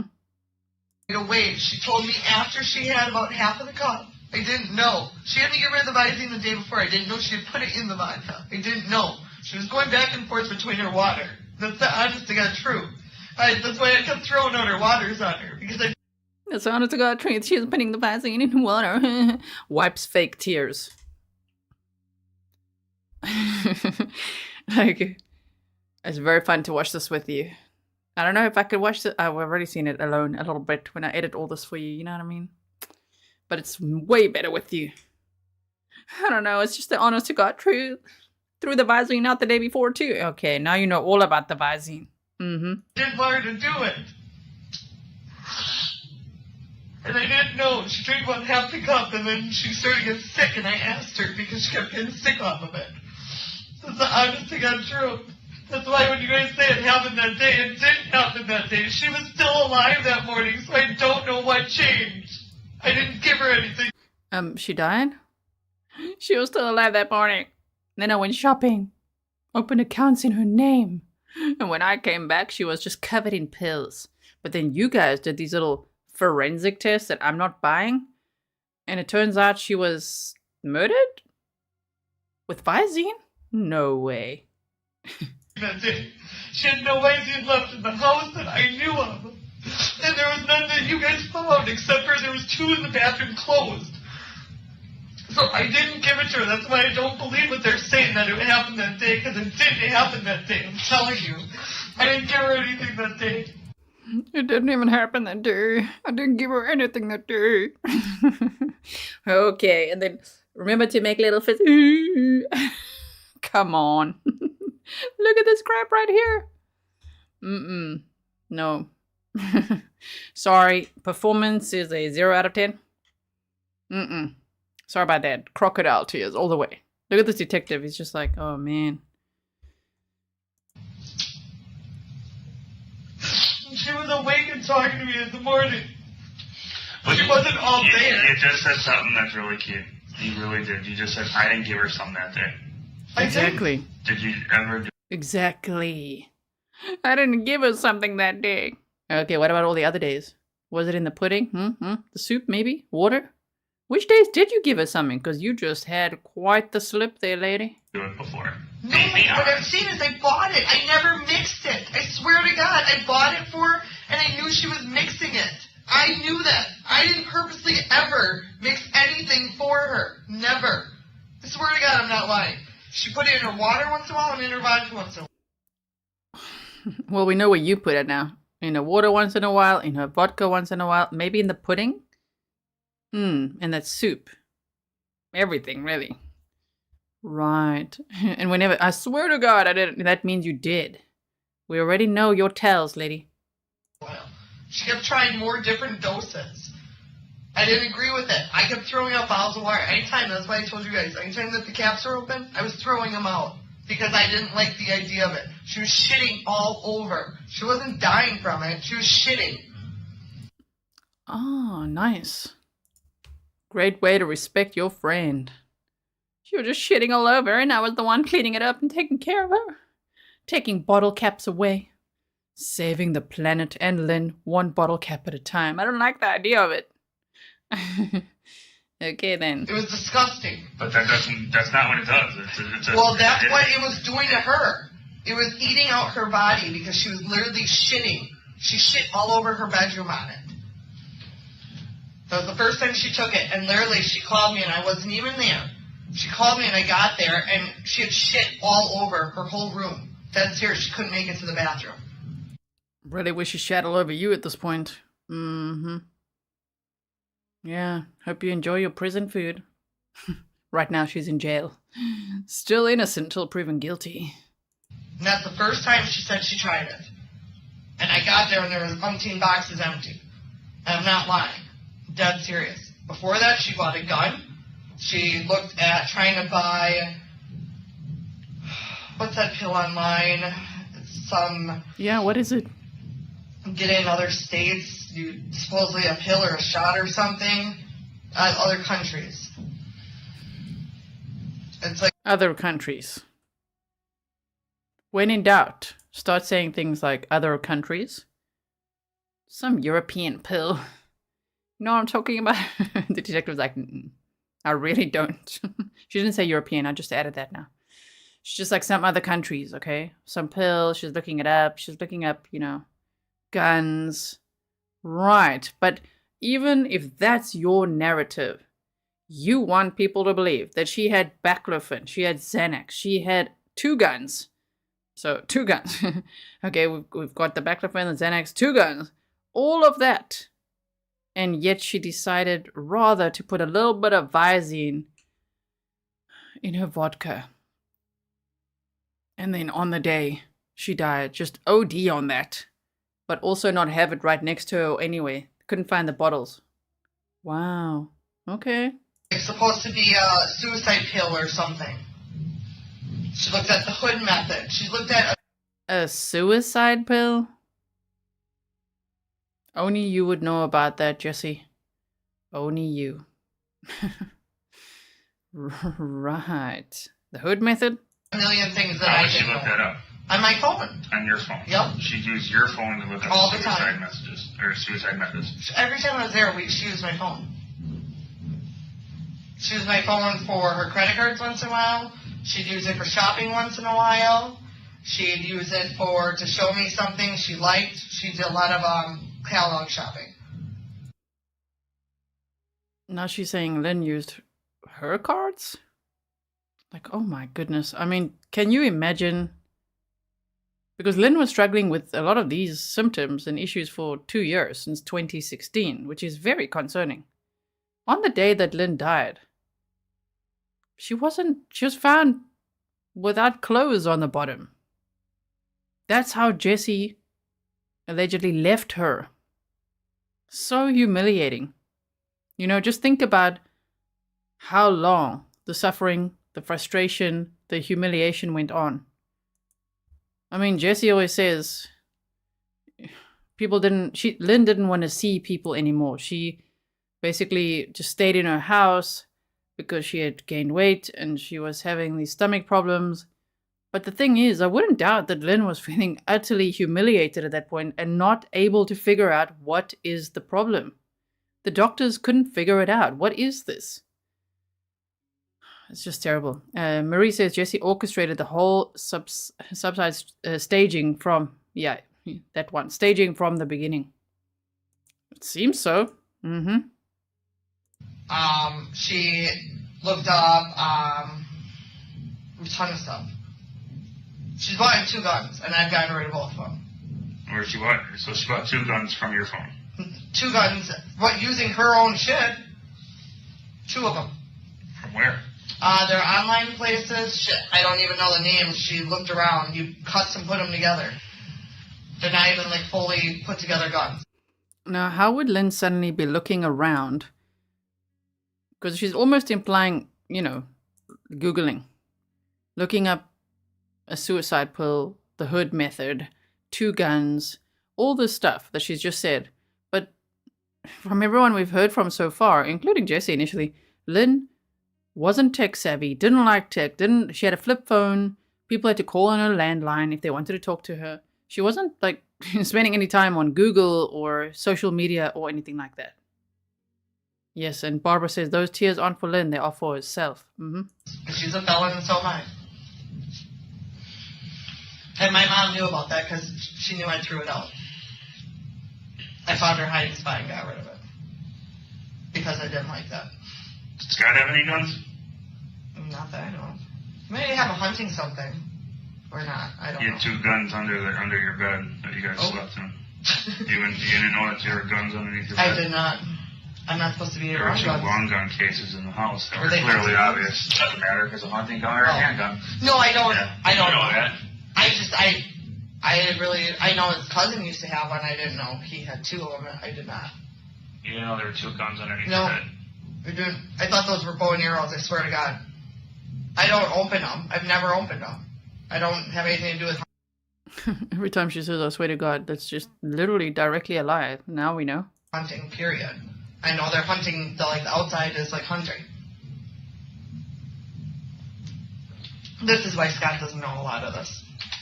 Because I couldn't tell him how bad things were. My mom does know about the gun. She knows about some of that. I couldn't tell him because I couldn't face up the fact that things were that bad. Things got extremely bad. And she literally didn't care. She tried so many. But Jessy was supposedly her caretaker.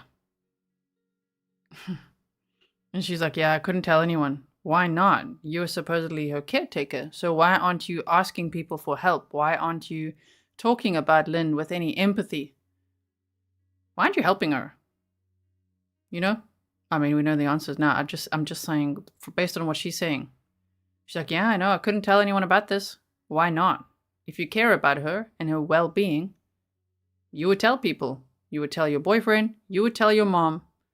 You would tell whoever you can. You would tell the neighbor as well. There's no neighbor she's trying to pin it on. Sure. Different things. Half the time I wouldn't even be there. I'd come home and find her.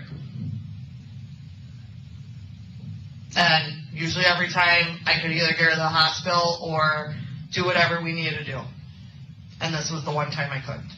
And that's why I'm telling you the only thing she had by her that day was water. And I threw out all the bottles of water I thought that she had put stuff in that were opened. So that's why I really don't buy it. Very interesting. You know, I wonder if Lynn got so weak that Jessy's like, don't worry, I'll just open all the water bottles for you. I don't know. She keeps talking about these water bottles and opening them and them not having lids on and her getting rid of water bottles. It's just sounding very, very strange. Southern Mom says, thank you for all your hard work and time you put into everything that you cover. I very much appreciate your defluffing on these long trial days. Thank you so much, Southern Mom. I really appreciate it, and I'm glad that you enjoy it as well. Because I threw out all the Visines prior. Not that day. So that's why I'm having a really hard time believing that.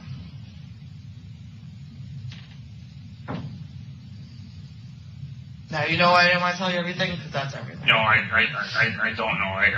I don't know why when you're sitting in a chair yesterday and we're telling you that we think you were involved in Lynn's death and you're trying to say you don't want to make her look like a piece of shit. Well, worrying about somebody.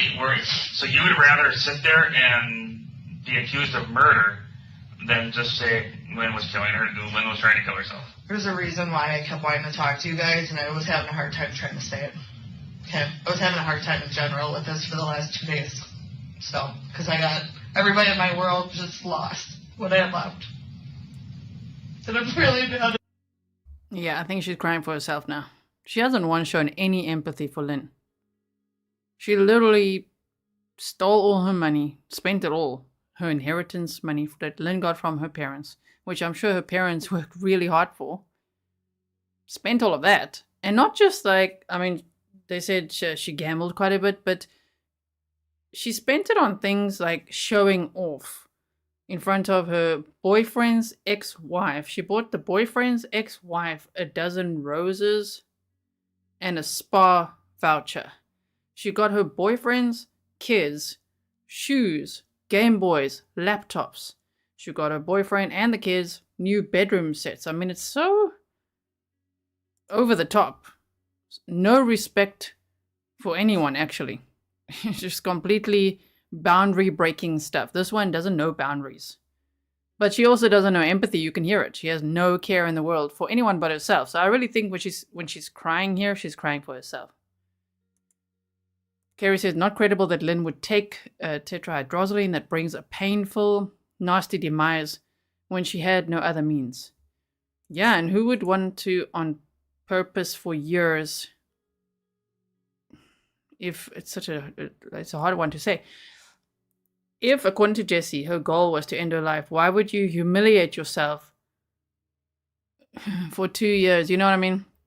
Before then, with all these issues, which sounds to me like the Visine could have caused it for longer than just that day or week or 30 days or 60 days. It sounds more like quite a few months, maybe even 2 years, because all the problems started in around 2016 and all the money spending started in around 2016. And Lynn got that inheritance in 2015. So that makes sense, right? When Lynn got that big inheritance, Jessy started taking care of her. So, lots to think about here. Really bad. That's the only thing my mom says the first time you question us. She was mad at Lynn for this. I'm so mad at her for this. Even that's very telling. We hear it in many murder cases, right? When this one still has to, the jury still has to decide the verdict, right? But in other cases, so often killers victim blame and they still express anger towards the victim long after their death. It's quite something to see. And she's like, I'm so angry at her for this. For what exactly? You know? Because it should have never came to this, ever.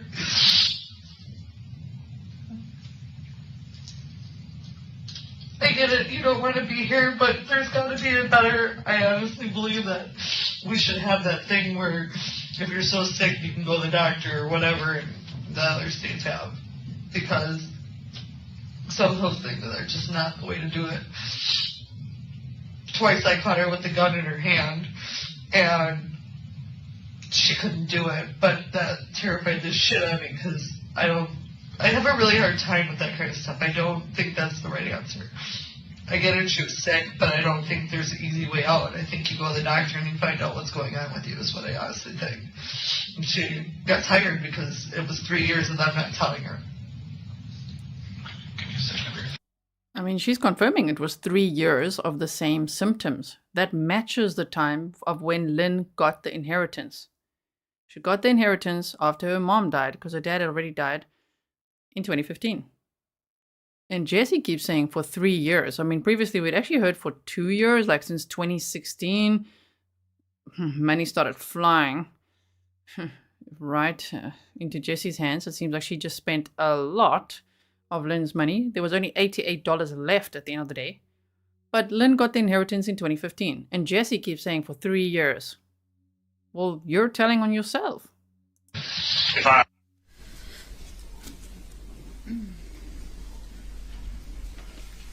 Detective Hoppe, at any point prior to this point in the interview, did Ms. Kurczewski tell you Lynn Hernan was drinking Visine? Not prior to this point, no. Okay.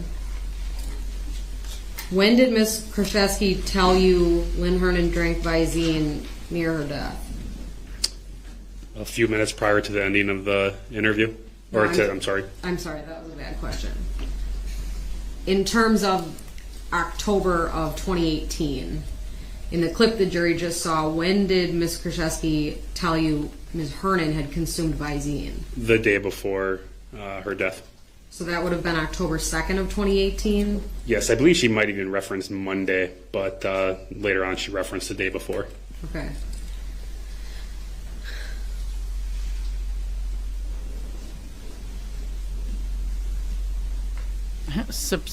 She sips water awkwardly and just looks very busy. She's having a very busy day, taking notes, okay? She's concentrating today. In the clip the jury just saw, fair to say Ms. Kurczewski changes what she says about whether Lynn was suicidal or not. Sustained is to the form of the question. What did Ms. Kurczewski say in this clip about whether Lynn was suicidal or not? That she was very suicidal and mentioned several prior attempts. With what kind of methods? She said, I believe it was twice with pills, and then near the end of that clip, she made a reference that there was a gun in her hand.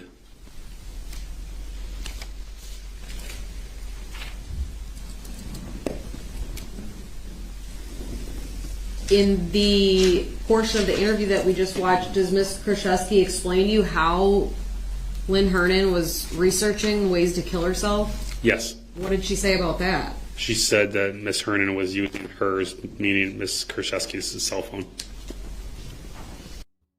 I mean, Jessy's implying that Lynn has a flip phone. Lynn doesn't have a computer. She doesn't like Googling. She doesn't have social media. Doesn't like tech. You know? But no, she's going to be using Jessy's phone to search all of this. I mean, in fact, Ms. Kurczewski indicated that Lynn Hernan used her phone for other stuff too, right? Sustained. What other things did Ms. Kurczewski tell you Lynn Hernan used her cell phone for? Looking things up. Your Honor, to the continued questions of what we've just heard Ms. Kurczewski say in the interview. Overruled. Looking things up, and along with financial information, applying for loans, and other, I believe spending money was a reference, but nothing specific. Was that information consistent with your investigation about Lynn Hernan? No, it was not. Why? Again, Ms. Hernan was not someone who used the internet. She didn't make purchases. We had no information that would dictate that she was purchasing anything off the internet, that she, again, documented had no access to the internet, and from all accounts, disliked the internet. Were you able to confirm that the condominium had no internet access installed? We were able to confirm that Ms. Hernan did not have internet access in her condo unit, yes.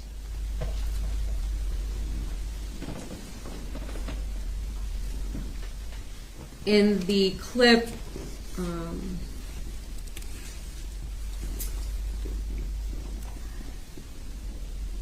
Ms. Kurczewski is questioning things that you and Detective Cole told her. Is that fair? Yes. In terms of, what did Ms. Kurczewski think about the premise that the Visine was ingested on October 3rd of 2018? Speculation as to what she thought. Sustained as to the form of the question. What did Ms. Kurczewski say about whether Ms. Hernan ingested Visine October 3rd of 18? She did not believe that Ms. Hernan ingested the Visine on the day of October 3rd. She didn't think it was possible. Does Ms. Kurczewski change her story about that as we move forward through the interviews? Yes, she does. I wonder what Jessy's thinking when she's sitting there, because she's trying to look like she's one of the attorneys, you know. It's very strange. Very odd behavior, that. I think she's probably trying to keep her ego intact, right?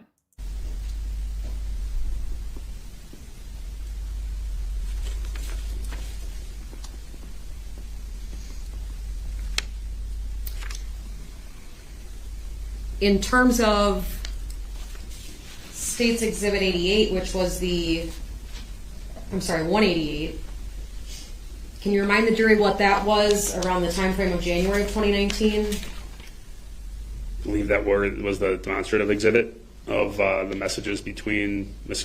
Kurczewski and Mr. Craig. Can you point out those messages again on the timeline? Okay. They are right here. Okay. And remind the jury what those messages were about. That was the night Ms. Kurczewski claimed that she had been allegedly poisoned with tetrahydrozoline and was at a form of urgent care or ER. Which was in January of 2019. And Jessy was in these police interviews in July of 2019. Clinic, and had been told by a doctor. Is that a topic that you asked Ms. Kurczewski about on July 10th of 19? It is. And what did she say at that point about it? She claimed that a friend had been had gotten sick. If we can move to slide 7, please. And play from here.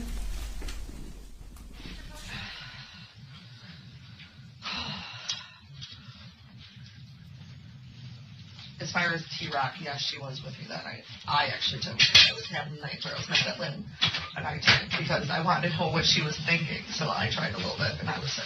So it was me. Possibly. All right. I just didn't want to tell Scott that. The whole story. Let's back up just a tad, okay? Yeah. So let's start with that since you brought it up. Chris, I obviously confronted Jessy with the information that Scott talked to us about today about her getting Visine poisoning. So originally you said it was a friend. Now you said, he said that was like 3 or 4 months ago was what he thought. So tell us what happened. I was actually we did go to Pistol Pizza at night, a girlfriend of mine named T-Rock, and 2 other guys. And when we left, I actually took Visine at home because I was mad. I was having a night where I was mad at Lynn, and I was wondering what she was thinking and why she did it. I only had a very... Okay, that's a new story. Story number 1 is the lie she told her boyfriend about her getting a drink spiked with tetrahydrozoline and then explaining all her symptoms and that she had to go to the emergency room. Story 2 is that her friend Tina was the one who had her drink spiked. Now she's saying she went out with her friend T-Rock. Maybe that's also Tina, I don't know. Tina and also T-Rock. And that Jessy says she herself took Visine after the night out because she was so mad at Lynn and she wanted to feel what it felt like so that she could try to understand better why Lynn would take it. Whew, that's a lot of stories.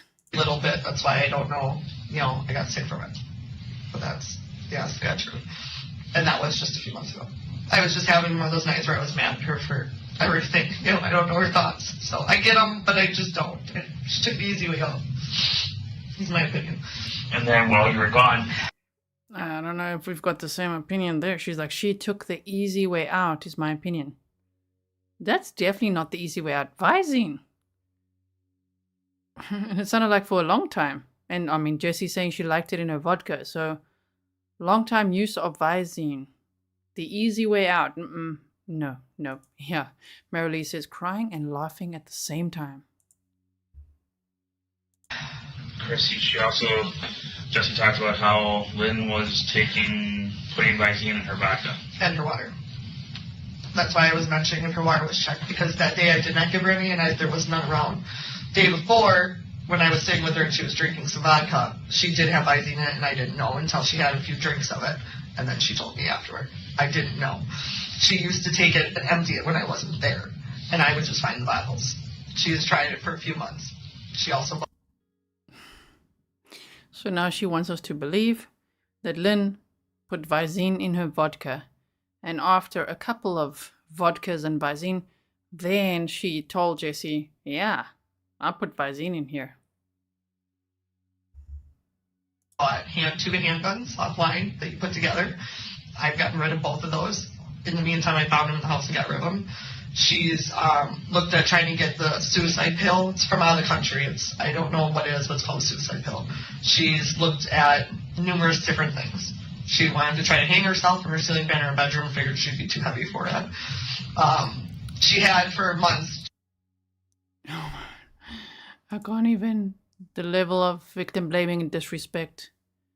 Also, trigger warning, these are some difficult things to hear. She wanted... I have to repeat that sentence. It's a pretty triggering one, okay? But she said she wanted to hang herself in her bedroom, but figured, she's too heavy for that. This is really a vile creature, this. She was thinking of anything she could. And she tried multiple things. I watched her once with the gun, and that's when she fell asleep. I took the gun out of the house, and she bought another one. And I threw them out immediately. I didn't keep them. I don't have them. I know I could find the websites if I really searched. All she did was look on my phone. And there are companies, you can just buy them from me and put them together. And that's what she did. But that's why I said I'm having a hard time with that day, because I don't know of anything left that day. She had 2 full boxes in the bathroom. I thought she had one by her, but you guys said it wasn't there. I didn't take anything and move anything. I threw out bottles about 3 days before. And that's why I asked how long they stayed in things, because she was putting them in waters and her vodka, and the waters were always open. So when I would grab her waters, anytime I saw open ones, I was throwing those out. I was literally dumping them out because I didn't want her using them. When we were outside, fair enough, we didn't ask any questions about the case, correct? Okay, just so that was And as far as the money, I want to bring that up too. I did not do anything without her consent. Lynn knew she was sick, and I honest to God, the money she did prior, the months before, she always said, let's just have some fun. I can't do it, so I want you to do it. She gave me money all the time. Towards the end, she maxed out everything. She did not want nothing left, and half of it was she didn't want Anthony to get anything. That was the honest to God truth. She was No, how can she say that? Shame, and Anthony's sitting in the courtroom there. He's having to watch all this. I mean, she's literally saying, yeah, towards the end, Lynn maxed everything out because she didn't want anything left, and she especially didn't want Anthony to have anything. That is disgusting what she's saying. She couldn't change the will. She wanted to change it a long time ago. Why didn't she just go change it? Because she was sick at that point and she thought they wouldn't do it. And why did she want to cut Anthony out now? Because she hasn't talked to them in years. They weren't close with her. Like you asked me the other day, you were right on that, but she said it. I mean, my mom knew that too, as far as Anthony, that she was going to take him off, and she never did. And that's, honestly, I mean, you can ask Was Anthony supposed to get the car? No. I actually have it in writing and a picture. I said, I emailed it to you. Oh. Questions. Let me fix those handcuffs. No, and I honestly, I don't. Lynn also promised things to people, but she promised them to multiple people. Mm-hmm. He swears that he promised her the Jeep. I know Lynn's had 2 Jeeps, that one and one prior, and she promised both of them to my mom. She took pictures and wrote it. Just asking because I mean. No, I heard that. The same with the bracelet. Supposedly she promised it to 2 people. That's why me and Anthony said nobody's getting it. We're selling it. I mean, I went by everything. That doesn't make any sense. Lynn promised it to Anthony's uncle, I believe it was, who never got it. So Jessy's saying Lynn promised the bracelet to 2 people, so her and Anthony decided, no way, we're just selling this for 1/5 of the price. It was worth $10,000 and she sold it for like $1,900, we heard earlier. She hand wrote who got what, and I gave it to her. And I did send that all to you in an email. Mm-hmm. I'm just asking. Clarifying questions. Well, now I'm ready to give you what you want to know because I can't do this. I can't. So that morning when you go there, yep. You go there, no more bullshit. Nope, I mean, I'm not. Laid out. Yep. I'm getting tired. Yep, I am too. I told him I wanted to tell you. That's why I wrote you twice, and I had a hard time doing it. We had around tables. You got you get there around what time? I honestly don't remember the time, but obviously early morning, late morning. I thought it was like maybe 9-ish, 10-ish. Okay. That's what I'm guessing. And what's Lynn like that? She was sleeping when we got there. Okay. She woke up. Was she sleeping in the chair? Mm-hmm. Yep. We talked. I asked her, what medicines she took for the day, what she didn't take. I don't remember to what she said she did or didn't. I know we took a few. At the time, as far as the crushed pills, that she must have did after I left. She was doing that, but like I told him, she tried that numerous times and it wasn't working. But I didn't know about that until I came back. I got her a water. I asked her if she wanted pudding. She didn't want the pudding. And that was pretty much it. We sat there for a little bit. And she dozed off in and off. That's what she normally would do anyway. And we just, I don't know, we were probably watching a soap or something. That's normally what we did together. We had her set soaps. And she was in and out. And eventually I said, I have to go. I had some errands to run. And she's like, yeah, no problem. Go do your errands. And within 10 minutes. But earlier she said that Lynn had rushed her out of the house. She just wanted her to go. In one of her other stories, she's got many stories. She said that Lynn just wanted her to get out of there because, according to Jessy, Lynn was going to take her own life and she just wanted, space. I really worry about these puddings she keeps bringing up. I'm starting to think she put a lot of this Visine in the puddings, huh? She was snoring again. You got her a bottle of water. Mm-hmm. Are there anything else around her? She has her medicine. Her regular, yep. Did she get her some vodka that day? Nope. She didn't have any vodka that day, or at least when I was there, and I didn't grab it for her, so she wasn't getting up that day for anything. Okay. And why isn't she not getting up? She wasn't walking around well. I mean, she would get up occasionally, but not well. Okay. And how long do you think you did? If you got there like at 9? I honestly thought it was like 2 hours. Obviously, you guys are saying it's more, and I'm not saying it, but I just don't know. I really don't remember. I don't. I'm being 100% honest on that. I don't remember. And there's no reason like I'm saying I don't, or I wish I did, or we did something. I just don't remember. I was there all the time. I don't. On the way to her house, did you stop anywhere? Stop at a Starbucks, stop at a Quick Trip, get a coffee. If you're a fat guy, you stop at McDonald's, get one of those bacon, eggs, and potatoes. Maybe I got us cigarettes or something that day, but no. Not that I can think of. If I would have stopped anywhere, I would have cigarettes or gas.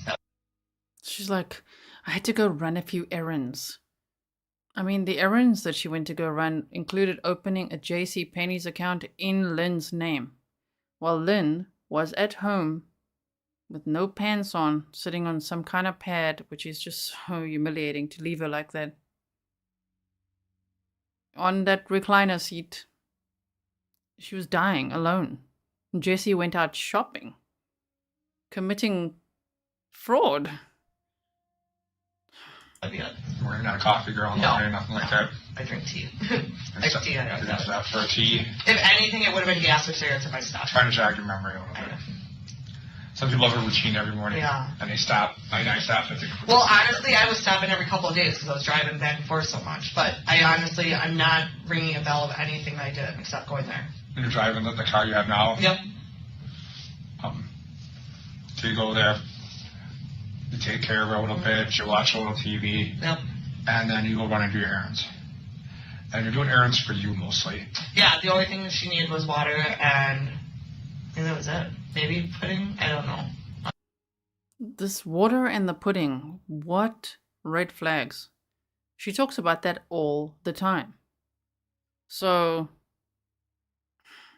I think she put Visine in Lynn's water and pudding for a long time.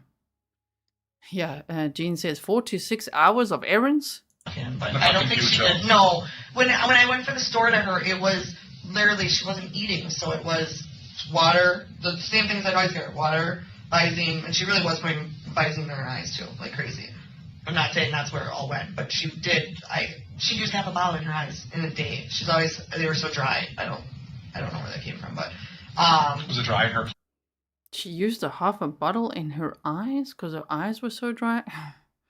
No, I don't think so. Not that either. And they've already said, based on how much was found in Lynn's system, it had to have been ingested. It's not from putting it in her eyes. Ice, I mean, yeah. Well, she smoked in there, and I haven't smoked in a whole many years. Okay, don't say you don't smoke. I just saw you. No, I haven't. We haven't smoked. None of us smoke in our homes except for. She was just about to say she doesn't smoke. The detective said, "Don't say you don't smoke, because I just saw you smoke." Sure. So that was the one thing we always smoked. So it was very smoky, obviously, in the cats. But my wife's real sensitive to dry. Well, it's so dry in the house. Yeah. It's so dry here. Yeah. Hotel rooms are real dry. That's me here right now. So it wasn't like that? No. So you need something? Okay. No. So you go and you do your shopping, and you pick up water for her, maybe some other little item. Yep. And then where do you go? I went back home to Scott's. To Scott's. Yep. This time you're living with Scott? Yes. And that's all. And slide 8, please, is the final slide. We knew it from before. I used to work there. Oh, okay. West Dallas? Mm-hmm. And so you pick up the groceries, and you go to West Dallas. Mm-hmm. You drop off the groceries, and then you hang out with him. He's not there. He's there. No, he was there. We sat and talked maybe for, 20 minutes, a half hour. Okay. And then I went straight back to Lynn's. Didn't go anywhere else. You went to Lynn's. Yep. And I had 2 cases of water in my trunk. So when you're going up to the house, I assume you got a case of water in your hand. Yep. To the condo. No. I always unlock the door first to come back. Okay. That's just, my routine. It's easier. And what do you find? I thought she was sleeping when I walked in. Okay. She was in the chair because usually every time I walk in, she's sleeping. So I thought Now we're going to hear. When she got home and she saw Lynn in that recliner chair of hers, covered in pills, with a plate right next to her with powder on, because that's apparently where the pills were crushed on. Pills all on the floor, a spoon on the floor, and everything else we saw already. Now she's saying she thought she was sleeping? Just think of it, she's a very loud snorer, or has been for the last month. And all of a sudden I walked in and it just didn't seem right. The TV was on, which was always on, and it was loud, but I looked over and I'm like, I don't know if her snoring. I didn't hear that, so I did like a double take, because I was ready to walk back out and grab the water. Because I said, hey, Lynn, like my usual. And I didn't grab the water, but my trunk was open. I pushed the button to grab it, and I went right after her right away, and I'm like, Lynn. And I don't know if I touched her face or listened to her breath, because I know I did both of them, but I don't know what one I did first. And I knew something was wrong immediately, because when I went to touch her, the way her body just shifted, and it wasn't like a good shift. And I grabbed the phone right away. Okay. Right away. And you called 911. She grabbed the phone right away and called her mom first. Then waited, I don't know, 45 minutes or whatever. Well, she called her mom 45 minutes before calling 911. I'm not sure how long the call lasted, but sure. Yeah. And Kathy says, sleeping with no pants on? It's shame, and it's just so terrible. What she did to Lynn, how she left her. That she left her there dying alone in that chair with no pants on. And then she talks about her this way afterwards. Because I didn't want to touch her too much and do anything wrong, because I didn't know, and that's when they said, well, tilt her head back and do all this. And so did you do any of that? Yeah. Okay. Yeah, they told me to tilt her head back, because they said, see if you're getting any, breathing out of her mouth, and then they wanted me to check for a pulse. So I did both of them, and I was already outside when I called, because I panicked. I knew right away this wasn't good. And I didn't notice she was breathing or not, but I just knew it was bad, and I've never seen her like that before. I wasn't there. I had the neighbors around. I went outside. Well, she always has the same ones that walk the dogs, and they're out and about. And June was outside with somebody walking the dogs. She feeds the dogs. She was outside with her but that was it. And you asked for help, or yelled for help? Or? No, because I ran back in, because they told me to do, check for whatever, so I did that. Okay. And then I said, there's no pulse whatsoever, there's no breath, nothing. You know how to check for a pulse? Yeah, I had to take CPR too, so yeah. Okay. No, if we had the dental office, we had to take the course, so. Okay, some people. Because I was going to they asked me to do CPR, but then I said, there's nothing, and they. So at the dental office, you had to take CPR, but yet you just said the way that Lynn's body shifted, you panicked. You didn't know what to do. You ran outside. Wanted me to lay her flat on the ground. I said, she's in a chair. I can't pick her up. There's no way. So they told me to push it back, but that was as good as I could get. Did you do CPR? No. Again, I wasn't at the scene ever. She was also, how big was she? Was she real big? She was on and off in her weight, but towards the last 6 months, she was pretty big. When we were in the hospital, I remember she was laying flat. She never lays flat. And she was laying flat, and her stomach was so bloated that I'm like, oh my gosh, she didn't notice until she was, and even the doctor said the same thing. What was it bloated from, do you remember? Oh, we're fat shaming now. Nice, Jessy, nice. Even when she was lying flat on her back, super sick in the hospital, yeah, she had a bit of a, stomach. Ugh. I think she just had a bunch of gas, to be honest, because they were pushing around and they did a bunch of x-rays, because she always had stomach problems her whole life. Or the last 3 years. There you go. I was going to say, no. Correct that to the last 3 years. She's had stomach problems her whole life. I mean the last 3 years. Those last 3 years matched the years when she got the inheritance. It's a huge concern. I really think that this went on for way longer than we can imagine. I think it went on for 3 years. Weakening Lynn. And she was already battling thyroid cancer. She had terrible back pain. She's just a kind lady. From everything we know about Lynn, right? I mean, the judge also had to get defensive and snarky today with the defense team, saying, stop bringing up any DUIs or anything else about Lynn. Stop slandering her. Stop victim blaming. Enough is enough. Who would ever think that a judge would have to say that to the defense team? That's how bad it's been.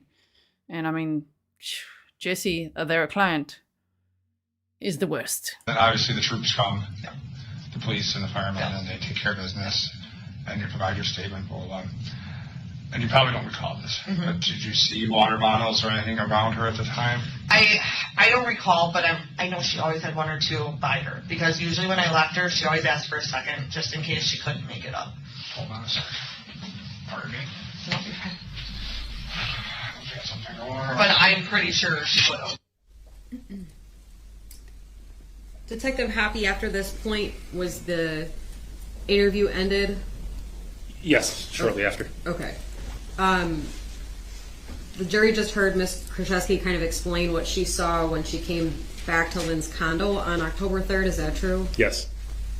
And what did Ms. Kurczewski say about what she thought when she got home, or got to Lynn's house? I'm sorry.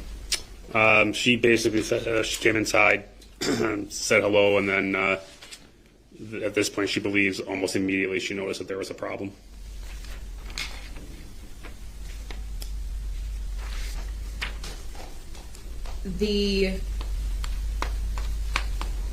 Within this clip that we just heard, was there a discussion from Ms. Kurczewski about whether Ms. Hernan was sleeping? Yes. And what did she say about that? She believed she was sleeping at first. At first when? When she walked in. So fair to say Ms. Kurczewski tells you she was at the condo 2 different times on October 3rd, 2018? Yes, in the morning and then later in the afternoon. Okay, so what did Ms. Kurczewski say about when she returned in the afternoon about Ms. Hernan? She opened the door, noticed the TV was on, that it was loud, and then she looked over and initially thought Ms. Hernan was sleeping. Okay. I want to show Exhibit 25, which has already been entered into evidence. And Detective, you have been able to see the photos from this case, true? Yes. Okay. I'd like to publish Exhibit 25. Let me get it. Yes.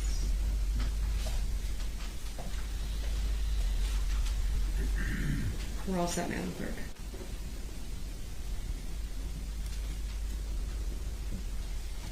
What was this a photo of? This is a photo of how Miss Hernan was found on the day of her death. And you've seen other photos taken around this time, is that true? Yes. And you've been in court when those photos were testified about? Yes, I have. At any point in this interview with Ms. Kurczewski, does she mention the powder that's laying on Ms. Hernan? No, she does not. Did Ms. Kurczewski say she thought Lynn Hernan was sleeping? Yes.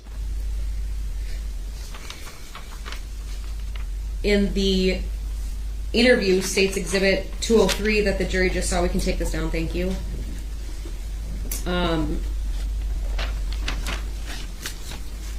Is Ms. Kurczewski asked again for kind of a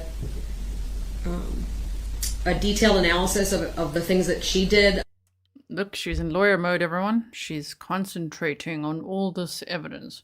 Do you think she'll take the stand? At this point, I think she might. You know why? Because she thinks she's a lawyer on this case. Meanwhile, she's the defendant. On October 3rd of 2018? Yes. Did that include her first visit? Yes. Which would have been in the morning? Correct. Okay. During that play-by-play, did Ms. Kurczewski mention anything to you about Ms. Hernan wanting to open up new financial accounts? No. Or doing online shopping that morning? No. I'd like to pull up Exhibit 147, please. That's already in evidence. And publish that to the jury. This is slide 1. Detective Hoppe, do you remember seeing information about this JCPenney account? Yes. And do you remember Detective Plennis testifying about this account? Yes. Can you remind the jury what date and time this account was opened? The account was approved at 10:39 a.m. on 10/3 of 18, obviously meaning it was opened on 10/3 of 2018, which is the day of Lynn Hernan's death. What was the email associated with the account? Lynn Hernan, 1955 at gmail.com. Okay. In terms of, if we go to the second slide, does that depict that time that the account was opened? It's Yes. very hard to from see the this previous slide we exhibit. just saw? Correct, yes. And going back to slide 1, do you know based on these records that purchases were made on this card after it was opened? Yes, Were those purchases associated with a shipping address? yes it was. And whose address was that? The residents where Miss Kurczewski and Mr. Craig were residing in West Dallas. Okay. I'd like to also show you Exhibit 116, which is already in evidence. If we get unpublished, thank you. Detective, do you remember Exhibit 116? Yes, And Detective Plennis talked about this, is that true? yes. Zooming in on the top part of this exhibit, is there a date on it? Yes, there is. What's that date? There's a written and a delivery date. The written date is 10/3/2018. Okay. And whose name is in the bill to information? Lynn Hernan, What about the ship to? Jessy Kurczewski. You recognize the address below Ms. Kurczewski's name? I do.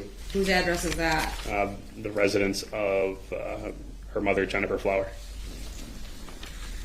Is there an email associated with that? Yes, there is. What is it? Lynn. So if I'm understanding correctly, on the day that Lynn died, Jessy went out shopping. I think that they're showing what she bought, right? And one of the things was a motion sensor lighted mirror. Really wish that Jessy could look into that now. Hernan1955@gmail.com. And scrolling down, can you remind the jury what this purchase was for? Television, a wall mount, and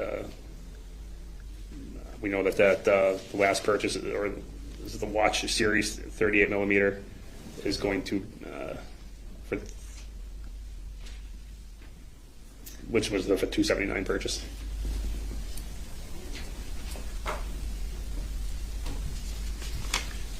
And again, when Detective Plennis testified about this, he talked about the account of Lynn Hernan's that the purchase was made on. Is that true? Yes. Okay. We can take that down. Thank you. All right, moving on to a new topic. Let's take a break then. All rise for the jury. Teleport time. Before we dive... Did you see that? We teleported right through that break. Okay, and we keep going. We're at 3 hours, 15 out of a 4-hour, 37 trial footage day. Better than 8.5 hours, right? Back in, Detective, I want to just clarify something that happened before the break.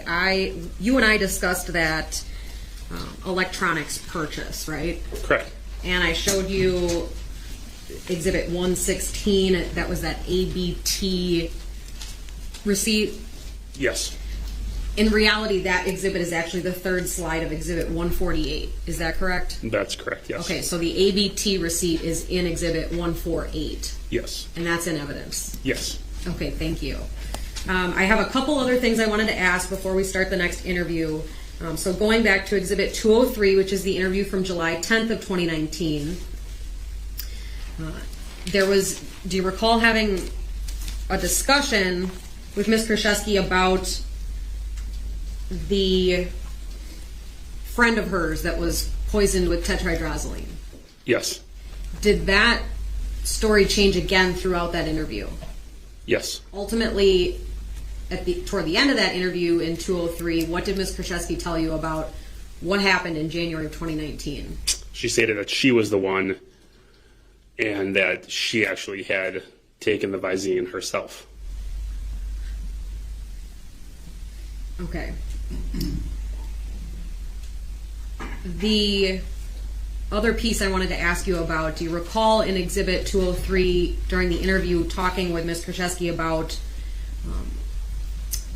Ms. Hernan being in a coma? Yes. And who thought Ms. Hernan was in a coma before her death? Mr. Craig. Where did he think she was in a coma?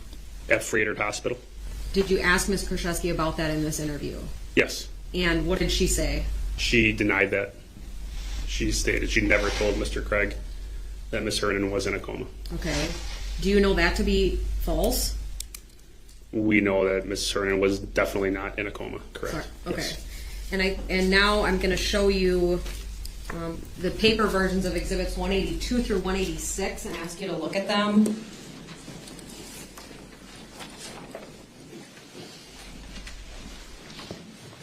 And Detective, have you seen those before? Yes, I have. What is exhibit 186? 186 is a demonstrative, or again, a more readable version of text messages between Ms. Kurczewski and Mr. Craig. What are exhibits 182 through 185?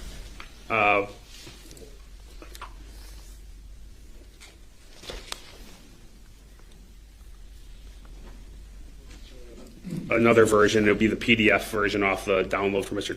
We got more text messages coming up. Craig's phone of text messages between himself and Ms. Kurczewski listed in Exhibit 186.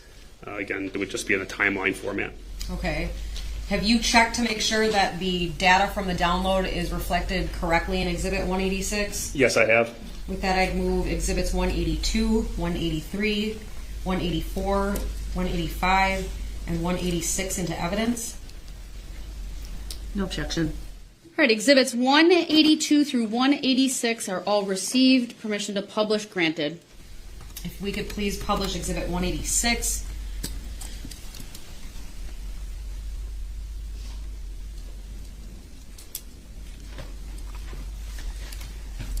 Detective Hoppe, the jury has seen a couple other exhibits in this same format already, right? Correct. And you've read the messages to the jury on those other exhibits? Yes, I have. Slide 1 that we're looking at here gives... So it's from May 2018, these messages. And remember that Lynn died on October 3rd of 2018, so months before. And it's probably, I can't remember exactly what's in these messages, but it's around the time when Jessy would be lying about Lynn being in a coma. Some information about what 186 is, right? Yes, it does. What does it indicate? The messages that we observed in May of 2018. Okay. Were you here when Scott Craig testified at this trial? Yes, I was. And do you recall him discussing these same messages in his testimony? Yes, I did. Okay. So if we go to slide 2, again, is the jury able to see the numbers involved in this conversation? Yes, that's correct. Okay. So this is a little bit lengthier of a discussion, is that fair? Yes. So what I'd like to do for the jury to maybe make this go a little more efficiently is that I'll read the pink and you read the blue. But remind the jury who's sending the messages, or what phone is sending messages that are in pink. Ms. Kurczewski. Again, sorry about it being cut off a little bit, but they are going to read it to us. I had to zoom in so we can see things. And also some of it was already cut off before, okay? So let's hear it. Electronic Village, thank you so much. I really appreciate your €4.99. So you're from Europe as well. Sticker, thank you so much. Okay, and what phone is sending messages in blue? Mr. Craig's. And the jury can obviously see the timestamp for each message as we walk through this. Is that fair? Yes, that is. Okay, so if there's no objection from defense, I'd like to proceed in that manner where you and I read these together. There is an objection. I do object. Ms. District Attorney is not here to testify. All right, sustained. We'll have the witness read them. All right. Detective, again, I'm going to ask that you not read the time because the jury can see the time, but please begin reading this conversation. Okay. Jessy to Scott. Man, they play anymore. Scott to Jessy at 3. Scott to Jessy. I want to thank you for asking everyone we know if I like Whitney the other night when you were wasted. It's all everyone was talking about last night. Absolutely embarrassing. I got approached by 4 people about it. It's one thing to accuse me of lies between us, but then you spread this dumb, childish rumor to everyone as well. Scott to Jessy, so fucked up. Jessy to Scott, I didn't say one word to anyone except Mike, and I swear my life on that. Jess was the one who asked me about it. I didn't say anything to anyone else, and I put that on everything. I wasn't wasted either, so stop that. You think I'm always wasted. I didn't not tall about it to anyone except Mike when we were alone outside, and I said it's just a question and let it be. So where's this coming from, the same with you? It was a question and I didn't push it at all. Scott to Jessy, you're always creating drama with everyone, and now you've managed to talk shit about me too. All lies. Well, you and Jess can go straight to hell because I did nothing wrong at all. I'm done with the little kids' games. I'm way done. Jessy to Scott, I didn't say you did all. I asked is if you liked her. That was all I didn't say. You did a thing. Scott to Jessy. Jess is trying to get you to dislike Whitney because of her problems. And now she is telling lies about me, dragging me into it too. And then you ask people what they think. That's how stupid fucking rumors start. Scott to Jessy continuing, and it did. With everyone. Jessy to Scott, I'm not playing games with you or anyone. Of course, I do all is wrong. Scott, you've been done. I'm the idiot waiting for you to change your mind. Why do you keep thinking bad of me? That's all you do. This is why we are going to stay out of the bars. I didn't create any drama, nor was I trying to start shit. Scott to Jessy. Well, you did. Always talking shit about people. Whitney, Holly, Mikey, everyone. And now me too. Scott, Jessy again. Everyone is sick of it. Continuing Scott to Jessy. And I'm sick of everyone and feel so stupid. Jessy to Scott. I wasn't talking about anyone the night I was there, and I purposely had fun without talking about anyone and had fun. Continuing Jessy to Scott. Jess doesn't dislike Whit, nor do I. We were fine. I talked with her before I left, and not anything to do with you. I wasn't starting a rumor and didn't talk about it, I swear to God. I asked you, that's what I did. All I wanted was a no. I don't want any problems. What are you not understanding? And we know what she means when she says, I swear to God. Yeah, you're lying. I just want you and you only. Jessy to Scott continuing, why do you feel stupid? I didn't do it. What are you not getting? Here I've been running around all day for this country thing tonight, looking forward to just being normal and seeing you and Dom, and maybe for a little I wasn't going to start drama or create any drama. I didn't do anything. Seriously, I get blamed all the time. Look what she says there. Maybe for a little. She said, seeing you and Dom, maybe for a little. I wasn't going to start drama or create any drama. But if you read it the other way, it would be like, maybe for a little, I wasn't going to start drama or create any drama. Could read it both ways, right? Scott to Jessy, whatever you got to tell yourself, you do it all the time. Jessy to Scott, I didn't say a word, and I put that, how much I love you. I would never want that rumor. Scott to Jessy, and then everyone comes to me about shit. I want no ties to your fucked up head. Scott continuing to Jessy, enjoy your country night. I'm sure you'll have a great time with your so-called friends. I'm absolutely fed up.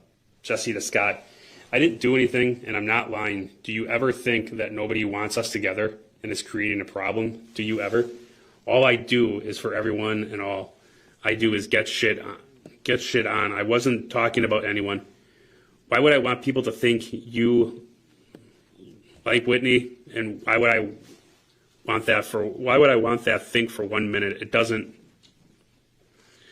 even make sense. All you do is think I run around talking about people when I don't. I do everything lately to keep peace, and I don't even hang out there, and it's a problem still. This is crazy. I didn't do... I like the way he reads the text. Laura says, these are not the texts of a full-grown woman. She's so dramatic. Yeah, and she was 34 years old at this time. She's 39 now. Do anything. I swear that's why you don't ever believe me. I always believe you. Always. I don't lie to you ever. Scott to Jessy. Well, I'm sure everyone will be friends again with you tonight. Just keep buying them shots. Jessy to Scott.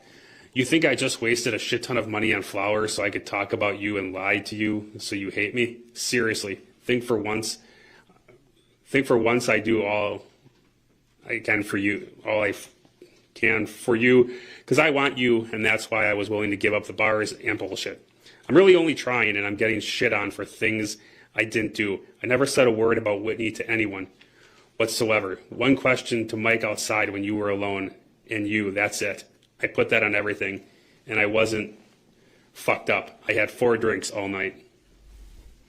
Jessy to Scott continuing, I'm not buying anyone's shit, not even doing now, because She's like, I had 4 drinks all night. Well, if those were Long Island iced teas, then technically you had 28. You know what I mean? I was only going to see you and Dom. So if you were trying to ruin my day and night, you did, because I didn't fucking do shit. Do you not fucking get it? I kiss your ass and do everything that I can for you because I love you and I want you. So why would I want people thinking you like Whitney? I swear you asked for no more bars and then you went right back to it. And look, one night and shit. Had a great week together without the bars and it all went to shit. Scott to Jessy. Well, thanks for doing the flowers. I wish you wouldn't have now. Sorry about the shit ton of money. Guess we're even for that 500 now. Please do nothing for me ever again. I will take care of myself. Please do not contact any of my kids or their moms. I told them to tell me if you do. I'm done with all of this shit. I'm so fucking pissed and want nothing to do with you again. I'm a fucking idiot. Jessy to Scott. I haven't talked shit about anyone. Last thing I did was a repeated comment Whitney made about Holly, and I'm the bad guy. I haven't said or done shit about anyone. I've kept my mouth shut and haven't talked to anyone. Do you think I care about the money on the flowers? I did it because I care. It sure sounds like you care about the money on the flowers, which wasn't even your money. Allegedly. Heather's like, 500 in flowers? Yeah, she's buying lots of flowers. She's manipulating left and right, and probably all on Lynn's money, because that's generally what she used Lynn's money to buy everything, right? Sure, but she blames everything and everyone but herself. Now it's the bars that are the problem. See, we didn't go to bars for a week. Now we go, and now look at this. Look at this. Yeah, okay. And she really is coming across as very immature, right? I did not take your fucking money. Do you really think I'm such a bad person? You really think that this is me? Wow, you've dated me for how long? I think you know me better than that. That hurts. Jessy to Scott, continuing. The worst, I'm not talking shit or taking to ruin the little that we have left. You are the one listening to everyone else instead of listening to what you should know by now. Scott to Jessy, please do not call me. Jessy to Scott, how can you treat me like such a piece of shit? I really didn't do anything for this. Seriously, Scott, how can you say that? Why don't you ever believe me? I didn't do anything. I sit at mom's, don't text or talk to anyone but you, and I repeatedly get yelled at for not saying shit. Scott to Jessy, well, you did. You just don't remember as usual. Not my problem. Jessy to Scott, so you can act fine all day and just lose it on me? I talked to you about Whitney, you questioned, and I didn't yell at you or accuse you of anything. You just yelled at me. Didn't ask me shit, just yelled at me. Scott to Jessy, you don't talk to anybody because you talk shit about them and run your mouth. They don't want to talk to you. Now me too, seriously. I'm not going to say this again. Stop texting me. Jessy to Scott, wow, I really don't shit and talk about everyone. You are such a dick to shit here and bash me when I didn't talk shit about you whatsoever. You're making me to be this person who you want me to be. Maybe that way it's easier for you. I'll stop texting you. I'm going to just head straight to your house then. Why don't... Oh my word. Okay, I'll stop texting you. I'm coming straight to your house. That's right. Like, no. You see what I mean? She doesn't respect anybody's boundaries. None. I don't think she's ever respected anyone's boundaries in her life, by the sounds of it. I mean, Scott is being pretty clear. Stop texting me. Leave me alone. He's literally trying to break up with her. And this is all getting to the point at which she uses a story about Lynn being in a coma to make Scott feel sorry for her. I mean, the way she flips the script here as well. She's the victim, right? Don't say all this to me in person. While I come get all my shit, you can do whatever the treat mill and cabinet do with whatever. I'm sorry, you can do whatever with the treat mill and cabinet, and I got nowhere for them. Don't care. I'm sick of this. The way you're treating me right now is unbelievable to me. Keep telling yourself a girl who loves you and keeps trying what around talking shit about you caused that, because that makes sense for you then. Keep doing it, because I have never ever, so stop treating me like this, because it's pretty fucked up of you. Scott to Jessy, do not go to my house. I'm not there and it's locked. I'll let you know when you get... I mean, he's being very clear with his boundaries. She's like, you just keep telling yourself that somebody who loved you is the one who caused all of this. Okay, but you also said that Lynn was your family and you loved her, right? And look what happened there, apparently. You can get your shit. Maybe tomorrow while I'm gone. Jessy to Scott, well, then I'll wait for you to get home, because I'm not doing this. You're not going to keep making me feel like this for no reason. I did nothing, and until you get that in your head and stop being like this, we have a problem. Nope, you can be home, because you're going to realize I did nothing. You're not going to make me feel like this. It isn't fair how you can listening to others and snap when you feel like it. Sorry, but no. I didn't just order all your baby mama's flowers for them. I did it for us so I could turn around and talk shit. Get it straight. I didn't do shit, and yep, I'm gonna do whatever it takes till you figure that out. Guess you just fuck with me because I'm such a bitch, right? Yep, that's me. How can you love someone and just be downright cold when you think so? Don't you love the emotion he's putting into it as he's reading this? Detective Aaron Hoppe. Sure. He says it with all his effort. So it's really well read. Nothing without any benefit of the doubt. Something without any benefit of the doubt. No fucking way you really are that person right now. It's so fucked up that you could treat me like this over hearsay. Who does that? I'm outside your house. Hello? Scott to Jessy. I told you I'm not... I know, right? I'm outside your house. Hello. After all that, he's like, do not go to my house. I am not there and it's locked. And then she sends all of this toxic crap. And then she's like, okay, I'm outside your house. Here I am. Okay, stalker. I wish he called the police then. There. WTF is wrong with you. Get away from my house. Jessy to Scott. Scott, I'm not kidding. I'm not letting this go. You are being the biggest dick to me, and it's not right. I didn't do anything. Until you figure that out, we have a problem. I didn't do shit, and you can't treat me like this just because you feel like it. I'm not doing anything to your hours. I'm sitting in my car. I'm that kind of person. Never. Not.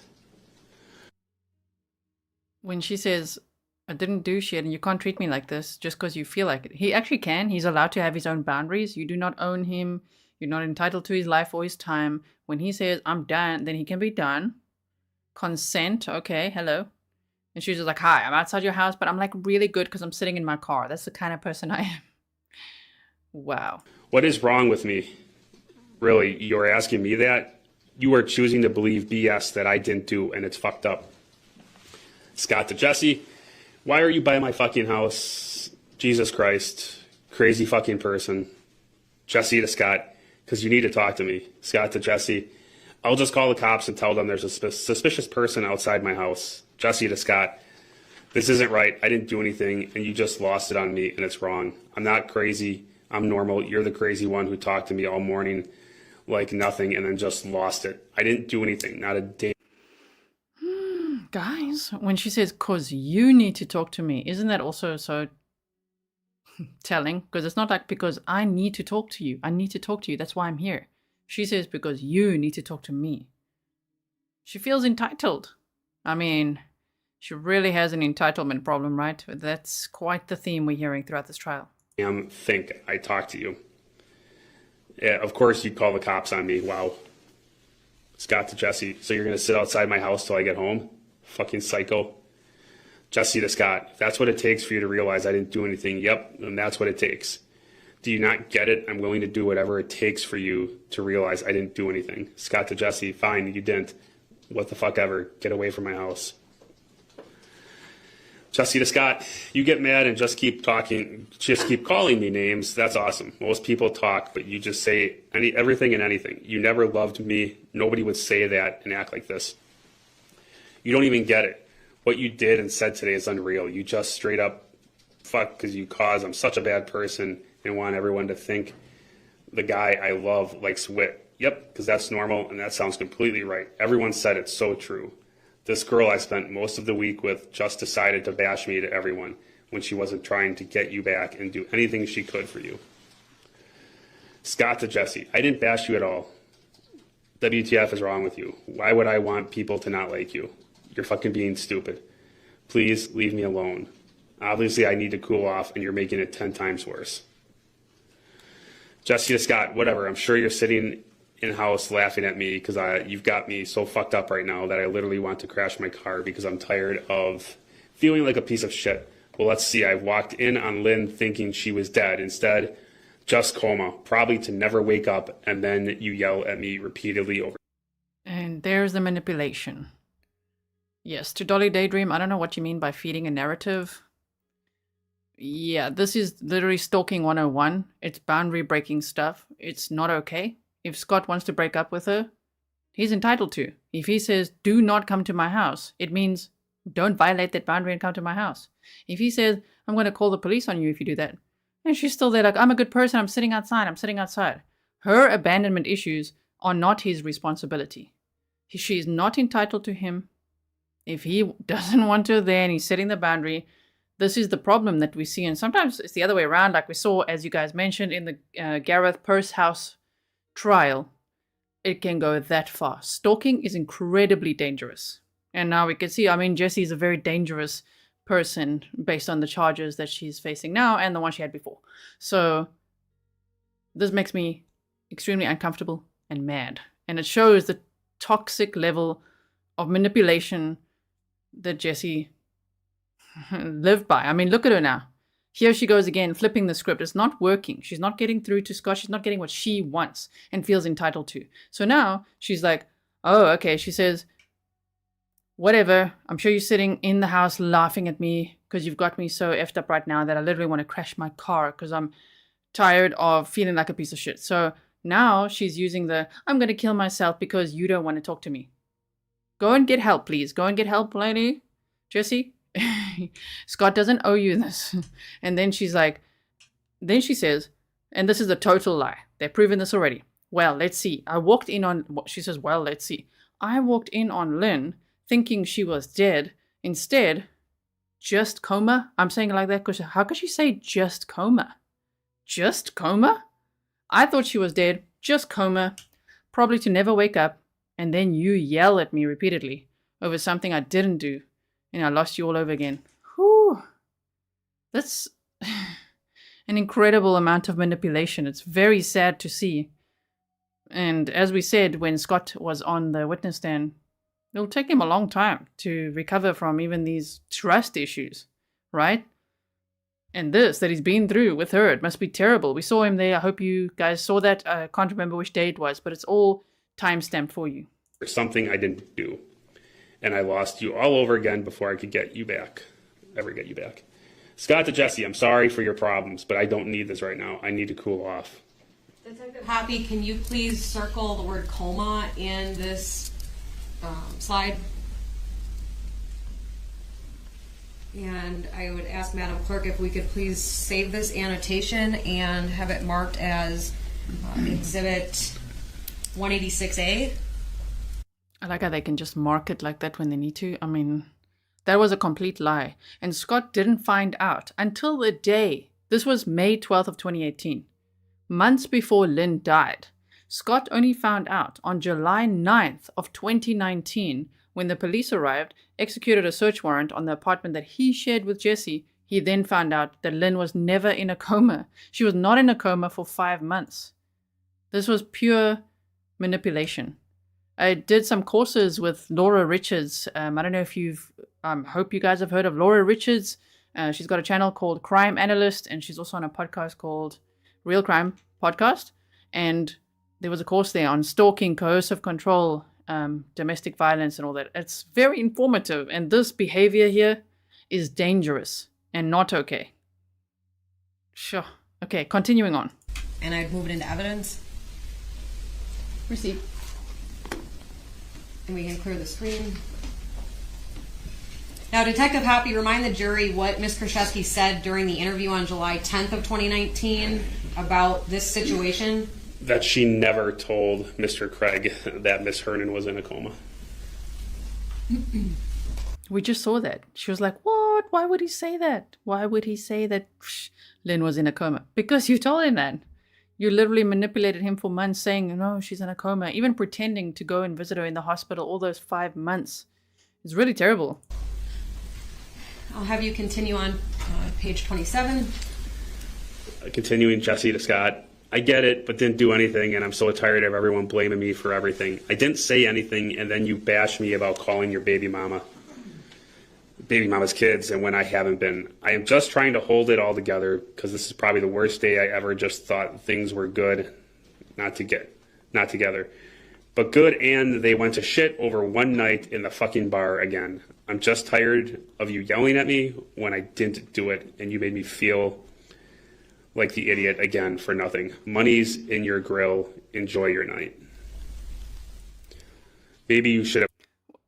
Why does she say that? Money's in your grill. Enjoy your night. So she's now leaving cash in his grill for him because, what, that's her last resort? So she's tried to say, I just want to crash my car, and then say, Lynn's in a coma and you're shouting at me. And then like, okay, money's in the grill. That's 3 forms of manipulation I've just seen. I'm actually really glad that she was arrested that day. Otherwise, I'd be really worried for Scott at this point. Cooled off before blowing up on my without thinking about. The reason I say that, remember, this was May 12th, 2018. So just to clarify, Scott fell for the manipulation. That's what he said on the stand. They got back together after this. So, I mean, and she went on and on and on. And then Lynn died October 3rd of 2018. And the toxic relationship here continued. And then Jessy got arrested July 9th of 2019. And Scott, in hindsight, and after detectives told him everything, realized that was all a lie. All of it. Lynn was never in a coma. I can't imagine how he feels. He must be so mad. Yeah, and then I'm not out to be the bad guy or bash the one I love. I tried too hard that night, just not to piss you off. I try to do everything so you don't hate me, and it's always something. Never mind, I'm leaving. I'm not putting money.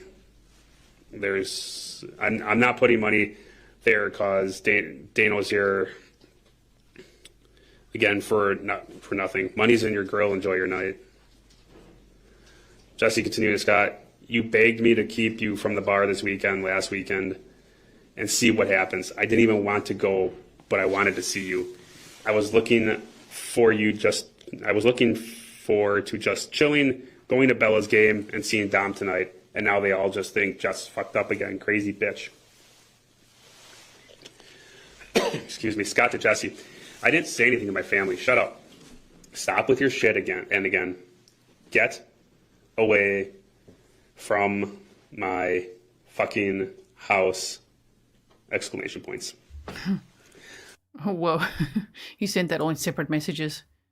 Literally trying to get through to her. Get away from my effing house! Exclamation point. Jessy to Scott. I already left 5 minutes ago.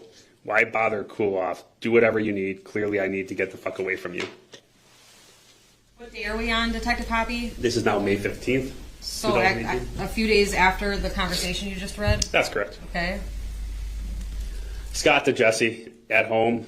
Jessy to Scott. Yeah, I'm still sitting in my work clothes. Was going to go after the doc, but wasn't up for it. Okay, good talk, LOL. Scott to Jessy. You're so funny. Jessy to Scott. Well, you never say anything. Scott to Jessy. Not much to say. Jessy to Scott. I guess so.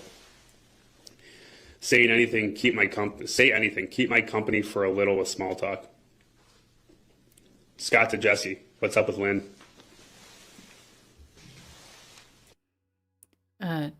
Tilted Tiara said, I'm sorry, I don't want to be an overly sensitive baby, but people need to please stop throwing out terms like bipolar or schizophrenic. I'm bipolar. I've never acted this way. Thanks. I agree with you. And the mods are on it. We don't stand for things like that. Just throwing out labels. And I've seen some of the comments. The mods are on it, as you can see. So thank you so much for raising that point, though, Tilted Tiara. You're a grizzly. Okay. So let's keep listening to these messages between Jessy and Scott. Jessy to Scott, nothing new. I'm going to stop by her in a little, then go stay at her place tonight with the cats. Scott to Jessy, what's wrong with her? Jessy to Scott, I think she's just tired of being sick. She overdosed on pills. Scott to Jessy, what kind? On purpose? Jessy to Scott, a bunch, and I really don't know. She's in a coma. They don't think she will wake up. I'm just making sure you guys understand. This is May 15th of 2018. So these are the stories that Jessy's selling to law enforcement. But yet, this was in May. Lynn died October 3rd of 2018. May, June, July, August, October, 5 months later, you see. That is incredible. She's telling Scott these stories in advance. Scott to Jessy, are you serious? I mean, come on. What kind of pills? That doesn't sound right. Jessy to Scott, she takes a ton of pills. I don't even know half. You think I'm joking? It is serious. Scott to Jessy, does she have family? Jessy to Scott, and she drinks with them. She's been sick. She's been so sick for a while, and she put on 50 pounds in a month, and she doesn't eat because she just gets sick. She has no family.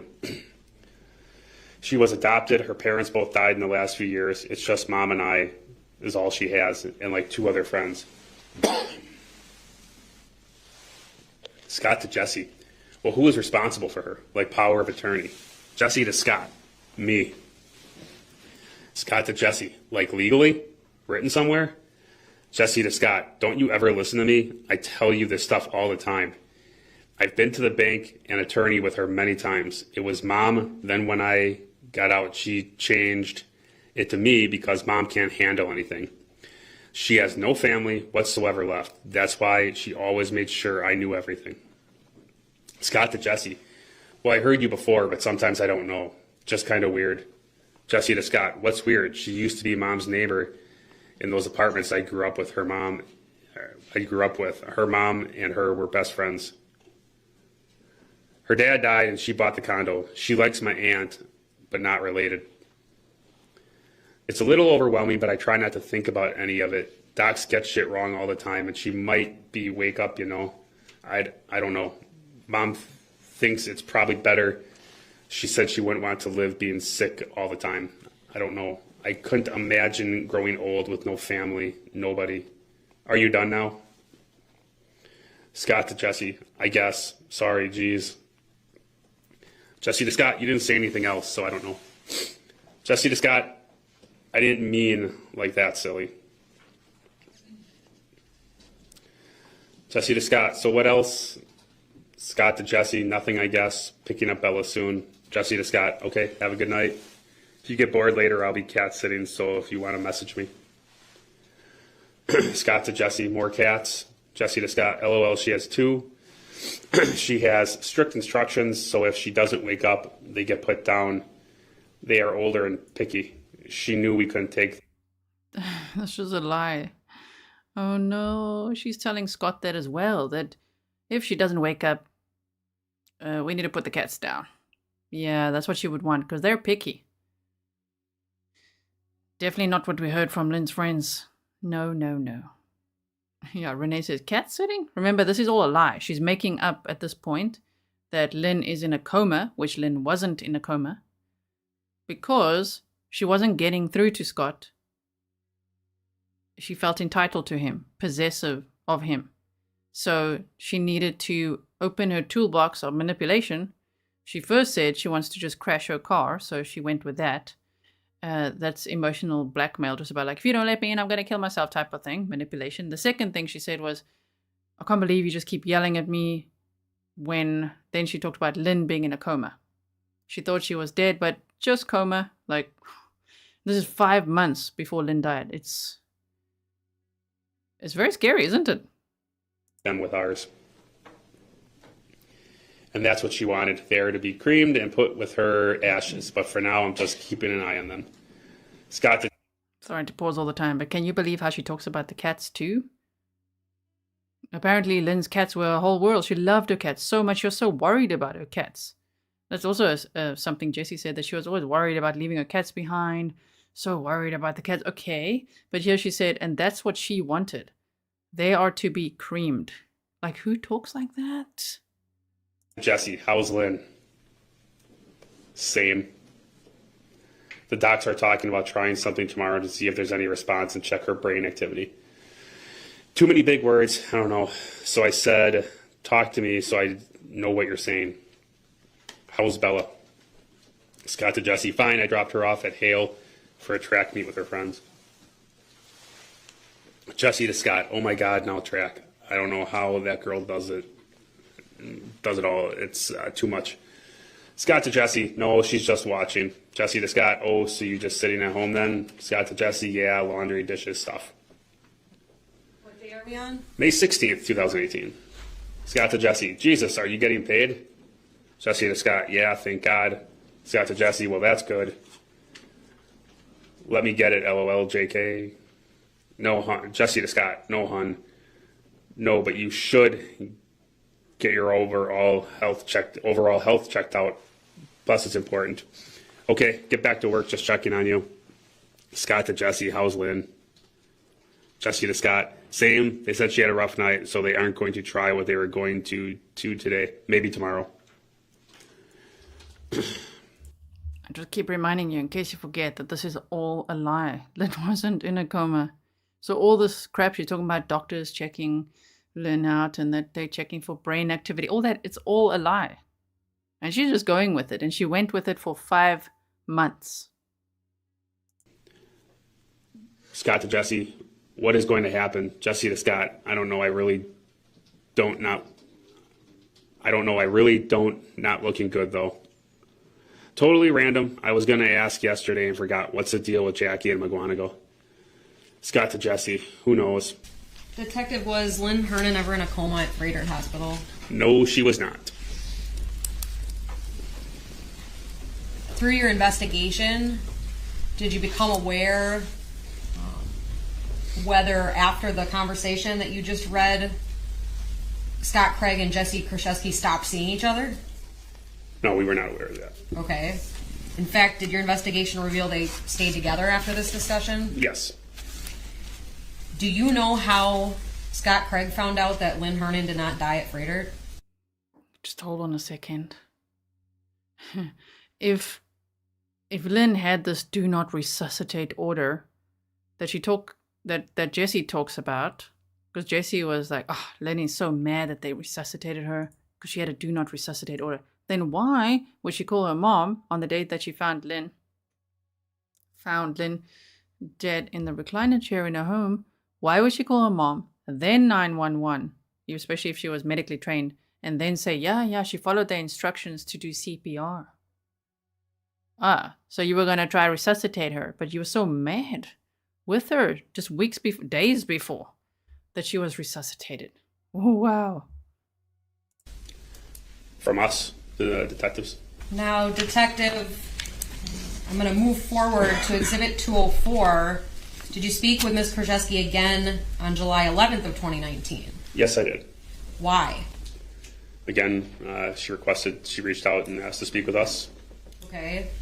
Did you accommodate that request? Yes, we did. Can you see 204 before you? Yes. And do you recognize it? Yes. What is it? It is portions of the interview conducted on July 11th, 2019 with Ms. Kurczewski. Are they fair and accurate portions of the interview? Yes, they are. I move Exhibit 204 into evidence. Ask for permission to publish. No objection.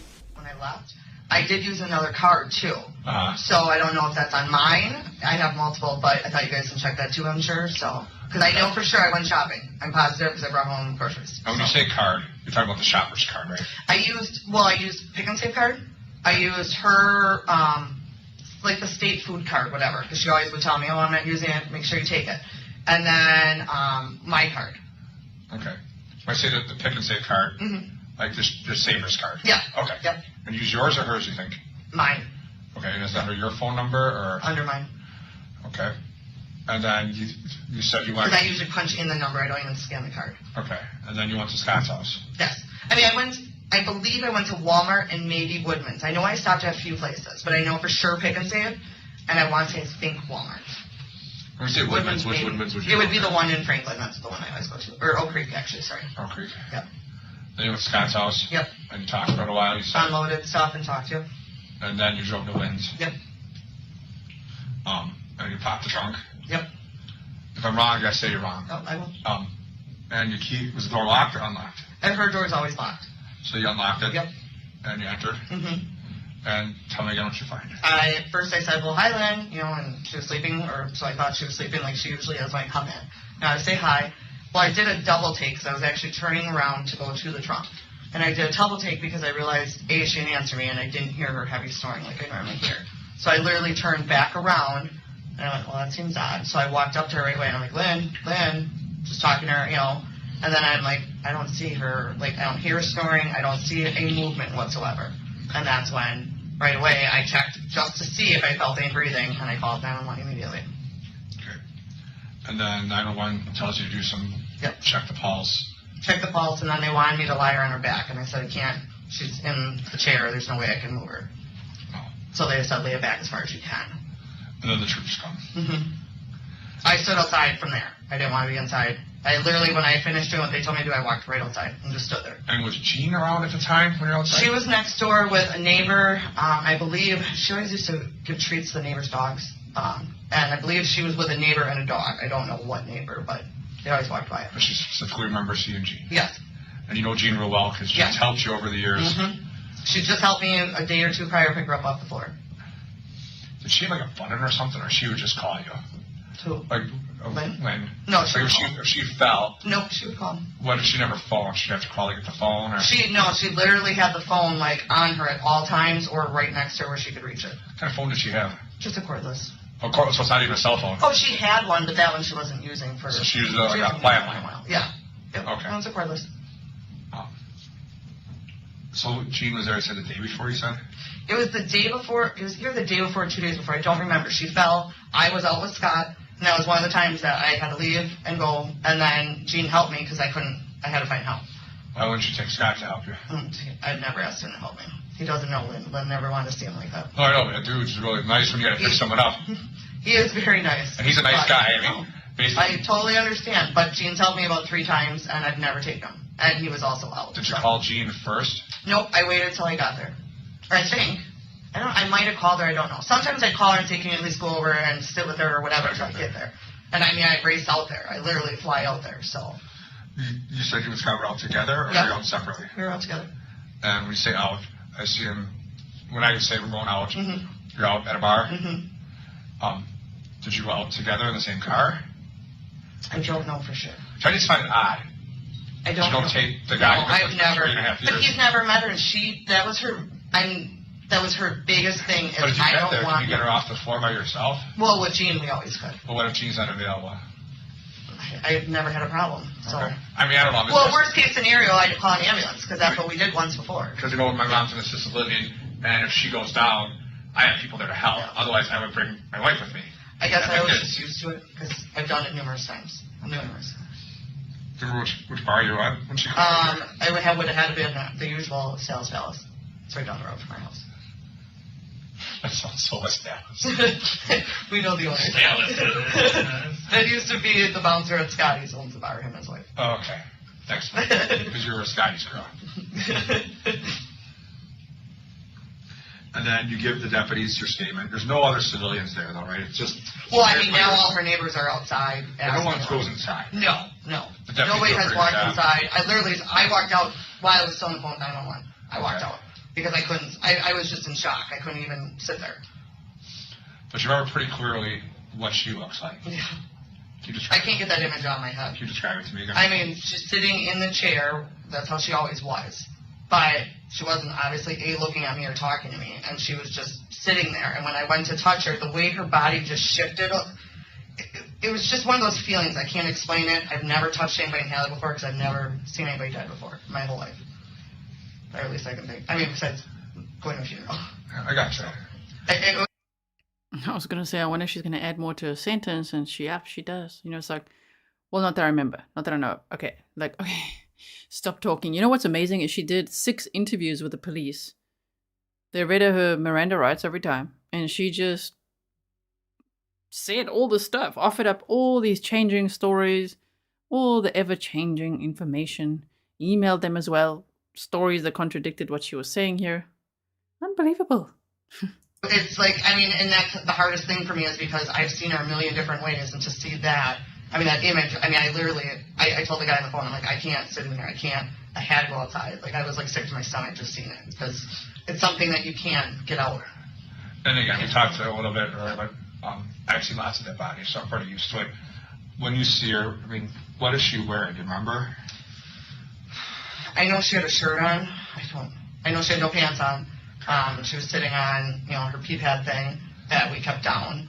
And she probably had her blanket on her because she always was petted. She would go through hot and cold, so. Uh-huh. And tell me about the spoon and the pills. Well, when I left the house, that spoon and that the plate were always on her side, like one of the tables, either or. Because I shouldn't say table. She had a table on one side and her speakers on the other side. That's where her pills were. That's where. That doesn't make much sense. So now she's making like the plate. We saw the exhibits on the first 3 days of the trial. So she says, no, that plate was always there. The spoon as well. Like, okay. Normally she had a thing of eyedrops right there. And those were the ones she put in her eyes. That was where usually her water was, her phone. Now she says normally her eye drops were right there. But previously she said they weren't there. They were on her nightstand and there was some in the bathroom. So, Jessy, if her eye drops were usually right there and you want people to believe that she took those eye drops herself, why weren't they there next to her anymore? Where'd they go? Because they weren't there. That's the biggest problem with her story. One of. There's many big problems with her stories, but that's a big problem. Where were the Visine bottles? And I don't know if I said medication, but any of her medications. That's where, on both sides of her. And we always had a plate and a spoon next to her. And when I left, there was like 4 or 5 pills, whatever pills she didn't take for the day, were sitting on top of it, and they were whole. And that's how I left her. Okay. And then you find her, and where's the plate now? I thought it was on that side table still, but the pills were crushed. Okay. Anything else about her that you remember? No. I mean, she just said that she'll never forget that image, and I get it. It just,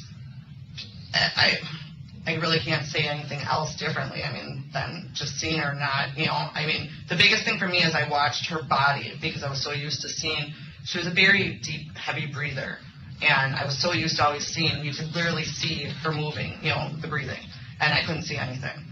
It was just, and when he had me touch her, that really did it for me, because it was just that little, like I moved, and the way her body just moved over, there was no, it like gave, I don't know how else to explain it, but. Describe her face to me. Remember what her face looks like? Just there was no movement to it. I don't believe her eyes were open. I guess I wasn't staring at it, but just there. I know she had a hair clip in that she had in for days. It's so sad to listen to all the things that Jessy says. Angie Childers says, thanks for always working hard, G, and the great presentations. Thank you so much. I really, really appreciate it. I got an email from Lynn's family, they say. And they say thank you for the coverage and for all of us that have got Lynn's back, that are here waiting to see justice for Lynn. Isn't it just horrible how she talks about her? And when she's like, I don't know, she's trying to describe how she found Lynn. This is someone who claims to have done CPR courses, but she can't remember. She can't get the image out of her mind, but she also can't describe it. Oh, man. Yeah, I don't. I think her mouth might have been open a little bit. Mm-hmm. But that's all I can remember. Yeah, I can't put the image in her head, No, I know. Our brains are wired a little differently because we're messed up, that we see things and we cue on certain details and that kind of stuff, you know what I mean? It's actually kind of a curse after a while. I can see that. But again, this is your good friend that you love, that you've been taking care of for months and months and months at least, right? Yeah. Would you say more than a year? Well, taken care of, no. I would say as far as like the last 4, 5, 6 months. I mean, going out there and spending time with her, yeah, I've been doing that since I've been out, so.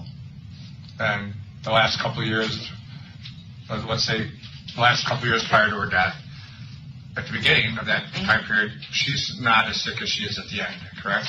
She had a lot of stomach issues, but not the same, no. So because she could move and walk at the beginning when we were going to visit her.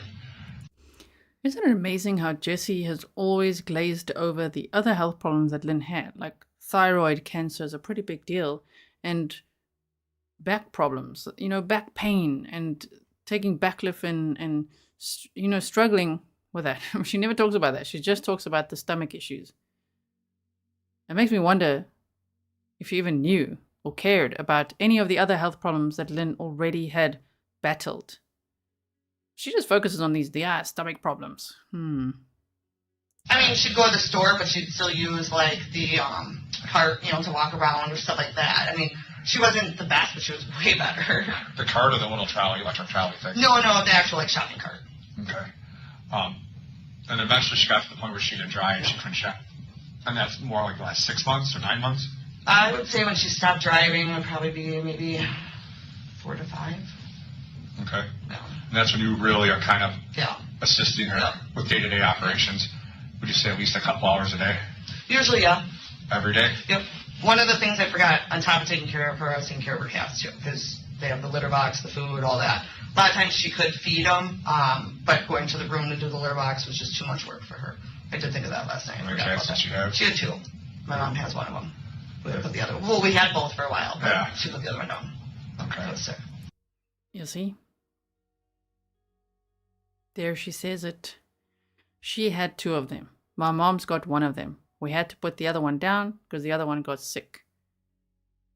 But there was one vet bill that we saw that looked quite authentic for euthanasia and a private cremation.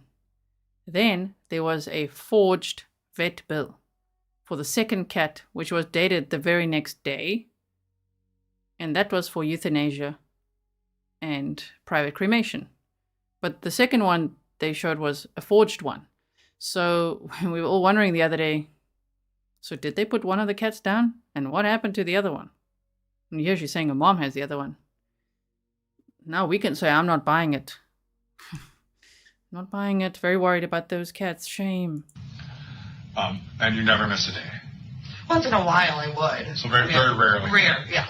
I mean, there. like when we had softball or stuff going on, she knew. A few times I asked Jean to check in on her if it was bad. I mean, we weren't doing major things towards the end. Did you take any major trips or you go out for a week? No. I think the most I'd be gone for would be 4 days. And then Jean would come take care of her? She would check in if she needed, or Lynn would call her if need be, but that would be it. Because the last month you're there every day? Pretty much. But I mean, there would still be like a day I wouldn't go. If I was there late the night before and I talked to her and she was, didn't need anything or was okay for the day. So mostly yes, but once in a blue moon, no. I mean, I don't know. The reason I asked it wore on me. So I mean, some days, the only time I've ever seen her, yeah. she's not looking her best. Yeah. You know what I'm saying? And it looks like the kind of person that would need help every day. She really didn't, though, until, like, physically every day until right before the hospital, and then coming home. And her last because she could still make it around.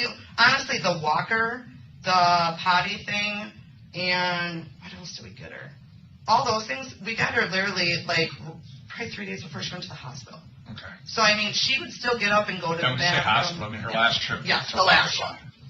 But, like, the main reason I got it is because she was still sleeping in her bed up until right before the hospital, too. Mm-hmm. And, like I was telling him, she had an accident. She couldn't get out of bed quick enough or whatever the case was. Her bed was very high. She shit the whole room. So while she was in the hospital, I was there shampooing her whole carpeting. Sure. So, in her bed. Prior to the last day at Waukesha, did she ever go to the hospital? Did you know it prior to that? Yeah. When was that? Approximately 6 months, 3 months? She went 2 or 3 times in the last 2 months before. Okay. And I want to say 2 were ambulance. Oh, it's up the hill? Yes. Yep. That's where they would only take her. That was the only place they would take her to. She never been afraid of her? So that's where she wanted to go. Very badly. But she was never there. I think she's been there, but for doctors. Talking to last. Yeah. when you're kind of involved here, you're always going to Waukesha. Yeah. Something is bothering me a lot, because again, I tend to think that if you're involved in this, it's because she wanted your help. But I can't get past this, because Scott's real clear that he thought she was in a coma at Freighter. She wasn't at Freighter. So she never went there. That's where she always wanted to go. And the last time I took her to the hospital, I begged her to go there. And he's real clear that you're telling him you're going to meet her you're going to see her at the hospital. I know that.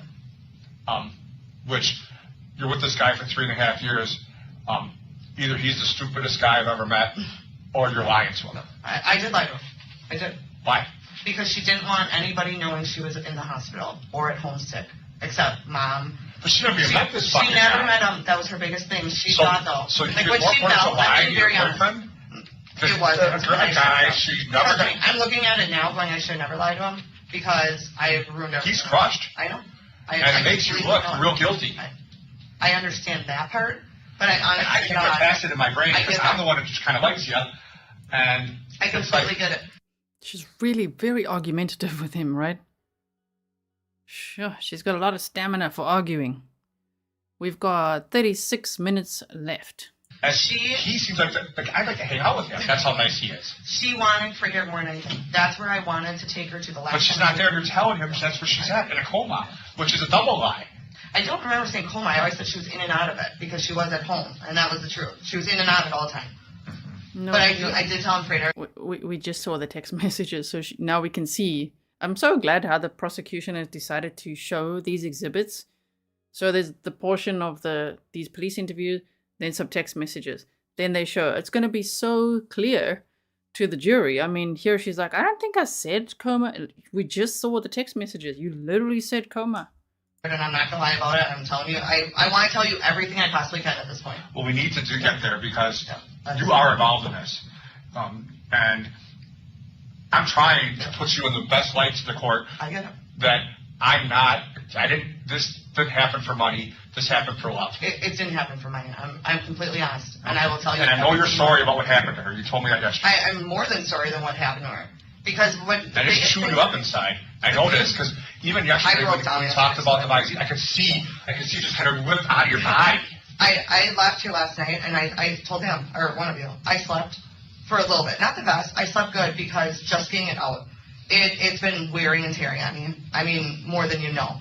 And I think the biggest part for me is that's why I was getting frustrated when they kept saying she had to have it that day. What she had that day, I didn't know, and I'm serious. I said, she did. One time, the whole time I've known her, she drank one bottle in front of me. Just one time. One bottle. And she never did that afterward. I was so upset and hurt by it because I didn't want her to do this. I didn't think it was the best way to go. She was trying everything. She threw up. How did she find out? Ooh, there was another sentence and a half, huh? I didn't think that was the best way to go. Oh, no. About this. She researched it. How? She researched numerous things on my phone. When I'd be out there, she looked up the gun. You know how that's going to look for you, right? Yeah, I understand. I mean, everything. She doesn't have She can't defend herself. She can't talk from the grave, and it's always on your phone, your internet, your this, with permission, but blah, blah, couldn't. Ordering a gun. Yeah. I mean, disposing of the gun is you. I did that for a reason, because I watched her hold it to her head. And what did you do with the gun? I took it apart and threw it in the garbage. Do you have ammunition in it? Yeah. I took the whole thing apart because it was a put-together gun. You know how to just disassemble a gun? Because it came with the whole, it was one that you put together. It wasn't like a whole, I don't know how to explain it. I'm familiar with it. Yeah. And they're like the ones you're not supposed to order from. And she got 2 of them. She ordered one. Right. Oh man, her story is really starting to fall apart. Okay, no, starting to is the wrong word. It's really falling apart. And I got ribbon. She ordered another. When did she have the guns? Roughly. 3 months before. 3 months prior to that. That was the first thing she looked at. Because you said that one time you got there, and she was kind of sleeping or passed out with the gun on her. No. She actually, one time, I was in her room doing the catheter and came out and she had the gun up to her head. Up to her head. And you took it away from her? I took it away from her. And what did you do with it? I left it by her, but I took it away. It was maybe like 5 feet away. I moved it. I was just in shock. I couldn't believe she actually would do it when I was there. That was her biggest thing that she said to me from day one is, yes, she didn't want to be here, but she didn't want me to be around for it. That's what she always told me. And the fact None of that makes any sense. And it's just horrible how she talks about Lynn. Imagine if Lynn could see what Jessy did and how she talks about her now. Wow. Detective, in this first slide of Exhibit 204, are we hearing more about that gun discussion? Yes, we are. At this point in time, what did Ms. Kurczewski tell you she ultimately did with the gun? Threw it away. Disposed of, or took it apart, and disassembled it, and then threw it away. Where? In the garbage. Does that story change over time? Yes, it does. Okay, going to the next slide, please. Look at her face. well, I took it like 5 feet away from her.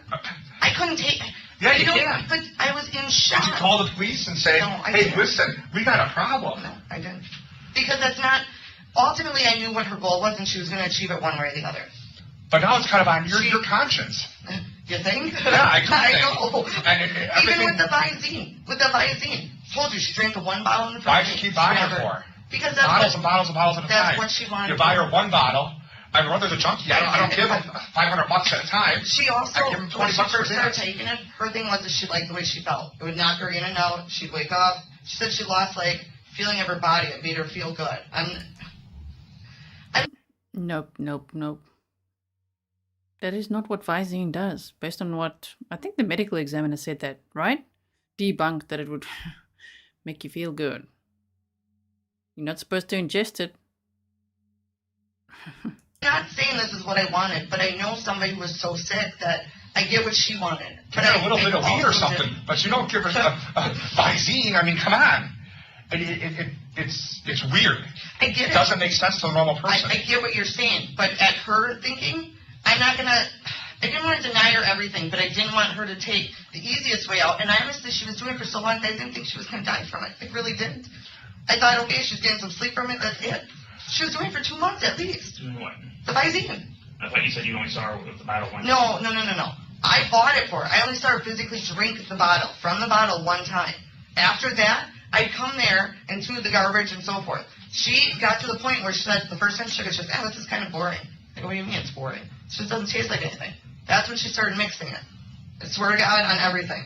She has said there's no taste. Literally just drink an entire bottle. One bottle, yes I did. How long did you stay with her? She's like, I swear to God on everything. Well, now we know it's real big lies. Sure. You can't believe that it can actually get worse. And we've seen 2 interviews and a little bit of that interview with her mom. But she did 6 without an attorney. She just keeps on going and just talking herself in circles. Kinda thank goodness. I mean, whoa, what the state is presenting here. Wow. That day I was with her for hours. And what happened with her? She just kept falling in and out of sleep. That was it. And then the next couple times that she took it, I didn't know she was taking it until afterwards. She'd have a few drinks and all of a sudden she'd get weary and lazy. And one time she wasn't breathing good. I said, do you want me to call an ambulance? And she goes, no, I took the Visine. And I didn't know because she didn't take it by itself. And I'm dead serious. She didn't take it by itself. How long ago was this before she died? Probably about a month. I honestly thought when she was in the hospital they would have figured it out and helped her. That's my given truth. That's what I was hoping. Did you tell them she takes Visine? No. Do you think you should have? Hindsight's 2020 now. Yeah, I probably should have. I mean, I told them a lot of things. She's your friend. You love her. You want what's best for her. Yeah, I do. My mother is in assisted living. I love her. I want what's best for her. But Yeah. I don't give her chocolate because she's diabetic. Yeah. Do you think she'd want that? Do you think she wants a piece of cake? Yeah. See, you don't give her every once in a while. You give her a little piece, but you don't buy 4 pieces of cake. I don't buy your entire cake or a box of hobos because I know that's what she wants, and she gets mad at me. But she can't talk, but she's yelling at me, and but I love her, and I don't want her to die that way. I get that. But you keep dividing the Visine. I also didn't think she would die from it because she didn't that whole time. I thought she would just... You took how much when you took it? When I took half a bottle. How'd you feel? Like crap. Bad.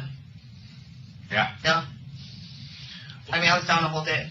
talk about that day again. Yeah. So what happened that night? What led up? What was the? We just went out, and she was on my mind. The whole thing was just bothering me. I, to this day, before we even go into that, I, to this day, always wondered, was it the Visine that did it? I knew the night before she drank it. I knew she had water the next day. But I always wondered, and I wondered if I didn't leave for those few hours, had I been able to call 911? What happened? I don't know. Like literally 2 days ago, from the interview from 2 days ago. Actually, it was the day before this. Then she said, "Are you serious?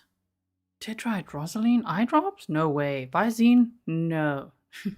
She would have never believed it. Wouldn't have even brought it up. But now she's saying she always believed. Man, she changes the story so much. Exactly what happened. Did her heart stop? Did she stop breathing? I don't know. So that's what I always wonder.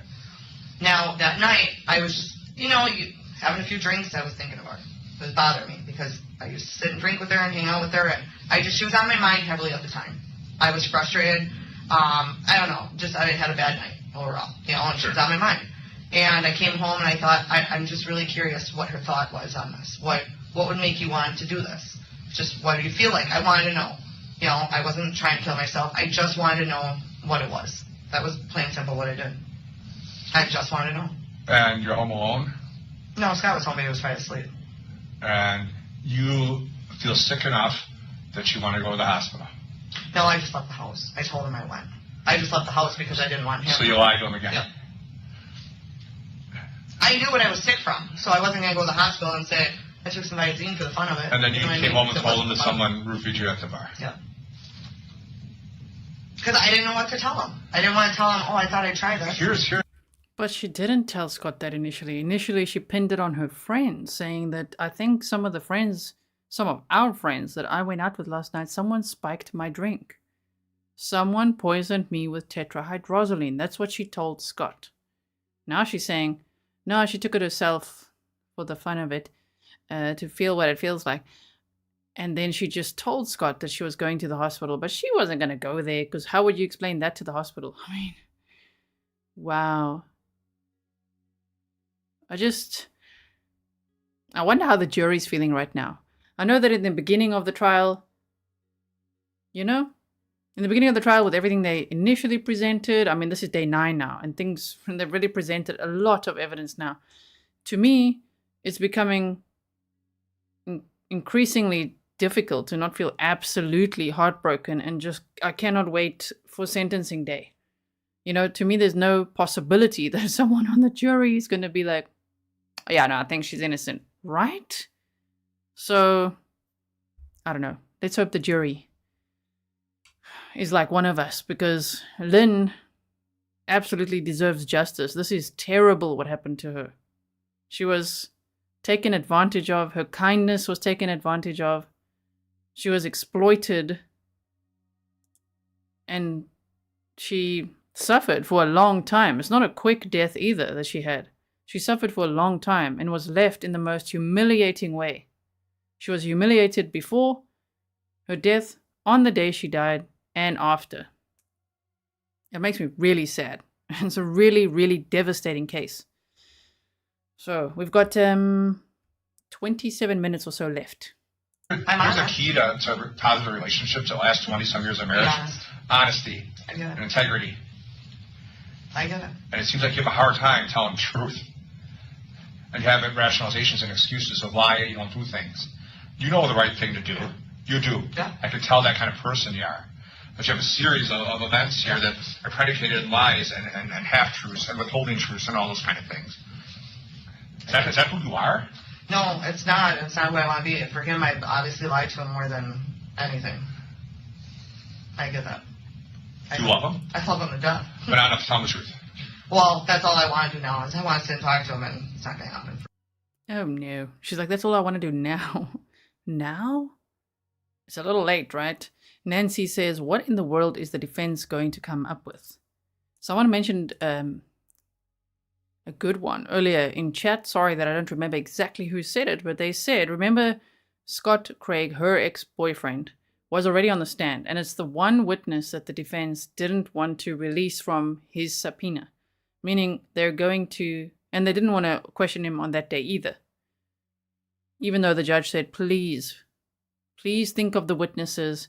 Try to get your questioning in now so that we can release the witnesses. They released everyone else, but not Scott.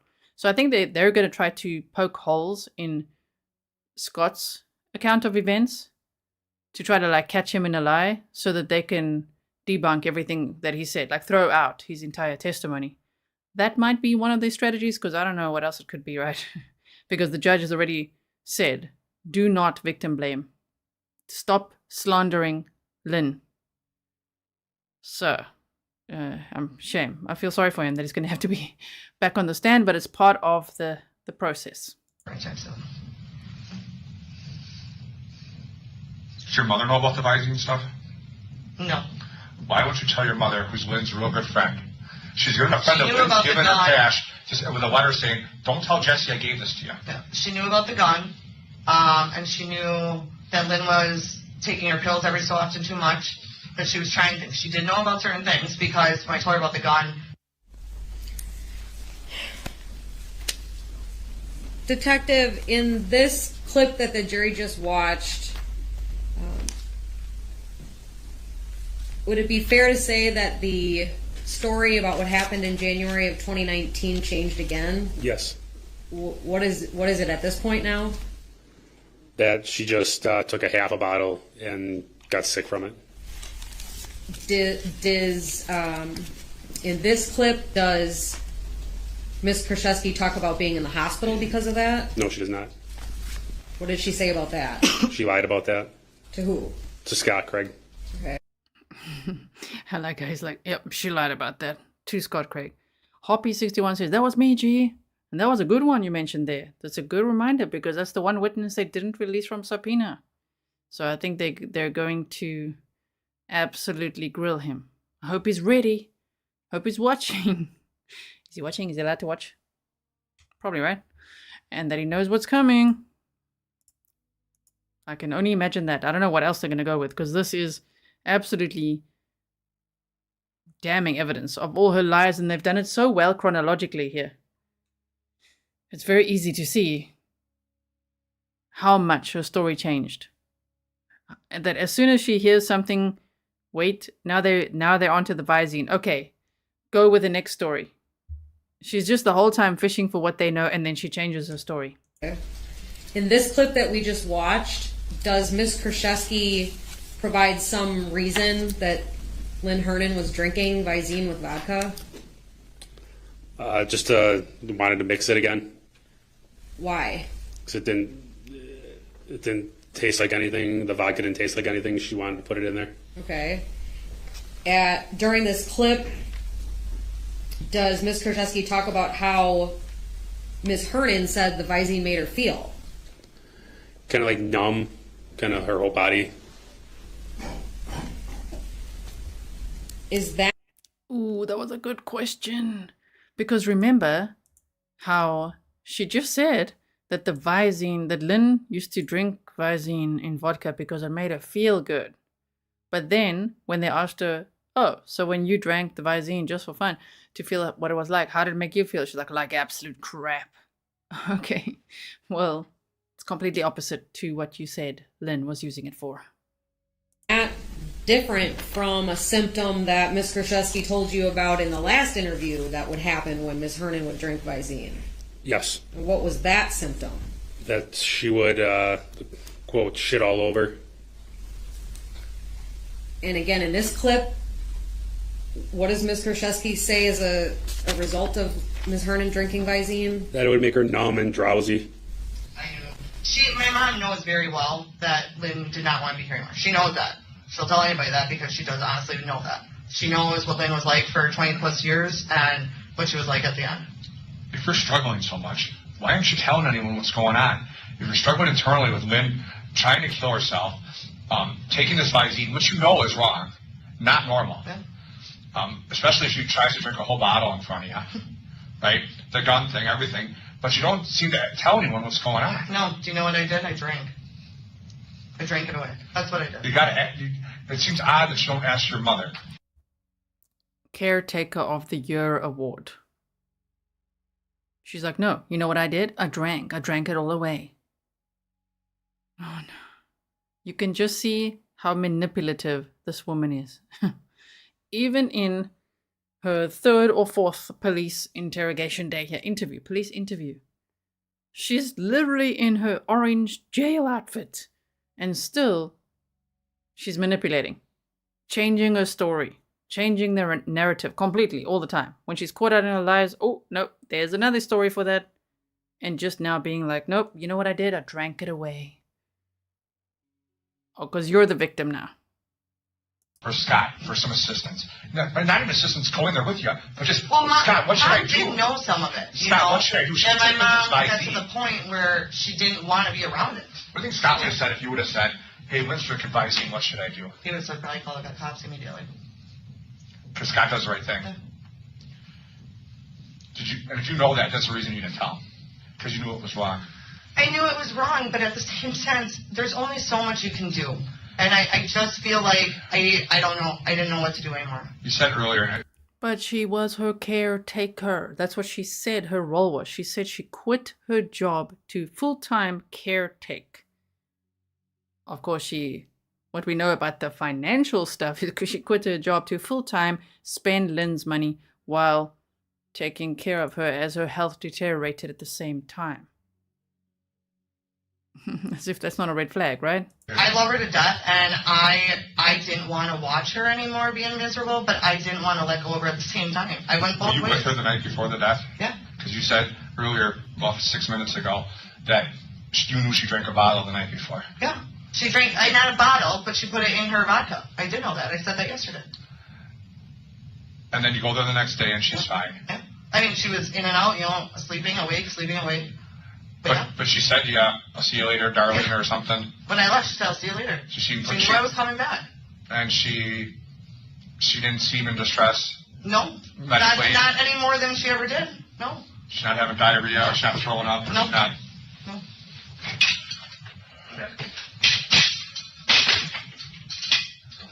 He thinks you killed her for the money. I didn't. I swear to God, I didn't. It tends to look like that on paper. And I get it. when we meet with the DA, he goes... I'm telling you, honest to God, when I talked to you guys last night, I felt so much better. I could tell. Because I actually honestly told you guys, and I finally just gave up. And you weren't even in the room. I broke down with him. Well, I watched it. Because I couldn't handle it anymore. And I'm telling you, I did not give it to her to kill her. And I did not put it in. Why did you give it to her then? I gave it to her because she seemed to think it was a good idea. She didn't think she was going to die from it, though, I don't think either, because she was doing it. I just gotta pause every now and then. I'm pretty speechless at this point. I wonder how the jury's feeling, honestly. I'm sure they're looking at her at this point in the courtroom like, what? That's what I would be doing. If I was on the jury there right now, I'd be like, whoa. Honestly, now she says she gave it to her because Lynn thought it would be a good idea. Sure. For too long. It wasn't making her, in that sense, I didn't think she was Did you give it to her that morning? I swear to God, I didn't. I gave her water. That's all I gave her. And I said, she always put it in. Swear to God, the 3 days that I was there before when I threw out a bunch of Visine, that's when she put it in water and When was the last vodka. time you emptied the trash? It was 3 days prior? Yeah. And if she's disposing of, where would she throw her stuff out? Would she throw it out in the bathroom? You said there were bottles in the bathroom, right? Yeah. No, she had a garbage can next to her and the one in the kitchen. And she would get up and walk to the kitchen. She was up in the kitchen up till 2 days before. Because she physically was on her own in the kitchen. Because she would not dump the Visine in the stuff while I was there. Ever. Ever. But you knew she did it the day before. No, I knew she did it because I found all the Visines. That was her thing. She mixed them. I knew the night she mixed before? them. No. You said the night before you knew she put it in. No, not the night before, though. She didn't put it in. She put it in when I threw out all the Visine bottles. When I threw out her garbage. So it was 3 days prior? Yes. Yep. And I said, where'd all the Visines go? She's like, oh, don't worry about it. And I'm like, what do you mean don't worry about it? What'd you put them in? Because that's what she was doing for months. The only time she drank it straight from the bottle was the first time. The only time. And ever since then, she put it in her water or her vodka. She said the water didn't taste like anything, and the vodka, she liked it because she got like a little more of a buzz off of it. Mm-hmm. And that morning, the night before. It's such a shame. I feel so bad for Lynn and everybody that cared about her and loved her. And I feel so bad for her cats too. This is terrible. She's putting it all on Lynn, saying that You know, she liked it in her water sometimes and other times in her vodka. It gave her a little bit more of a buzz. But when they asked Jessy, so when you drank it for the fun of it, to feel what it felt like, how did you feel? Crap, total crap. Okay, then why would it give anyone a buzz? It's completely toxic to drink. No one's getting a Visine buzz. No street value to Visine. Only she can come up with this crap. Yeah, Sue says we are on, what now, the 10th version of her story? And it's the 10th offensive version of her story. It's horrible. Or did she have vodka? The night before she did. How much did she have, you know? It was a cup probably like this big. And she had so one when in you say her cup, hand. I mean, you're a bar girl. No, she used the smaller cups for her. How many ounces do you think? Maybe 4 ounces? So probably like a cup about this size up to here. So 10 ounces? Sure. And she had 1.5 of those. So she had 20 ounces of vodka? Yep. And when was the last time you saw her? When I left that day. What time? This is the night before we're talking, right? I don't know for sure. Was it 6 o'clock or 10 o'clock? I don't want to say because I don't want to be wrong with my time. I'm asking approximately, do you think? Dinner time? I'm going to guess maybe 5 or 6. So around dinner time? Yeah. The night before? It might have been earlier. I mean, we were watching TV. Well, because you guys can look at my phone and know times. I don't want to lie about times when I honestly don't remember. I got you. I know I was there. We watched TV. What did you do the night before her death, remember? That was what we did. What did you leave at 5 or 6? You and Scott went out, you watched a movie, you went to the kids' softball game, something like that. I don't. You went to Chuck E. Cheese, I don't know. Probably just at home. It was a Monday night, and Monday nights the bar is closed that we go to. So we were probably just home. Was it a Monday night? I don't even know. She died on Tuesday. Okay. I remember that plain as dead. But you weren't there like at 10 o'clock news time? No. You'd be home before? Yeah. I mean, I've been there late like that. But the day before, you would remember if you were there at 10 o'clock? Because you would have told the deputies, last time I saw her was at 10 o'clock. Yeah. Well, I was lying. I mean, because they usually ask you what last 24 hours of when you saw her. And she drank 2 10 ounces. 1.5. 1.5, so 15 ounces of vodka then? Yep. And when I left, I dumped it out, and she said, "Give me water." And usually I always brought her 2 waters that she put by her. Okay. And the waters were sealed when you gave it to her? As far as I mean... You wouldn't know. Because when you pick up a bottle of water, you can tell it's been open. Well, no. But the thing is that she knew I kept throwing them out on her. Because I was getting frustrated. Because every time I saw them... Because I didn't even drink the bottles of water the last month. I didn't trust it. Because I knew what she was doing. And sometimes she'd say, "Oh, did you get that from the right or the left?" Or, you know, and I'm like... So I didn't trust it. Okay. I usually went out there with my own sample. You said you 3 days before, you threw out the trash or Visine in it. Yep. I threw out all her water bottles. There was from that time, did you purchase any more Visine for her from that time to the time you found her dead? I don't think so.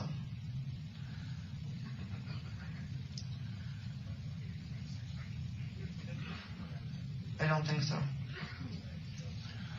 When I say Visine, what kind of Visine were you buying? Do you know? Did she have a specific brand she liked? She liked a certain kind for her eyes that she actually put in her eyes. Okay. What kind did she like to drink? She really didn't have a preference. So what kind would you buy? Whatever. You just usually buy the same one. That's kind of what people do historically. Yeah. You go to the same gas station. You order the same. Whatever was cheap, to be honest. I didn't sit there and pick up. But her eyes, she liked it very expensive, and it was a good one for your eyes. Because I actually used it a few times when I had itchy. Because Visine comes in that weird bottle, and it's kind of a weird shape. Is that what you were buying, do you think? Or are you buying off-brands? Honestly, they were just whatever. But what kind did she want? What was the kind she really liked for her eyes? For the eyes, it was tear eyes, tree size, something T eyes. It was like. And what did the bottle look like? $99. White bottle with blue on it, and I think it was like T eyes or tree size or something. Would she drink that one ever? I don't know for sure on that. I don't think so. She really liked it for her eyes, but I don't know for sure. Did she tell? So now she wants us to believe that Lynn had 2 different types of eye drops. Some she really liked for her eyes. Others she really liked with her vodka. What kind of eye for her drinking? No. When I first did it, the first time I went, I bought all the regular. She said, "Can you get me some more eye drops for my eyes?" That was the first time I ever bought eye drops. Or bought her multiple, more. And, because she, on a regular basis, went through probably 6 boxes of the regular ones for her eyes. So the first time I went, they were all regular eye drops for her eyes. And that's the one where she undid it and literally squeezed it into her mouth. And that was the first one. Did you ever see her use the $13 bottle stuff in her drinks? Oh, no, I've never, except the first time she drank it, I've never seen her do it since. But you're the one providing it. So you know what you're buying. Yeah. So you're buying the $13 bottles, and she's using that for her eyes, and then you're buying other kinds that she thinks she's ingesting. Yeah. She honestly, Is she going through a lot of the $13 bottles, or is she going more through the little bottles? More through the other ones. But I never, except for watching her drink it the one time, I never ever watched her do anything with it. One time she took it and like put drops of it in her her glass of vodka, and that was the only 2 times that I saw her physically do anything. I would come back and the bottles would be empty. But you know she's using it. Yeah. Because she's going through bottles and bottles. So getting back to my original question, 3 days before you throw it in the trash, a lot of bottles in the trash. How many bottles did you buy that last week, do you think? Maybe 8 to 12. Do you remember where you bought them? Offhand, no. Because I just bought them wherever. And you bought the cheap ones or the expensive ones? Both. Because when she died, there was still 1 or 2 boxes in her bathroom of the good eye ones. And I think one was open. And I thought it was next to her, but maybe it was on the kitchen sink, or maybe it was, I don't know. The one she actually used for her eyes. And you remember it being there when you found her dead? No, I don't. Okay, you don't. That's clarifying. I don't remember where, because I think he said that we didn't see it. I don't know where it was around her, or if it was in the, sometimes some of the stuff was on the kitchen counter. I don't remember. Honestly, I don't. I'm being...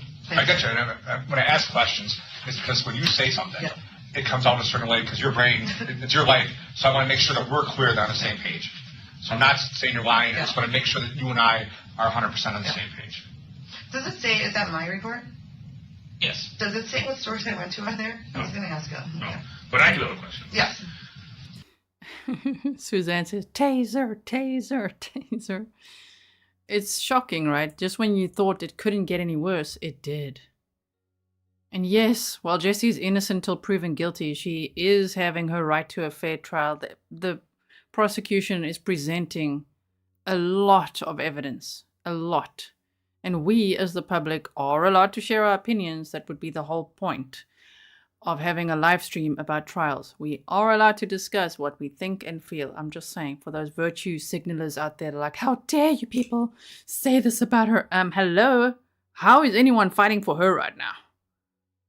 Look at her. Look how she talks about Lynn. Look at the evidence. If you're not sure, go back and watch from day 1. And then we'll meet you again here. Or when we're back on day 10 on Tuesday. And I want to know what you think then. Because this is horrific.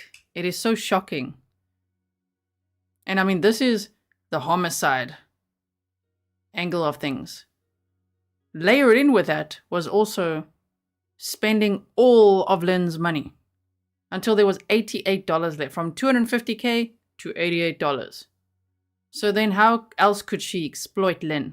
Oh, well, Lynn had to die so she could get her estate. It's absolutely heartbreaking. So yeah, she was definitely not a real caregiver. That's what Wiss says. She was not a real caregiver in my opinion. No, she was a real exploiter in my opinion. And she saw an opportunity. She knew Lynn all her life and she saw, oh, she would know it from her mom. Wow, Lynn just got an inheritance. Because her mom died. Her dad had already passed away. When both her parents had died, she got an inheritance of $250,000. Before that, Lynn didn't have much money. She was working at a hair salon. She was a hairstylist. She was very, very frugal. Even with the money, she spoiled herself with 2 things by the sounds of it her entire life. She bought a Jeep for $30,000, which Jessy and her mom drove around happily when Lynn died. She bought herself a Jeep and she bought a tennis bracelet. The rest was costume jewelry, and, you know, she lived very frugally. So even the way that Jessy's saying, like, she just bought all these batches of eye drops and just so much vodka and just everything she's saying, it doesn't sound like Lynn at all. We've seen quite a few of Lynn's close friends on the stand. This must be horrendous for them to watch. this is why, for me, I'm so grateful to have you all here. It's kind of like, I mean, we can all differ in opinion. It just feels like we're a collective, like a community saying, hey, to Lynn's family and friends out there, like, oh man, we've got your back. This is horrendous. To live through this. I mean, Anthony Poser is sitting there in the courtroom watching this. Oh, it's so heartbreaking. There's no empathy coming from this woman. There's no care. And she obviously creamed the cats too. Horrible language that she uses. I mean, she's talking about Lynn like, oh yeah, she was shitting all over and the cats need to be creamed if she... I mean, it's terrible language. It's horrible. Tactless. Careless.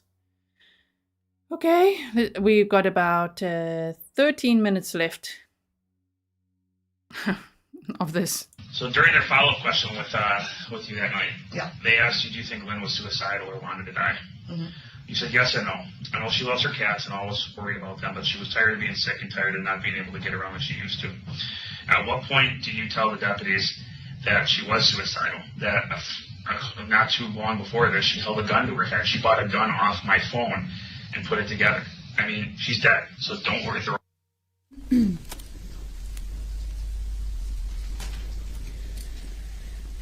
Detective, throughout the interview clips that the jury has watched thus far, were there portions of those where Ms. Kurczewski said that she never saw Ms. Hernan drink eye drops? Yes. In this clip that we just watched, what does Ms. Kurczewski say about that? Changed it from one time to seeing at least 2 occasions her putting eye drops in something or drinking eye drops. But confirming that she knows that Ms. Hernan's drinking more than she's allegedly seen. I wrote down the words extra buzz during that last clip. Do you remember that? Yes. What was that about? Again, she said that's why she was putting it in her vodka. Who said who was doing that? Ms. Kurczewski said Ms. Hernan was putting that in her vodka. Why? To give it an extra buzz. Is that a different symptom than the quote shitting all over? Yes. Okay. Were you in court when Doctors Bedritsky and Kasinko testified in this case? Yes, I was. Do you remember those doctors being asked about whether drinking Visine gives you some sort of a high or buzz? Object. If it goes beyond just yes or no. Sustained. The jury can refer back to their recollection of that testimony. We don't need it repeated here. Understood. Why don't we go to the next clip? I believe we're on slide 5. For a reason, because I needed somebody else to know about it. Okay. I mean, I haven't talked to my mom since I've been here. You guys can ask her about the gun. She knows, because she was pissed. She was so pissed. Okay.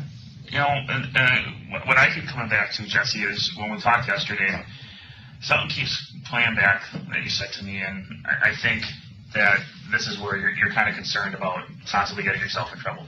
You said, I didn't put any Visine in her stuff that day. You several times yesterday was that day. So I want to know, truthfully, honestly, in the past, had you ever put any in there? Knowing she wants it. Once I put in 2 drops for her. Okay. Once. In what? In her vodka. Okay. And once was how long before that? That was a month and probably 4 weeks. 3-4 weeks before. And that was the only time I ever did it. Did you ever look up anything online? Like, I did afterward. Yeah, I did afterward because she kept wondering why she wasn't dying from it, and I didn't find anything that said you died from it. I found that you got sick from it. So but she looked it up first. There goes a different story again. She kept wondering why she's not dying from it. We just heard like 5 minutes ago, yeah, but she didn't think she would die from it ever. That's why I kept buying it for her. I can't even count how many times she changed her story now. Seriously, she did look it up first because I didn't know anything about it. Well, we were together in the same area, but she used my phone all the time. She was because before she looked up the Visine, she was determined to get the suicide pill. Determined. First the gun, and the second thing was the suicide pill. And the thing is, it's not in this country. And I don't know if she looked at umpteen different things. She emailed asking questions, trying to figure out how to get it, where to get it. She was like determined on to get that because supposedly that's like a one and done and no issues. Because nothing was working the way she thought. When she overdosed. Can you believe how she talks? That's a one and done, no issues. Just get a suicide pill. Like, what? And Lynn was determined to get that right again. Look how you talk about Lynn. Wow. I mean, if people want to focus so hard on innocent until proven guilty, which is the case in many cases all the time, she's here at trial day 9. She's here, she's having a fair trial. What about Lynn? She's the victim, she's innocent. And the whole time, Jessy, and unfortunately her defense team, are putting Lynn on trial, putting this all on Lynn, blaming Lynn for this. I mean, that makes me feel very protective of Lynn and everyone that actually cared about her. Overdosed on pills like the 2 times when I shouldn't say overdosed. Took too many. It didn't work. She just got sick all over, and I had to clean it up. So, but other than that, I've never done it, and the only reason I did it is because the Visine was in the bathroom, and she asked me to make her a drink, and I literally did it in front of her, and I only did 2 drops, and she took the bottle from me because I wouldn't put any more in it. Okay, so I'll be honest, I did 2 drops once my whole time. Okay, and that's what I want to start. And that's what I want to start out with. Jessy, we really need to start a clean slate here because it's been piecemeal of you worrying about this and you worrying about that. Yesterday was no, I never. Now it's I did it once. Remember, my biggest thing is if you're not being honest with us. I feel like, and that's I'm telling you, I'm just putting it out there. I feel like no matter what I say or do, and it's hard for me, is because that day I know for a fact that was the only time I ever gave her drops. She was doing the shit and put it in shit behind my back because she knew that I didn't like it. She knew it, and when I would come there, they would be all emptied out, and I'm like, what are you doing? I didn't know if she took them all in one. I had no clue. And that was the hardest part for me, is I'm like, do I have to sit here all day? Do I have to worry about you all day? Or did you put him in something? Because I knew she did both, so I never knew what to think. And I swear I wouldn't have thought anything different. I didn't think she'd ever die from it. But I thought you said that she thought she was. She thought she was. Because of why? Because she read about it. Okay. I didn't read anything about that. But weren't you concerned that she said she read something and you thought she was trying to kill herself? This was a way to try. She didn't know for sure, but it was one of the things she found, just coming across different things. She was looking into everything possible. Everything. No, I think that was you, with your top secret little PDF that listed a whole lot of household poisons that would lead to death. Yes, indeed. Mama B says, if Lynn died in October 18, did she have a funeral? And if so, did Jessy go? Also, is there any fundraiser for the poor family? I don't believe there was a funeral. They talked about a get-together, a dinner, and who all was there. People on the stand talked about it as well. So Jessy and her mom, Corinne and Anthony. I think Jim was there, from what I remember. But we read through Lynn's obituary. I think it was on day 2 of the trial stream. So if you want to check out the playlist there. And then they said, if you want to donate, please donate to a no-kill animal shelter. That's what Lynn would have wanted. And yet this one wants everyone to believe that Lynn was saying, if she ever died, that Jessy must put her cats down because the cats are picky. I mean, the cats were only 7 years old when Lynn died. In January of 2019, after Jessy had sold Lynn's condo, the cats were no longer alive. It's terrible. I mean, I've never even heard. I never heard of this before. I'm being honest. Did she have a computer at the house? No, that's why she always used my phone. What kind of cell phone did she have? It's a throwaway you get from the state. Oh, okay. So it doesn't have internet. Okay. No, she had no internet access. Did she have Wi-Fi at the house? No. No. I have it where you can. Your data plan? Yeah, whatever. Okay. So you print out your data? Or it should show every time that she looked at it. It was while we were at her house. I looked at it once months later because I was curious. I mean, when I knew she died that day, I was curious. I always wondered, was it the Visine? I think that's probably why I called a million times. Because I was so curious. Because I wanted to know, was it really the Visine? Literally, she's telling some truth there. she called the investigators more than a dozen times asking about the toxicology report. You got the results yet? What was it? What was it that killed her? What is it? How did she die? Is it the medication? What is it? She wanted to know if they were onto the whole Visine thing, because that is what killed Lynn. And yet we saw in today's stream, on the 9th of July, the day she was arrested, she's like, are you serious? She died from what? I don't even know what that is. Had no clue what it was apparently until they brought up the text that she shared with Scott in January of 2019. And then she changed her story and said, oh yeah, okay, now she's pretending, well, I didn't really want to talk about it. I didn't want to say what Lynn was really doing. Right. M. Hart, welcome to Grizzly Supporter. Did it. And I wanted to know, had I been there in that time frame, what could have been done different? That's my biggest thing. Because could I have helped her? Could I have stopped it?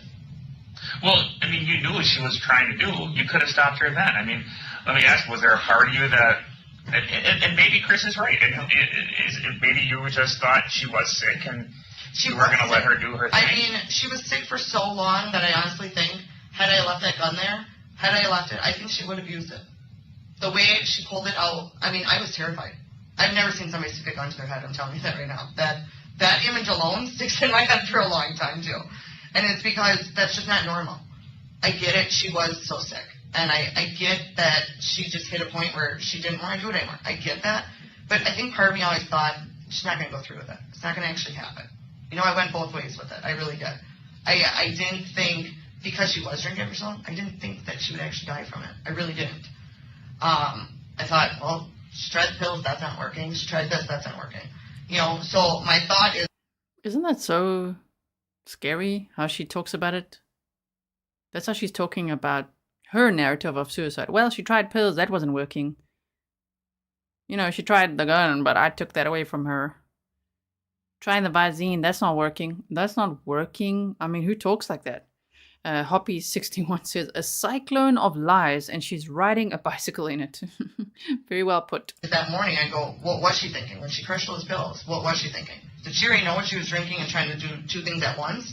And then I thought the same thing. Well, didn't seem like much was off that plate. You know, the plate looked pretty full to me. I know that. Yeah. I admit that. Yeah. You know, I just don't know. I don't know. I really don't. And I know you guys think the money thing, or you do, or whatever. I don't care who thinks it. I didn't steal her money. If you knew Lynn and you knew how she was, she called me, she called my mom numerous times. Let's go on a vacation. Let's just pack up and go. I'm like, where are we going? I just want to spend some money. Lynn was that type of person. No. How dare you? That's you. She literally paid for vacations, her and Scott. Shame, Scott must feel so bad now. Oh, man. Like, woohoo, let's go on holiday.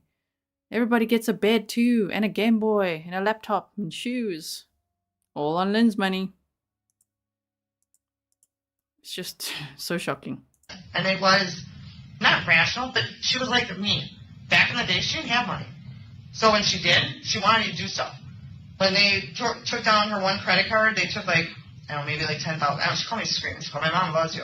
They took away like 10,000 or 1,200 or something. I don't remember. A large amount. And I'm going out, and that's when she went out and bought all her jewelry. She maxed out 2 of her credit cards. And I'm like, who does that? That's not normal. You know? But she literally said, who does that? That's not normal. This person, who before all of this already had 4 charges that we know of that she was caught out for, fraud and forgery. Who does that? That's not normal. Who takes out 28 out of 30 credit cards in her name? Well, pretending to be Lynn sometimes for her. It's for her. It was assigned to her. She wrote 28 checks to herself from Lynn without Lynn's consent, according to what the investigators are saying. And she's like, it's not normal.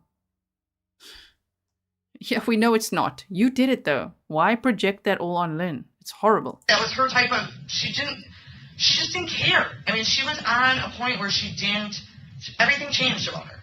You know, the last year, she wasn't the person I met 20 years before. She was a fun, let's go out, let's do this. She was at the point where she was at fuck everything. She didn't want to see anybody. She didn't want to talk to anybody. She didn't care. She just didn't care. So everything changed about her. You know, and I guess the part that kind of confuses me a little bit is, and I know, yes, I told you before, I have my suspicions on what everything, but understand how we look at it when you haven't been honest. I get it. When Scott's telling us you're lying, your mom is telling us you're lying. Your mom's saying you shouldn't have had this, or that. And now, we've talked to you, and every day is a little bit more. How are we supposed to look at it? It's going to look bad. I know that. I understand that. So that's why I'm telling you, this is it. It's now time. I understand that. I understand everything's looking bad. And you know what? I'll be honest with this. I told you to look at the memo lines? Mm-hmm. Because Lynn always put something on the memo. Lynn was always... Nope. We've got 2 minutes left of this day. Scorpio Mercury Mom says, I feel like Jenny deserves jail time too. Well, depending on what they've discovered in the investigation, if they have something to charge her with, if you guys don't know who Jenny is, it would be Jessy's mom, then I think usually it'll be after this trial is done. Maybe if there's going to be anyone else facing charges, it could be after the trial is done. We saw that with, for example, in Tristan Bailey's case with Aiden Pucci. After he pleaded out, then his mom was charged. I can't remember what the charges were. But remember, she helped wash his clothes and things like that if you followed that case. So who knows if her mom will face charges or not. Maybe she's worried about that. I don't know. Whew, but it's not looking good for Jessy at all. Whew. Detective, we've just ended slide 5. Thus far in everything that the jury has watched, has Ms. Kurczewski been asked if she gave Lynn Hernan any eye drops on October 3rd, 2018? Yes. And what has Ms. Kurczewski said thus far? No, she has not. Does that change as time goes on? To the exact extent, yes. She acknowledged, or there's later on, there's a story. Her story changes, yes. Okay. Judge, there's about 40 minutes left of this interview, which I'm happy to pick up with on Monday if you'd like. Any objection? No objection.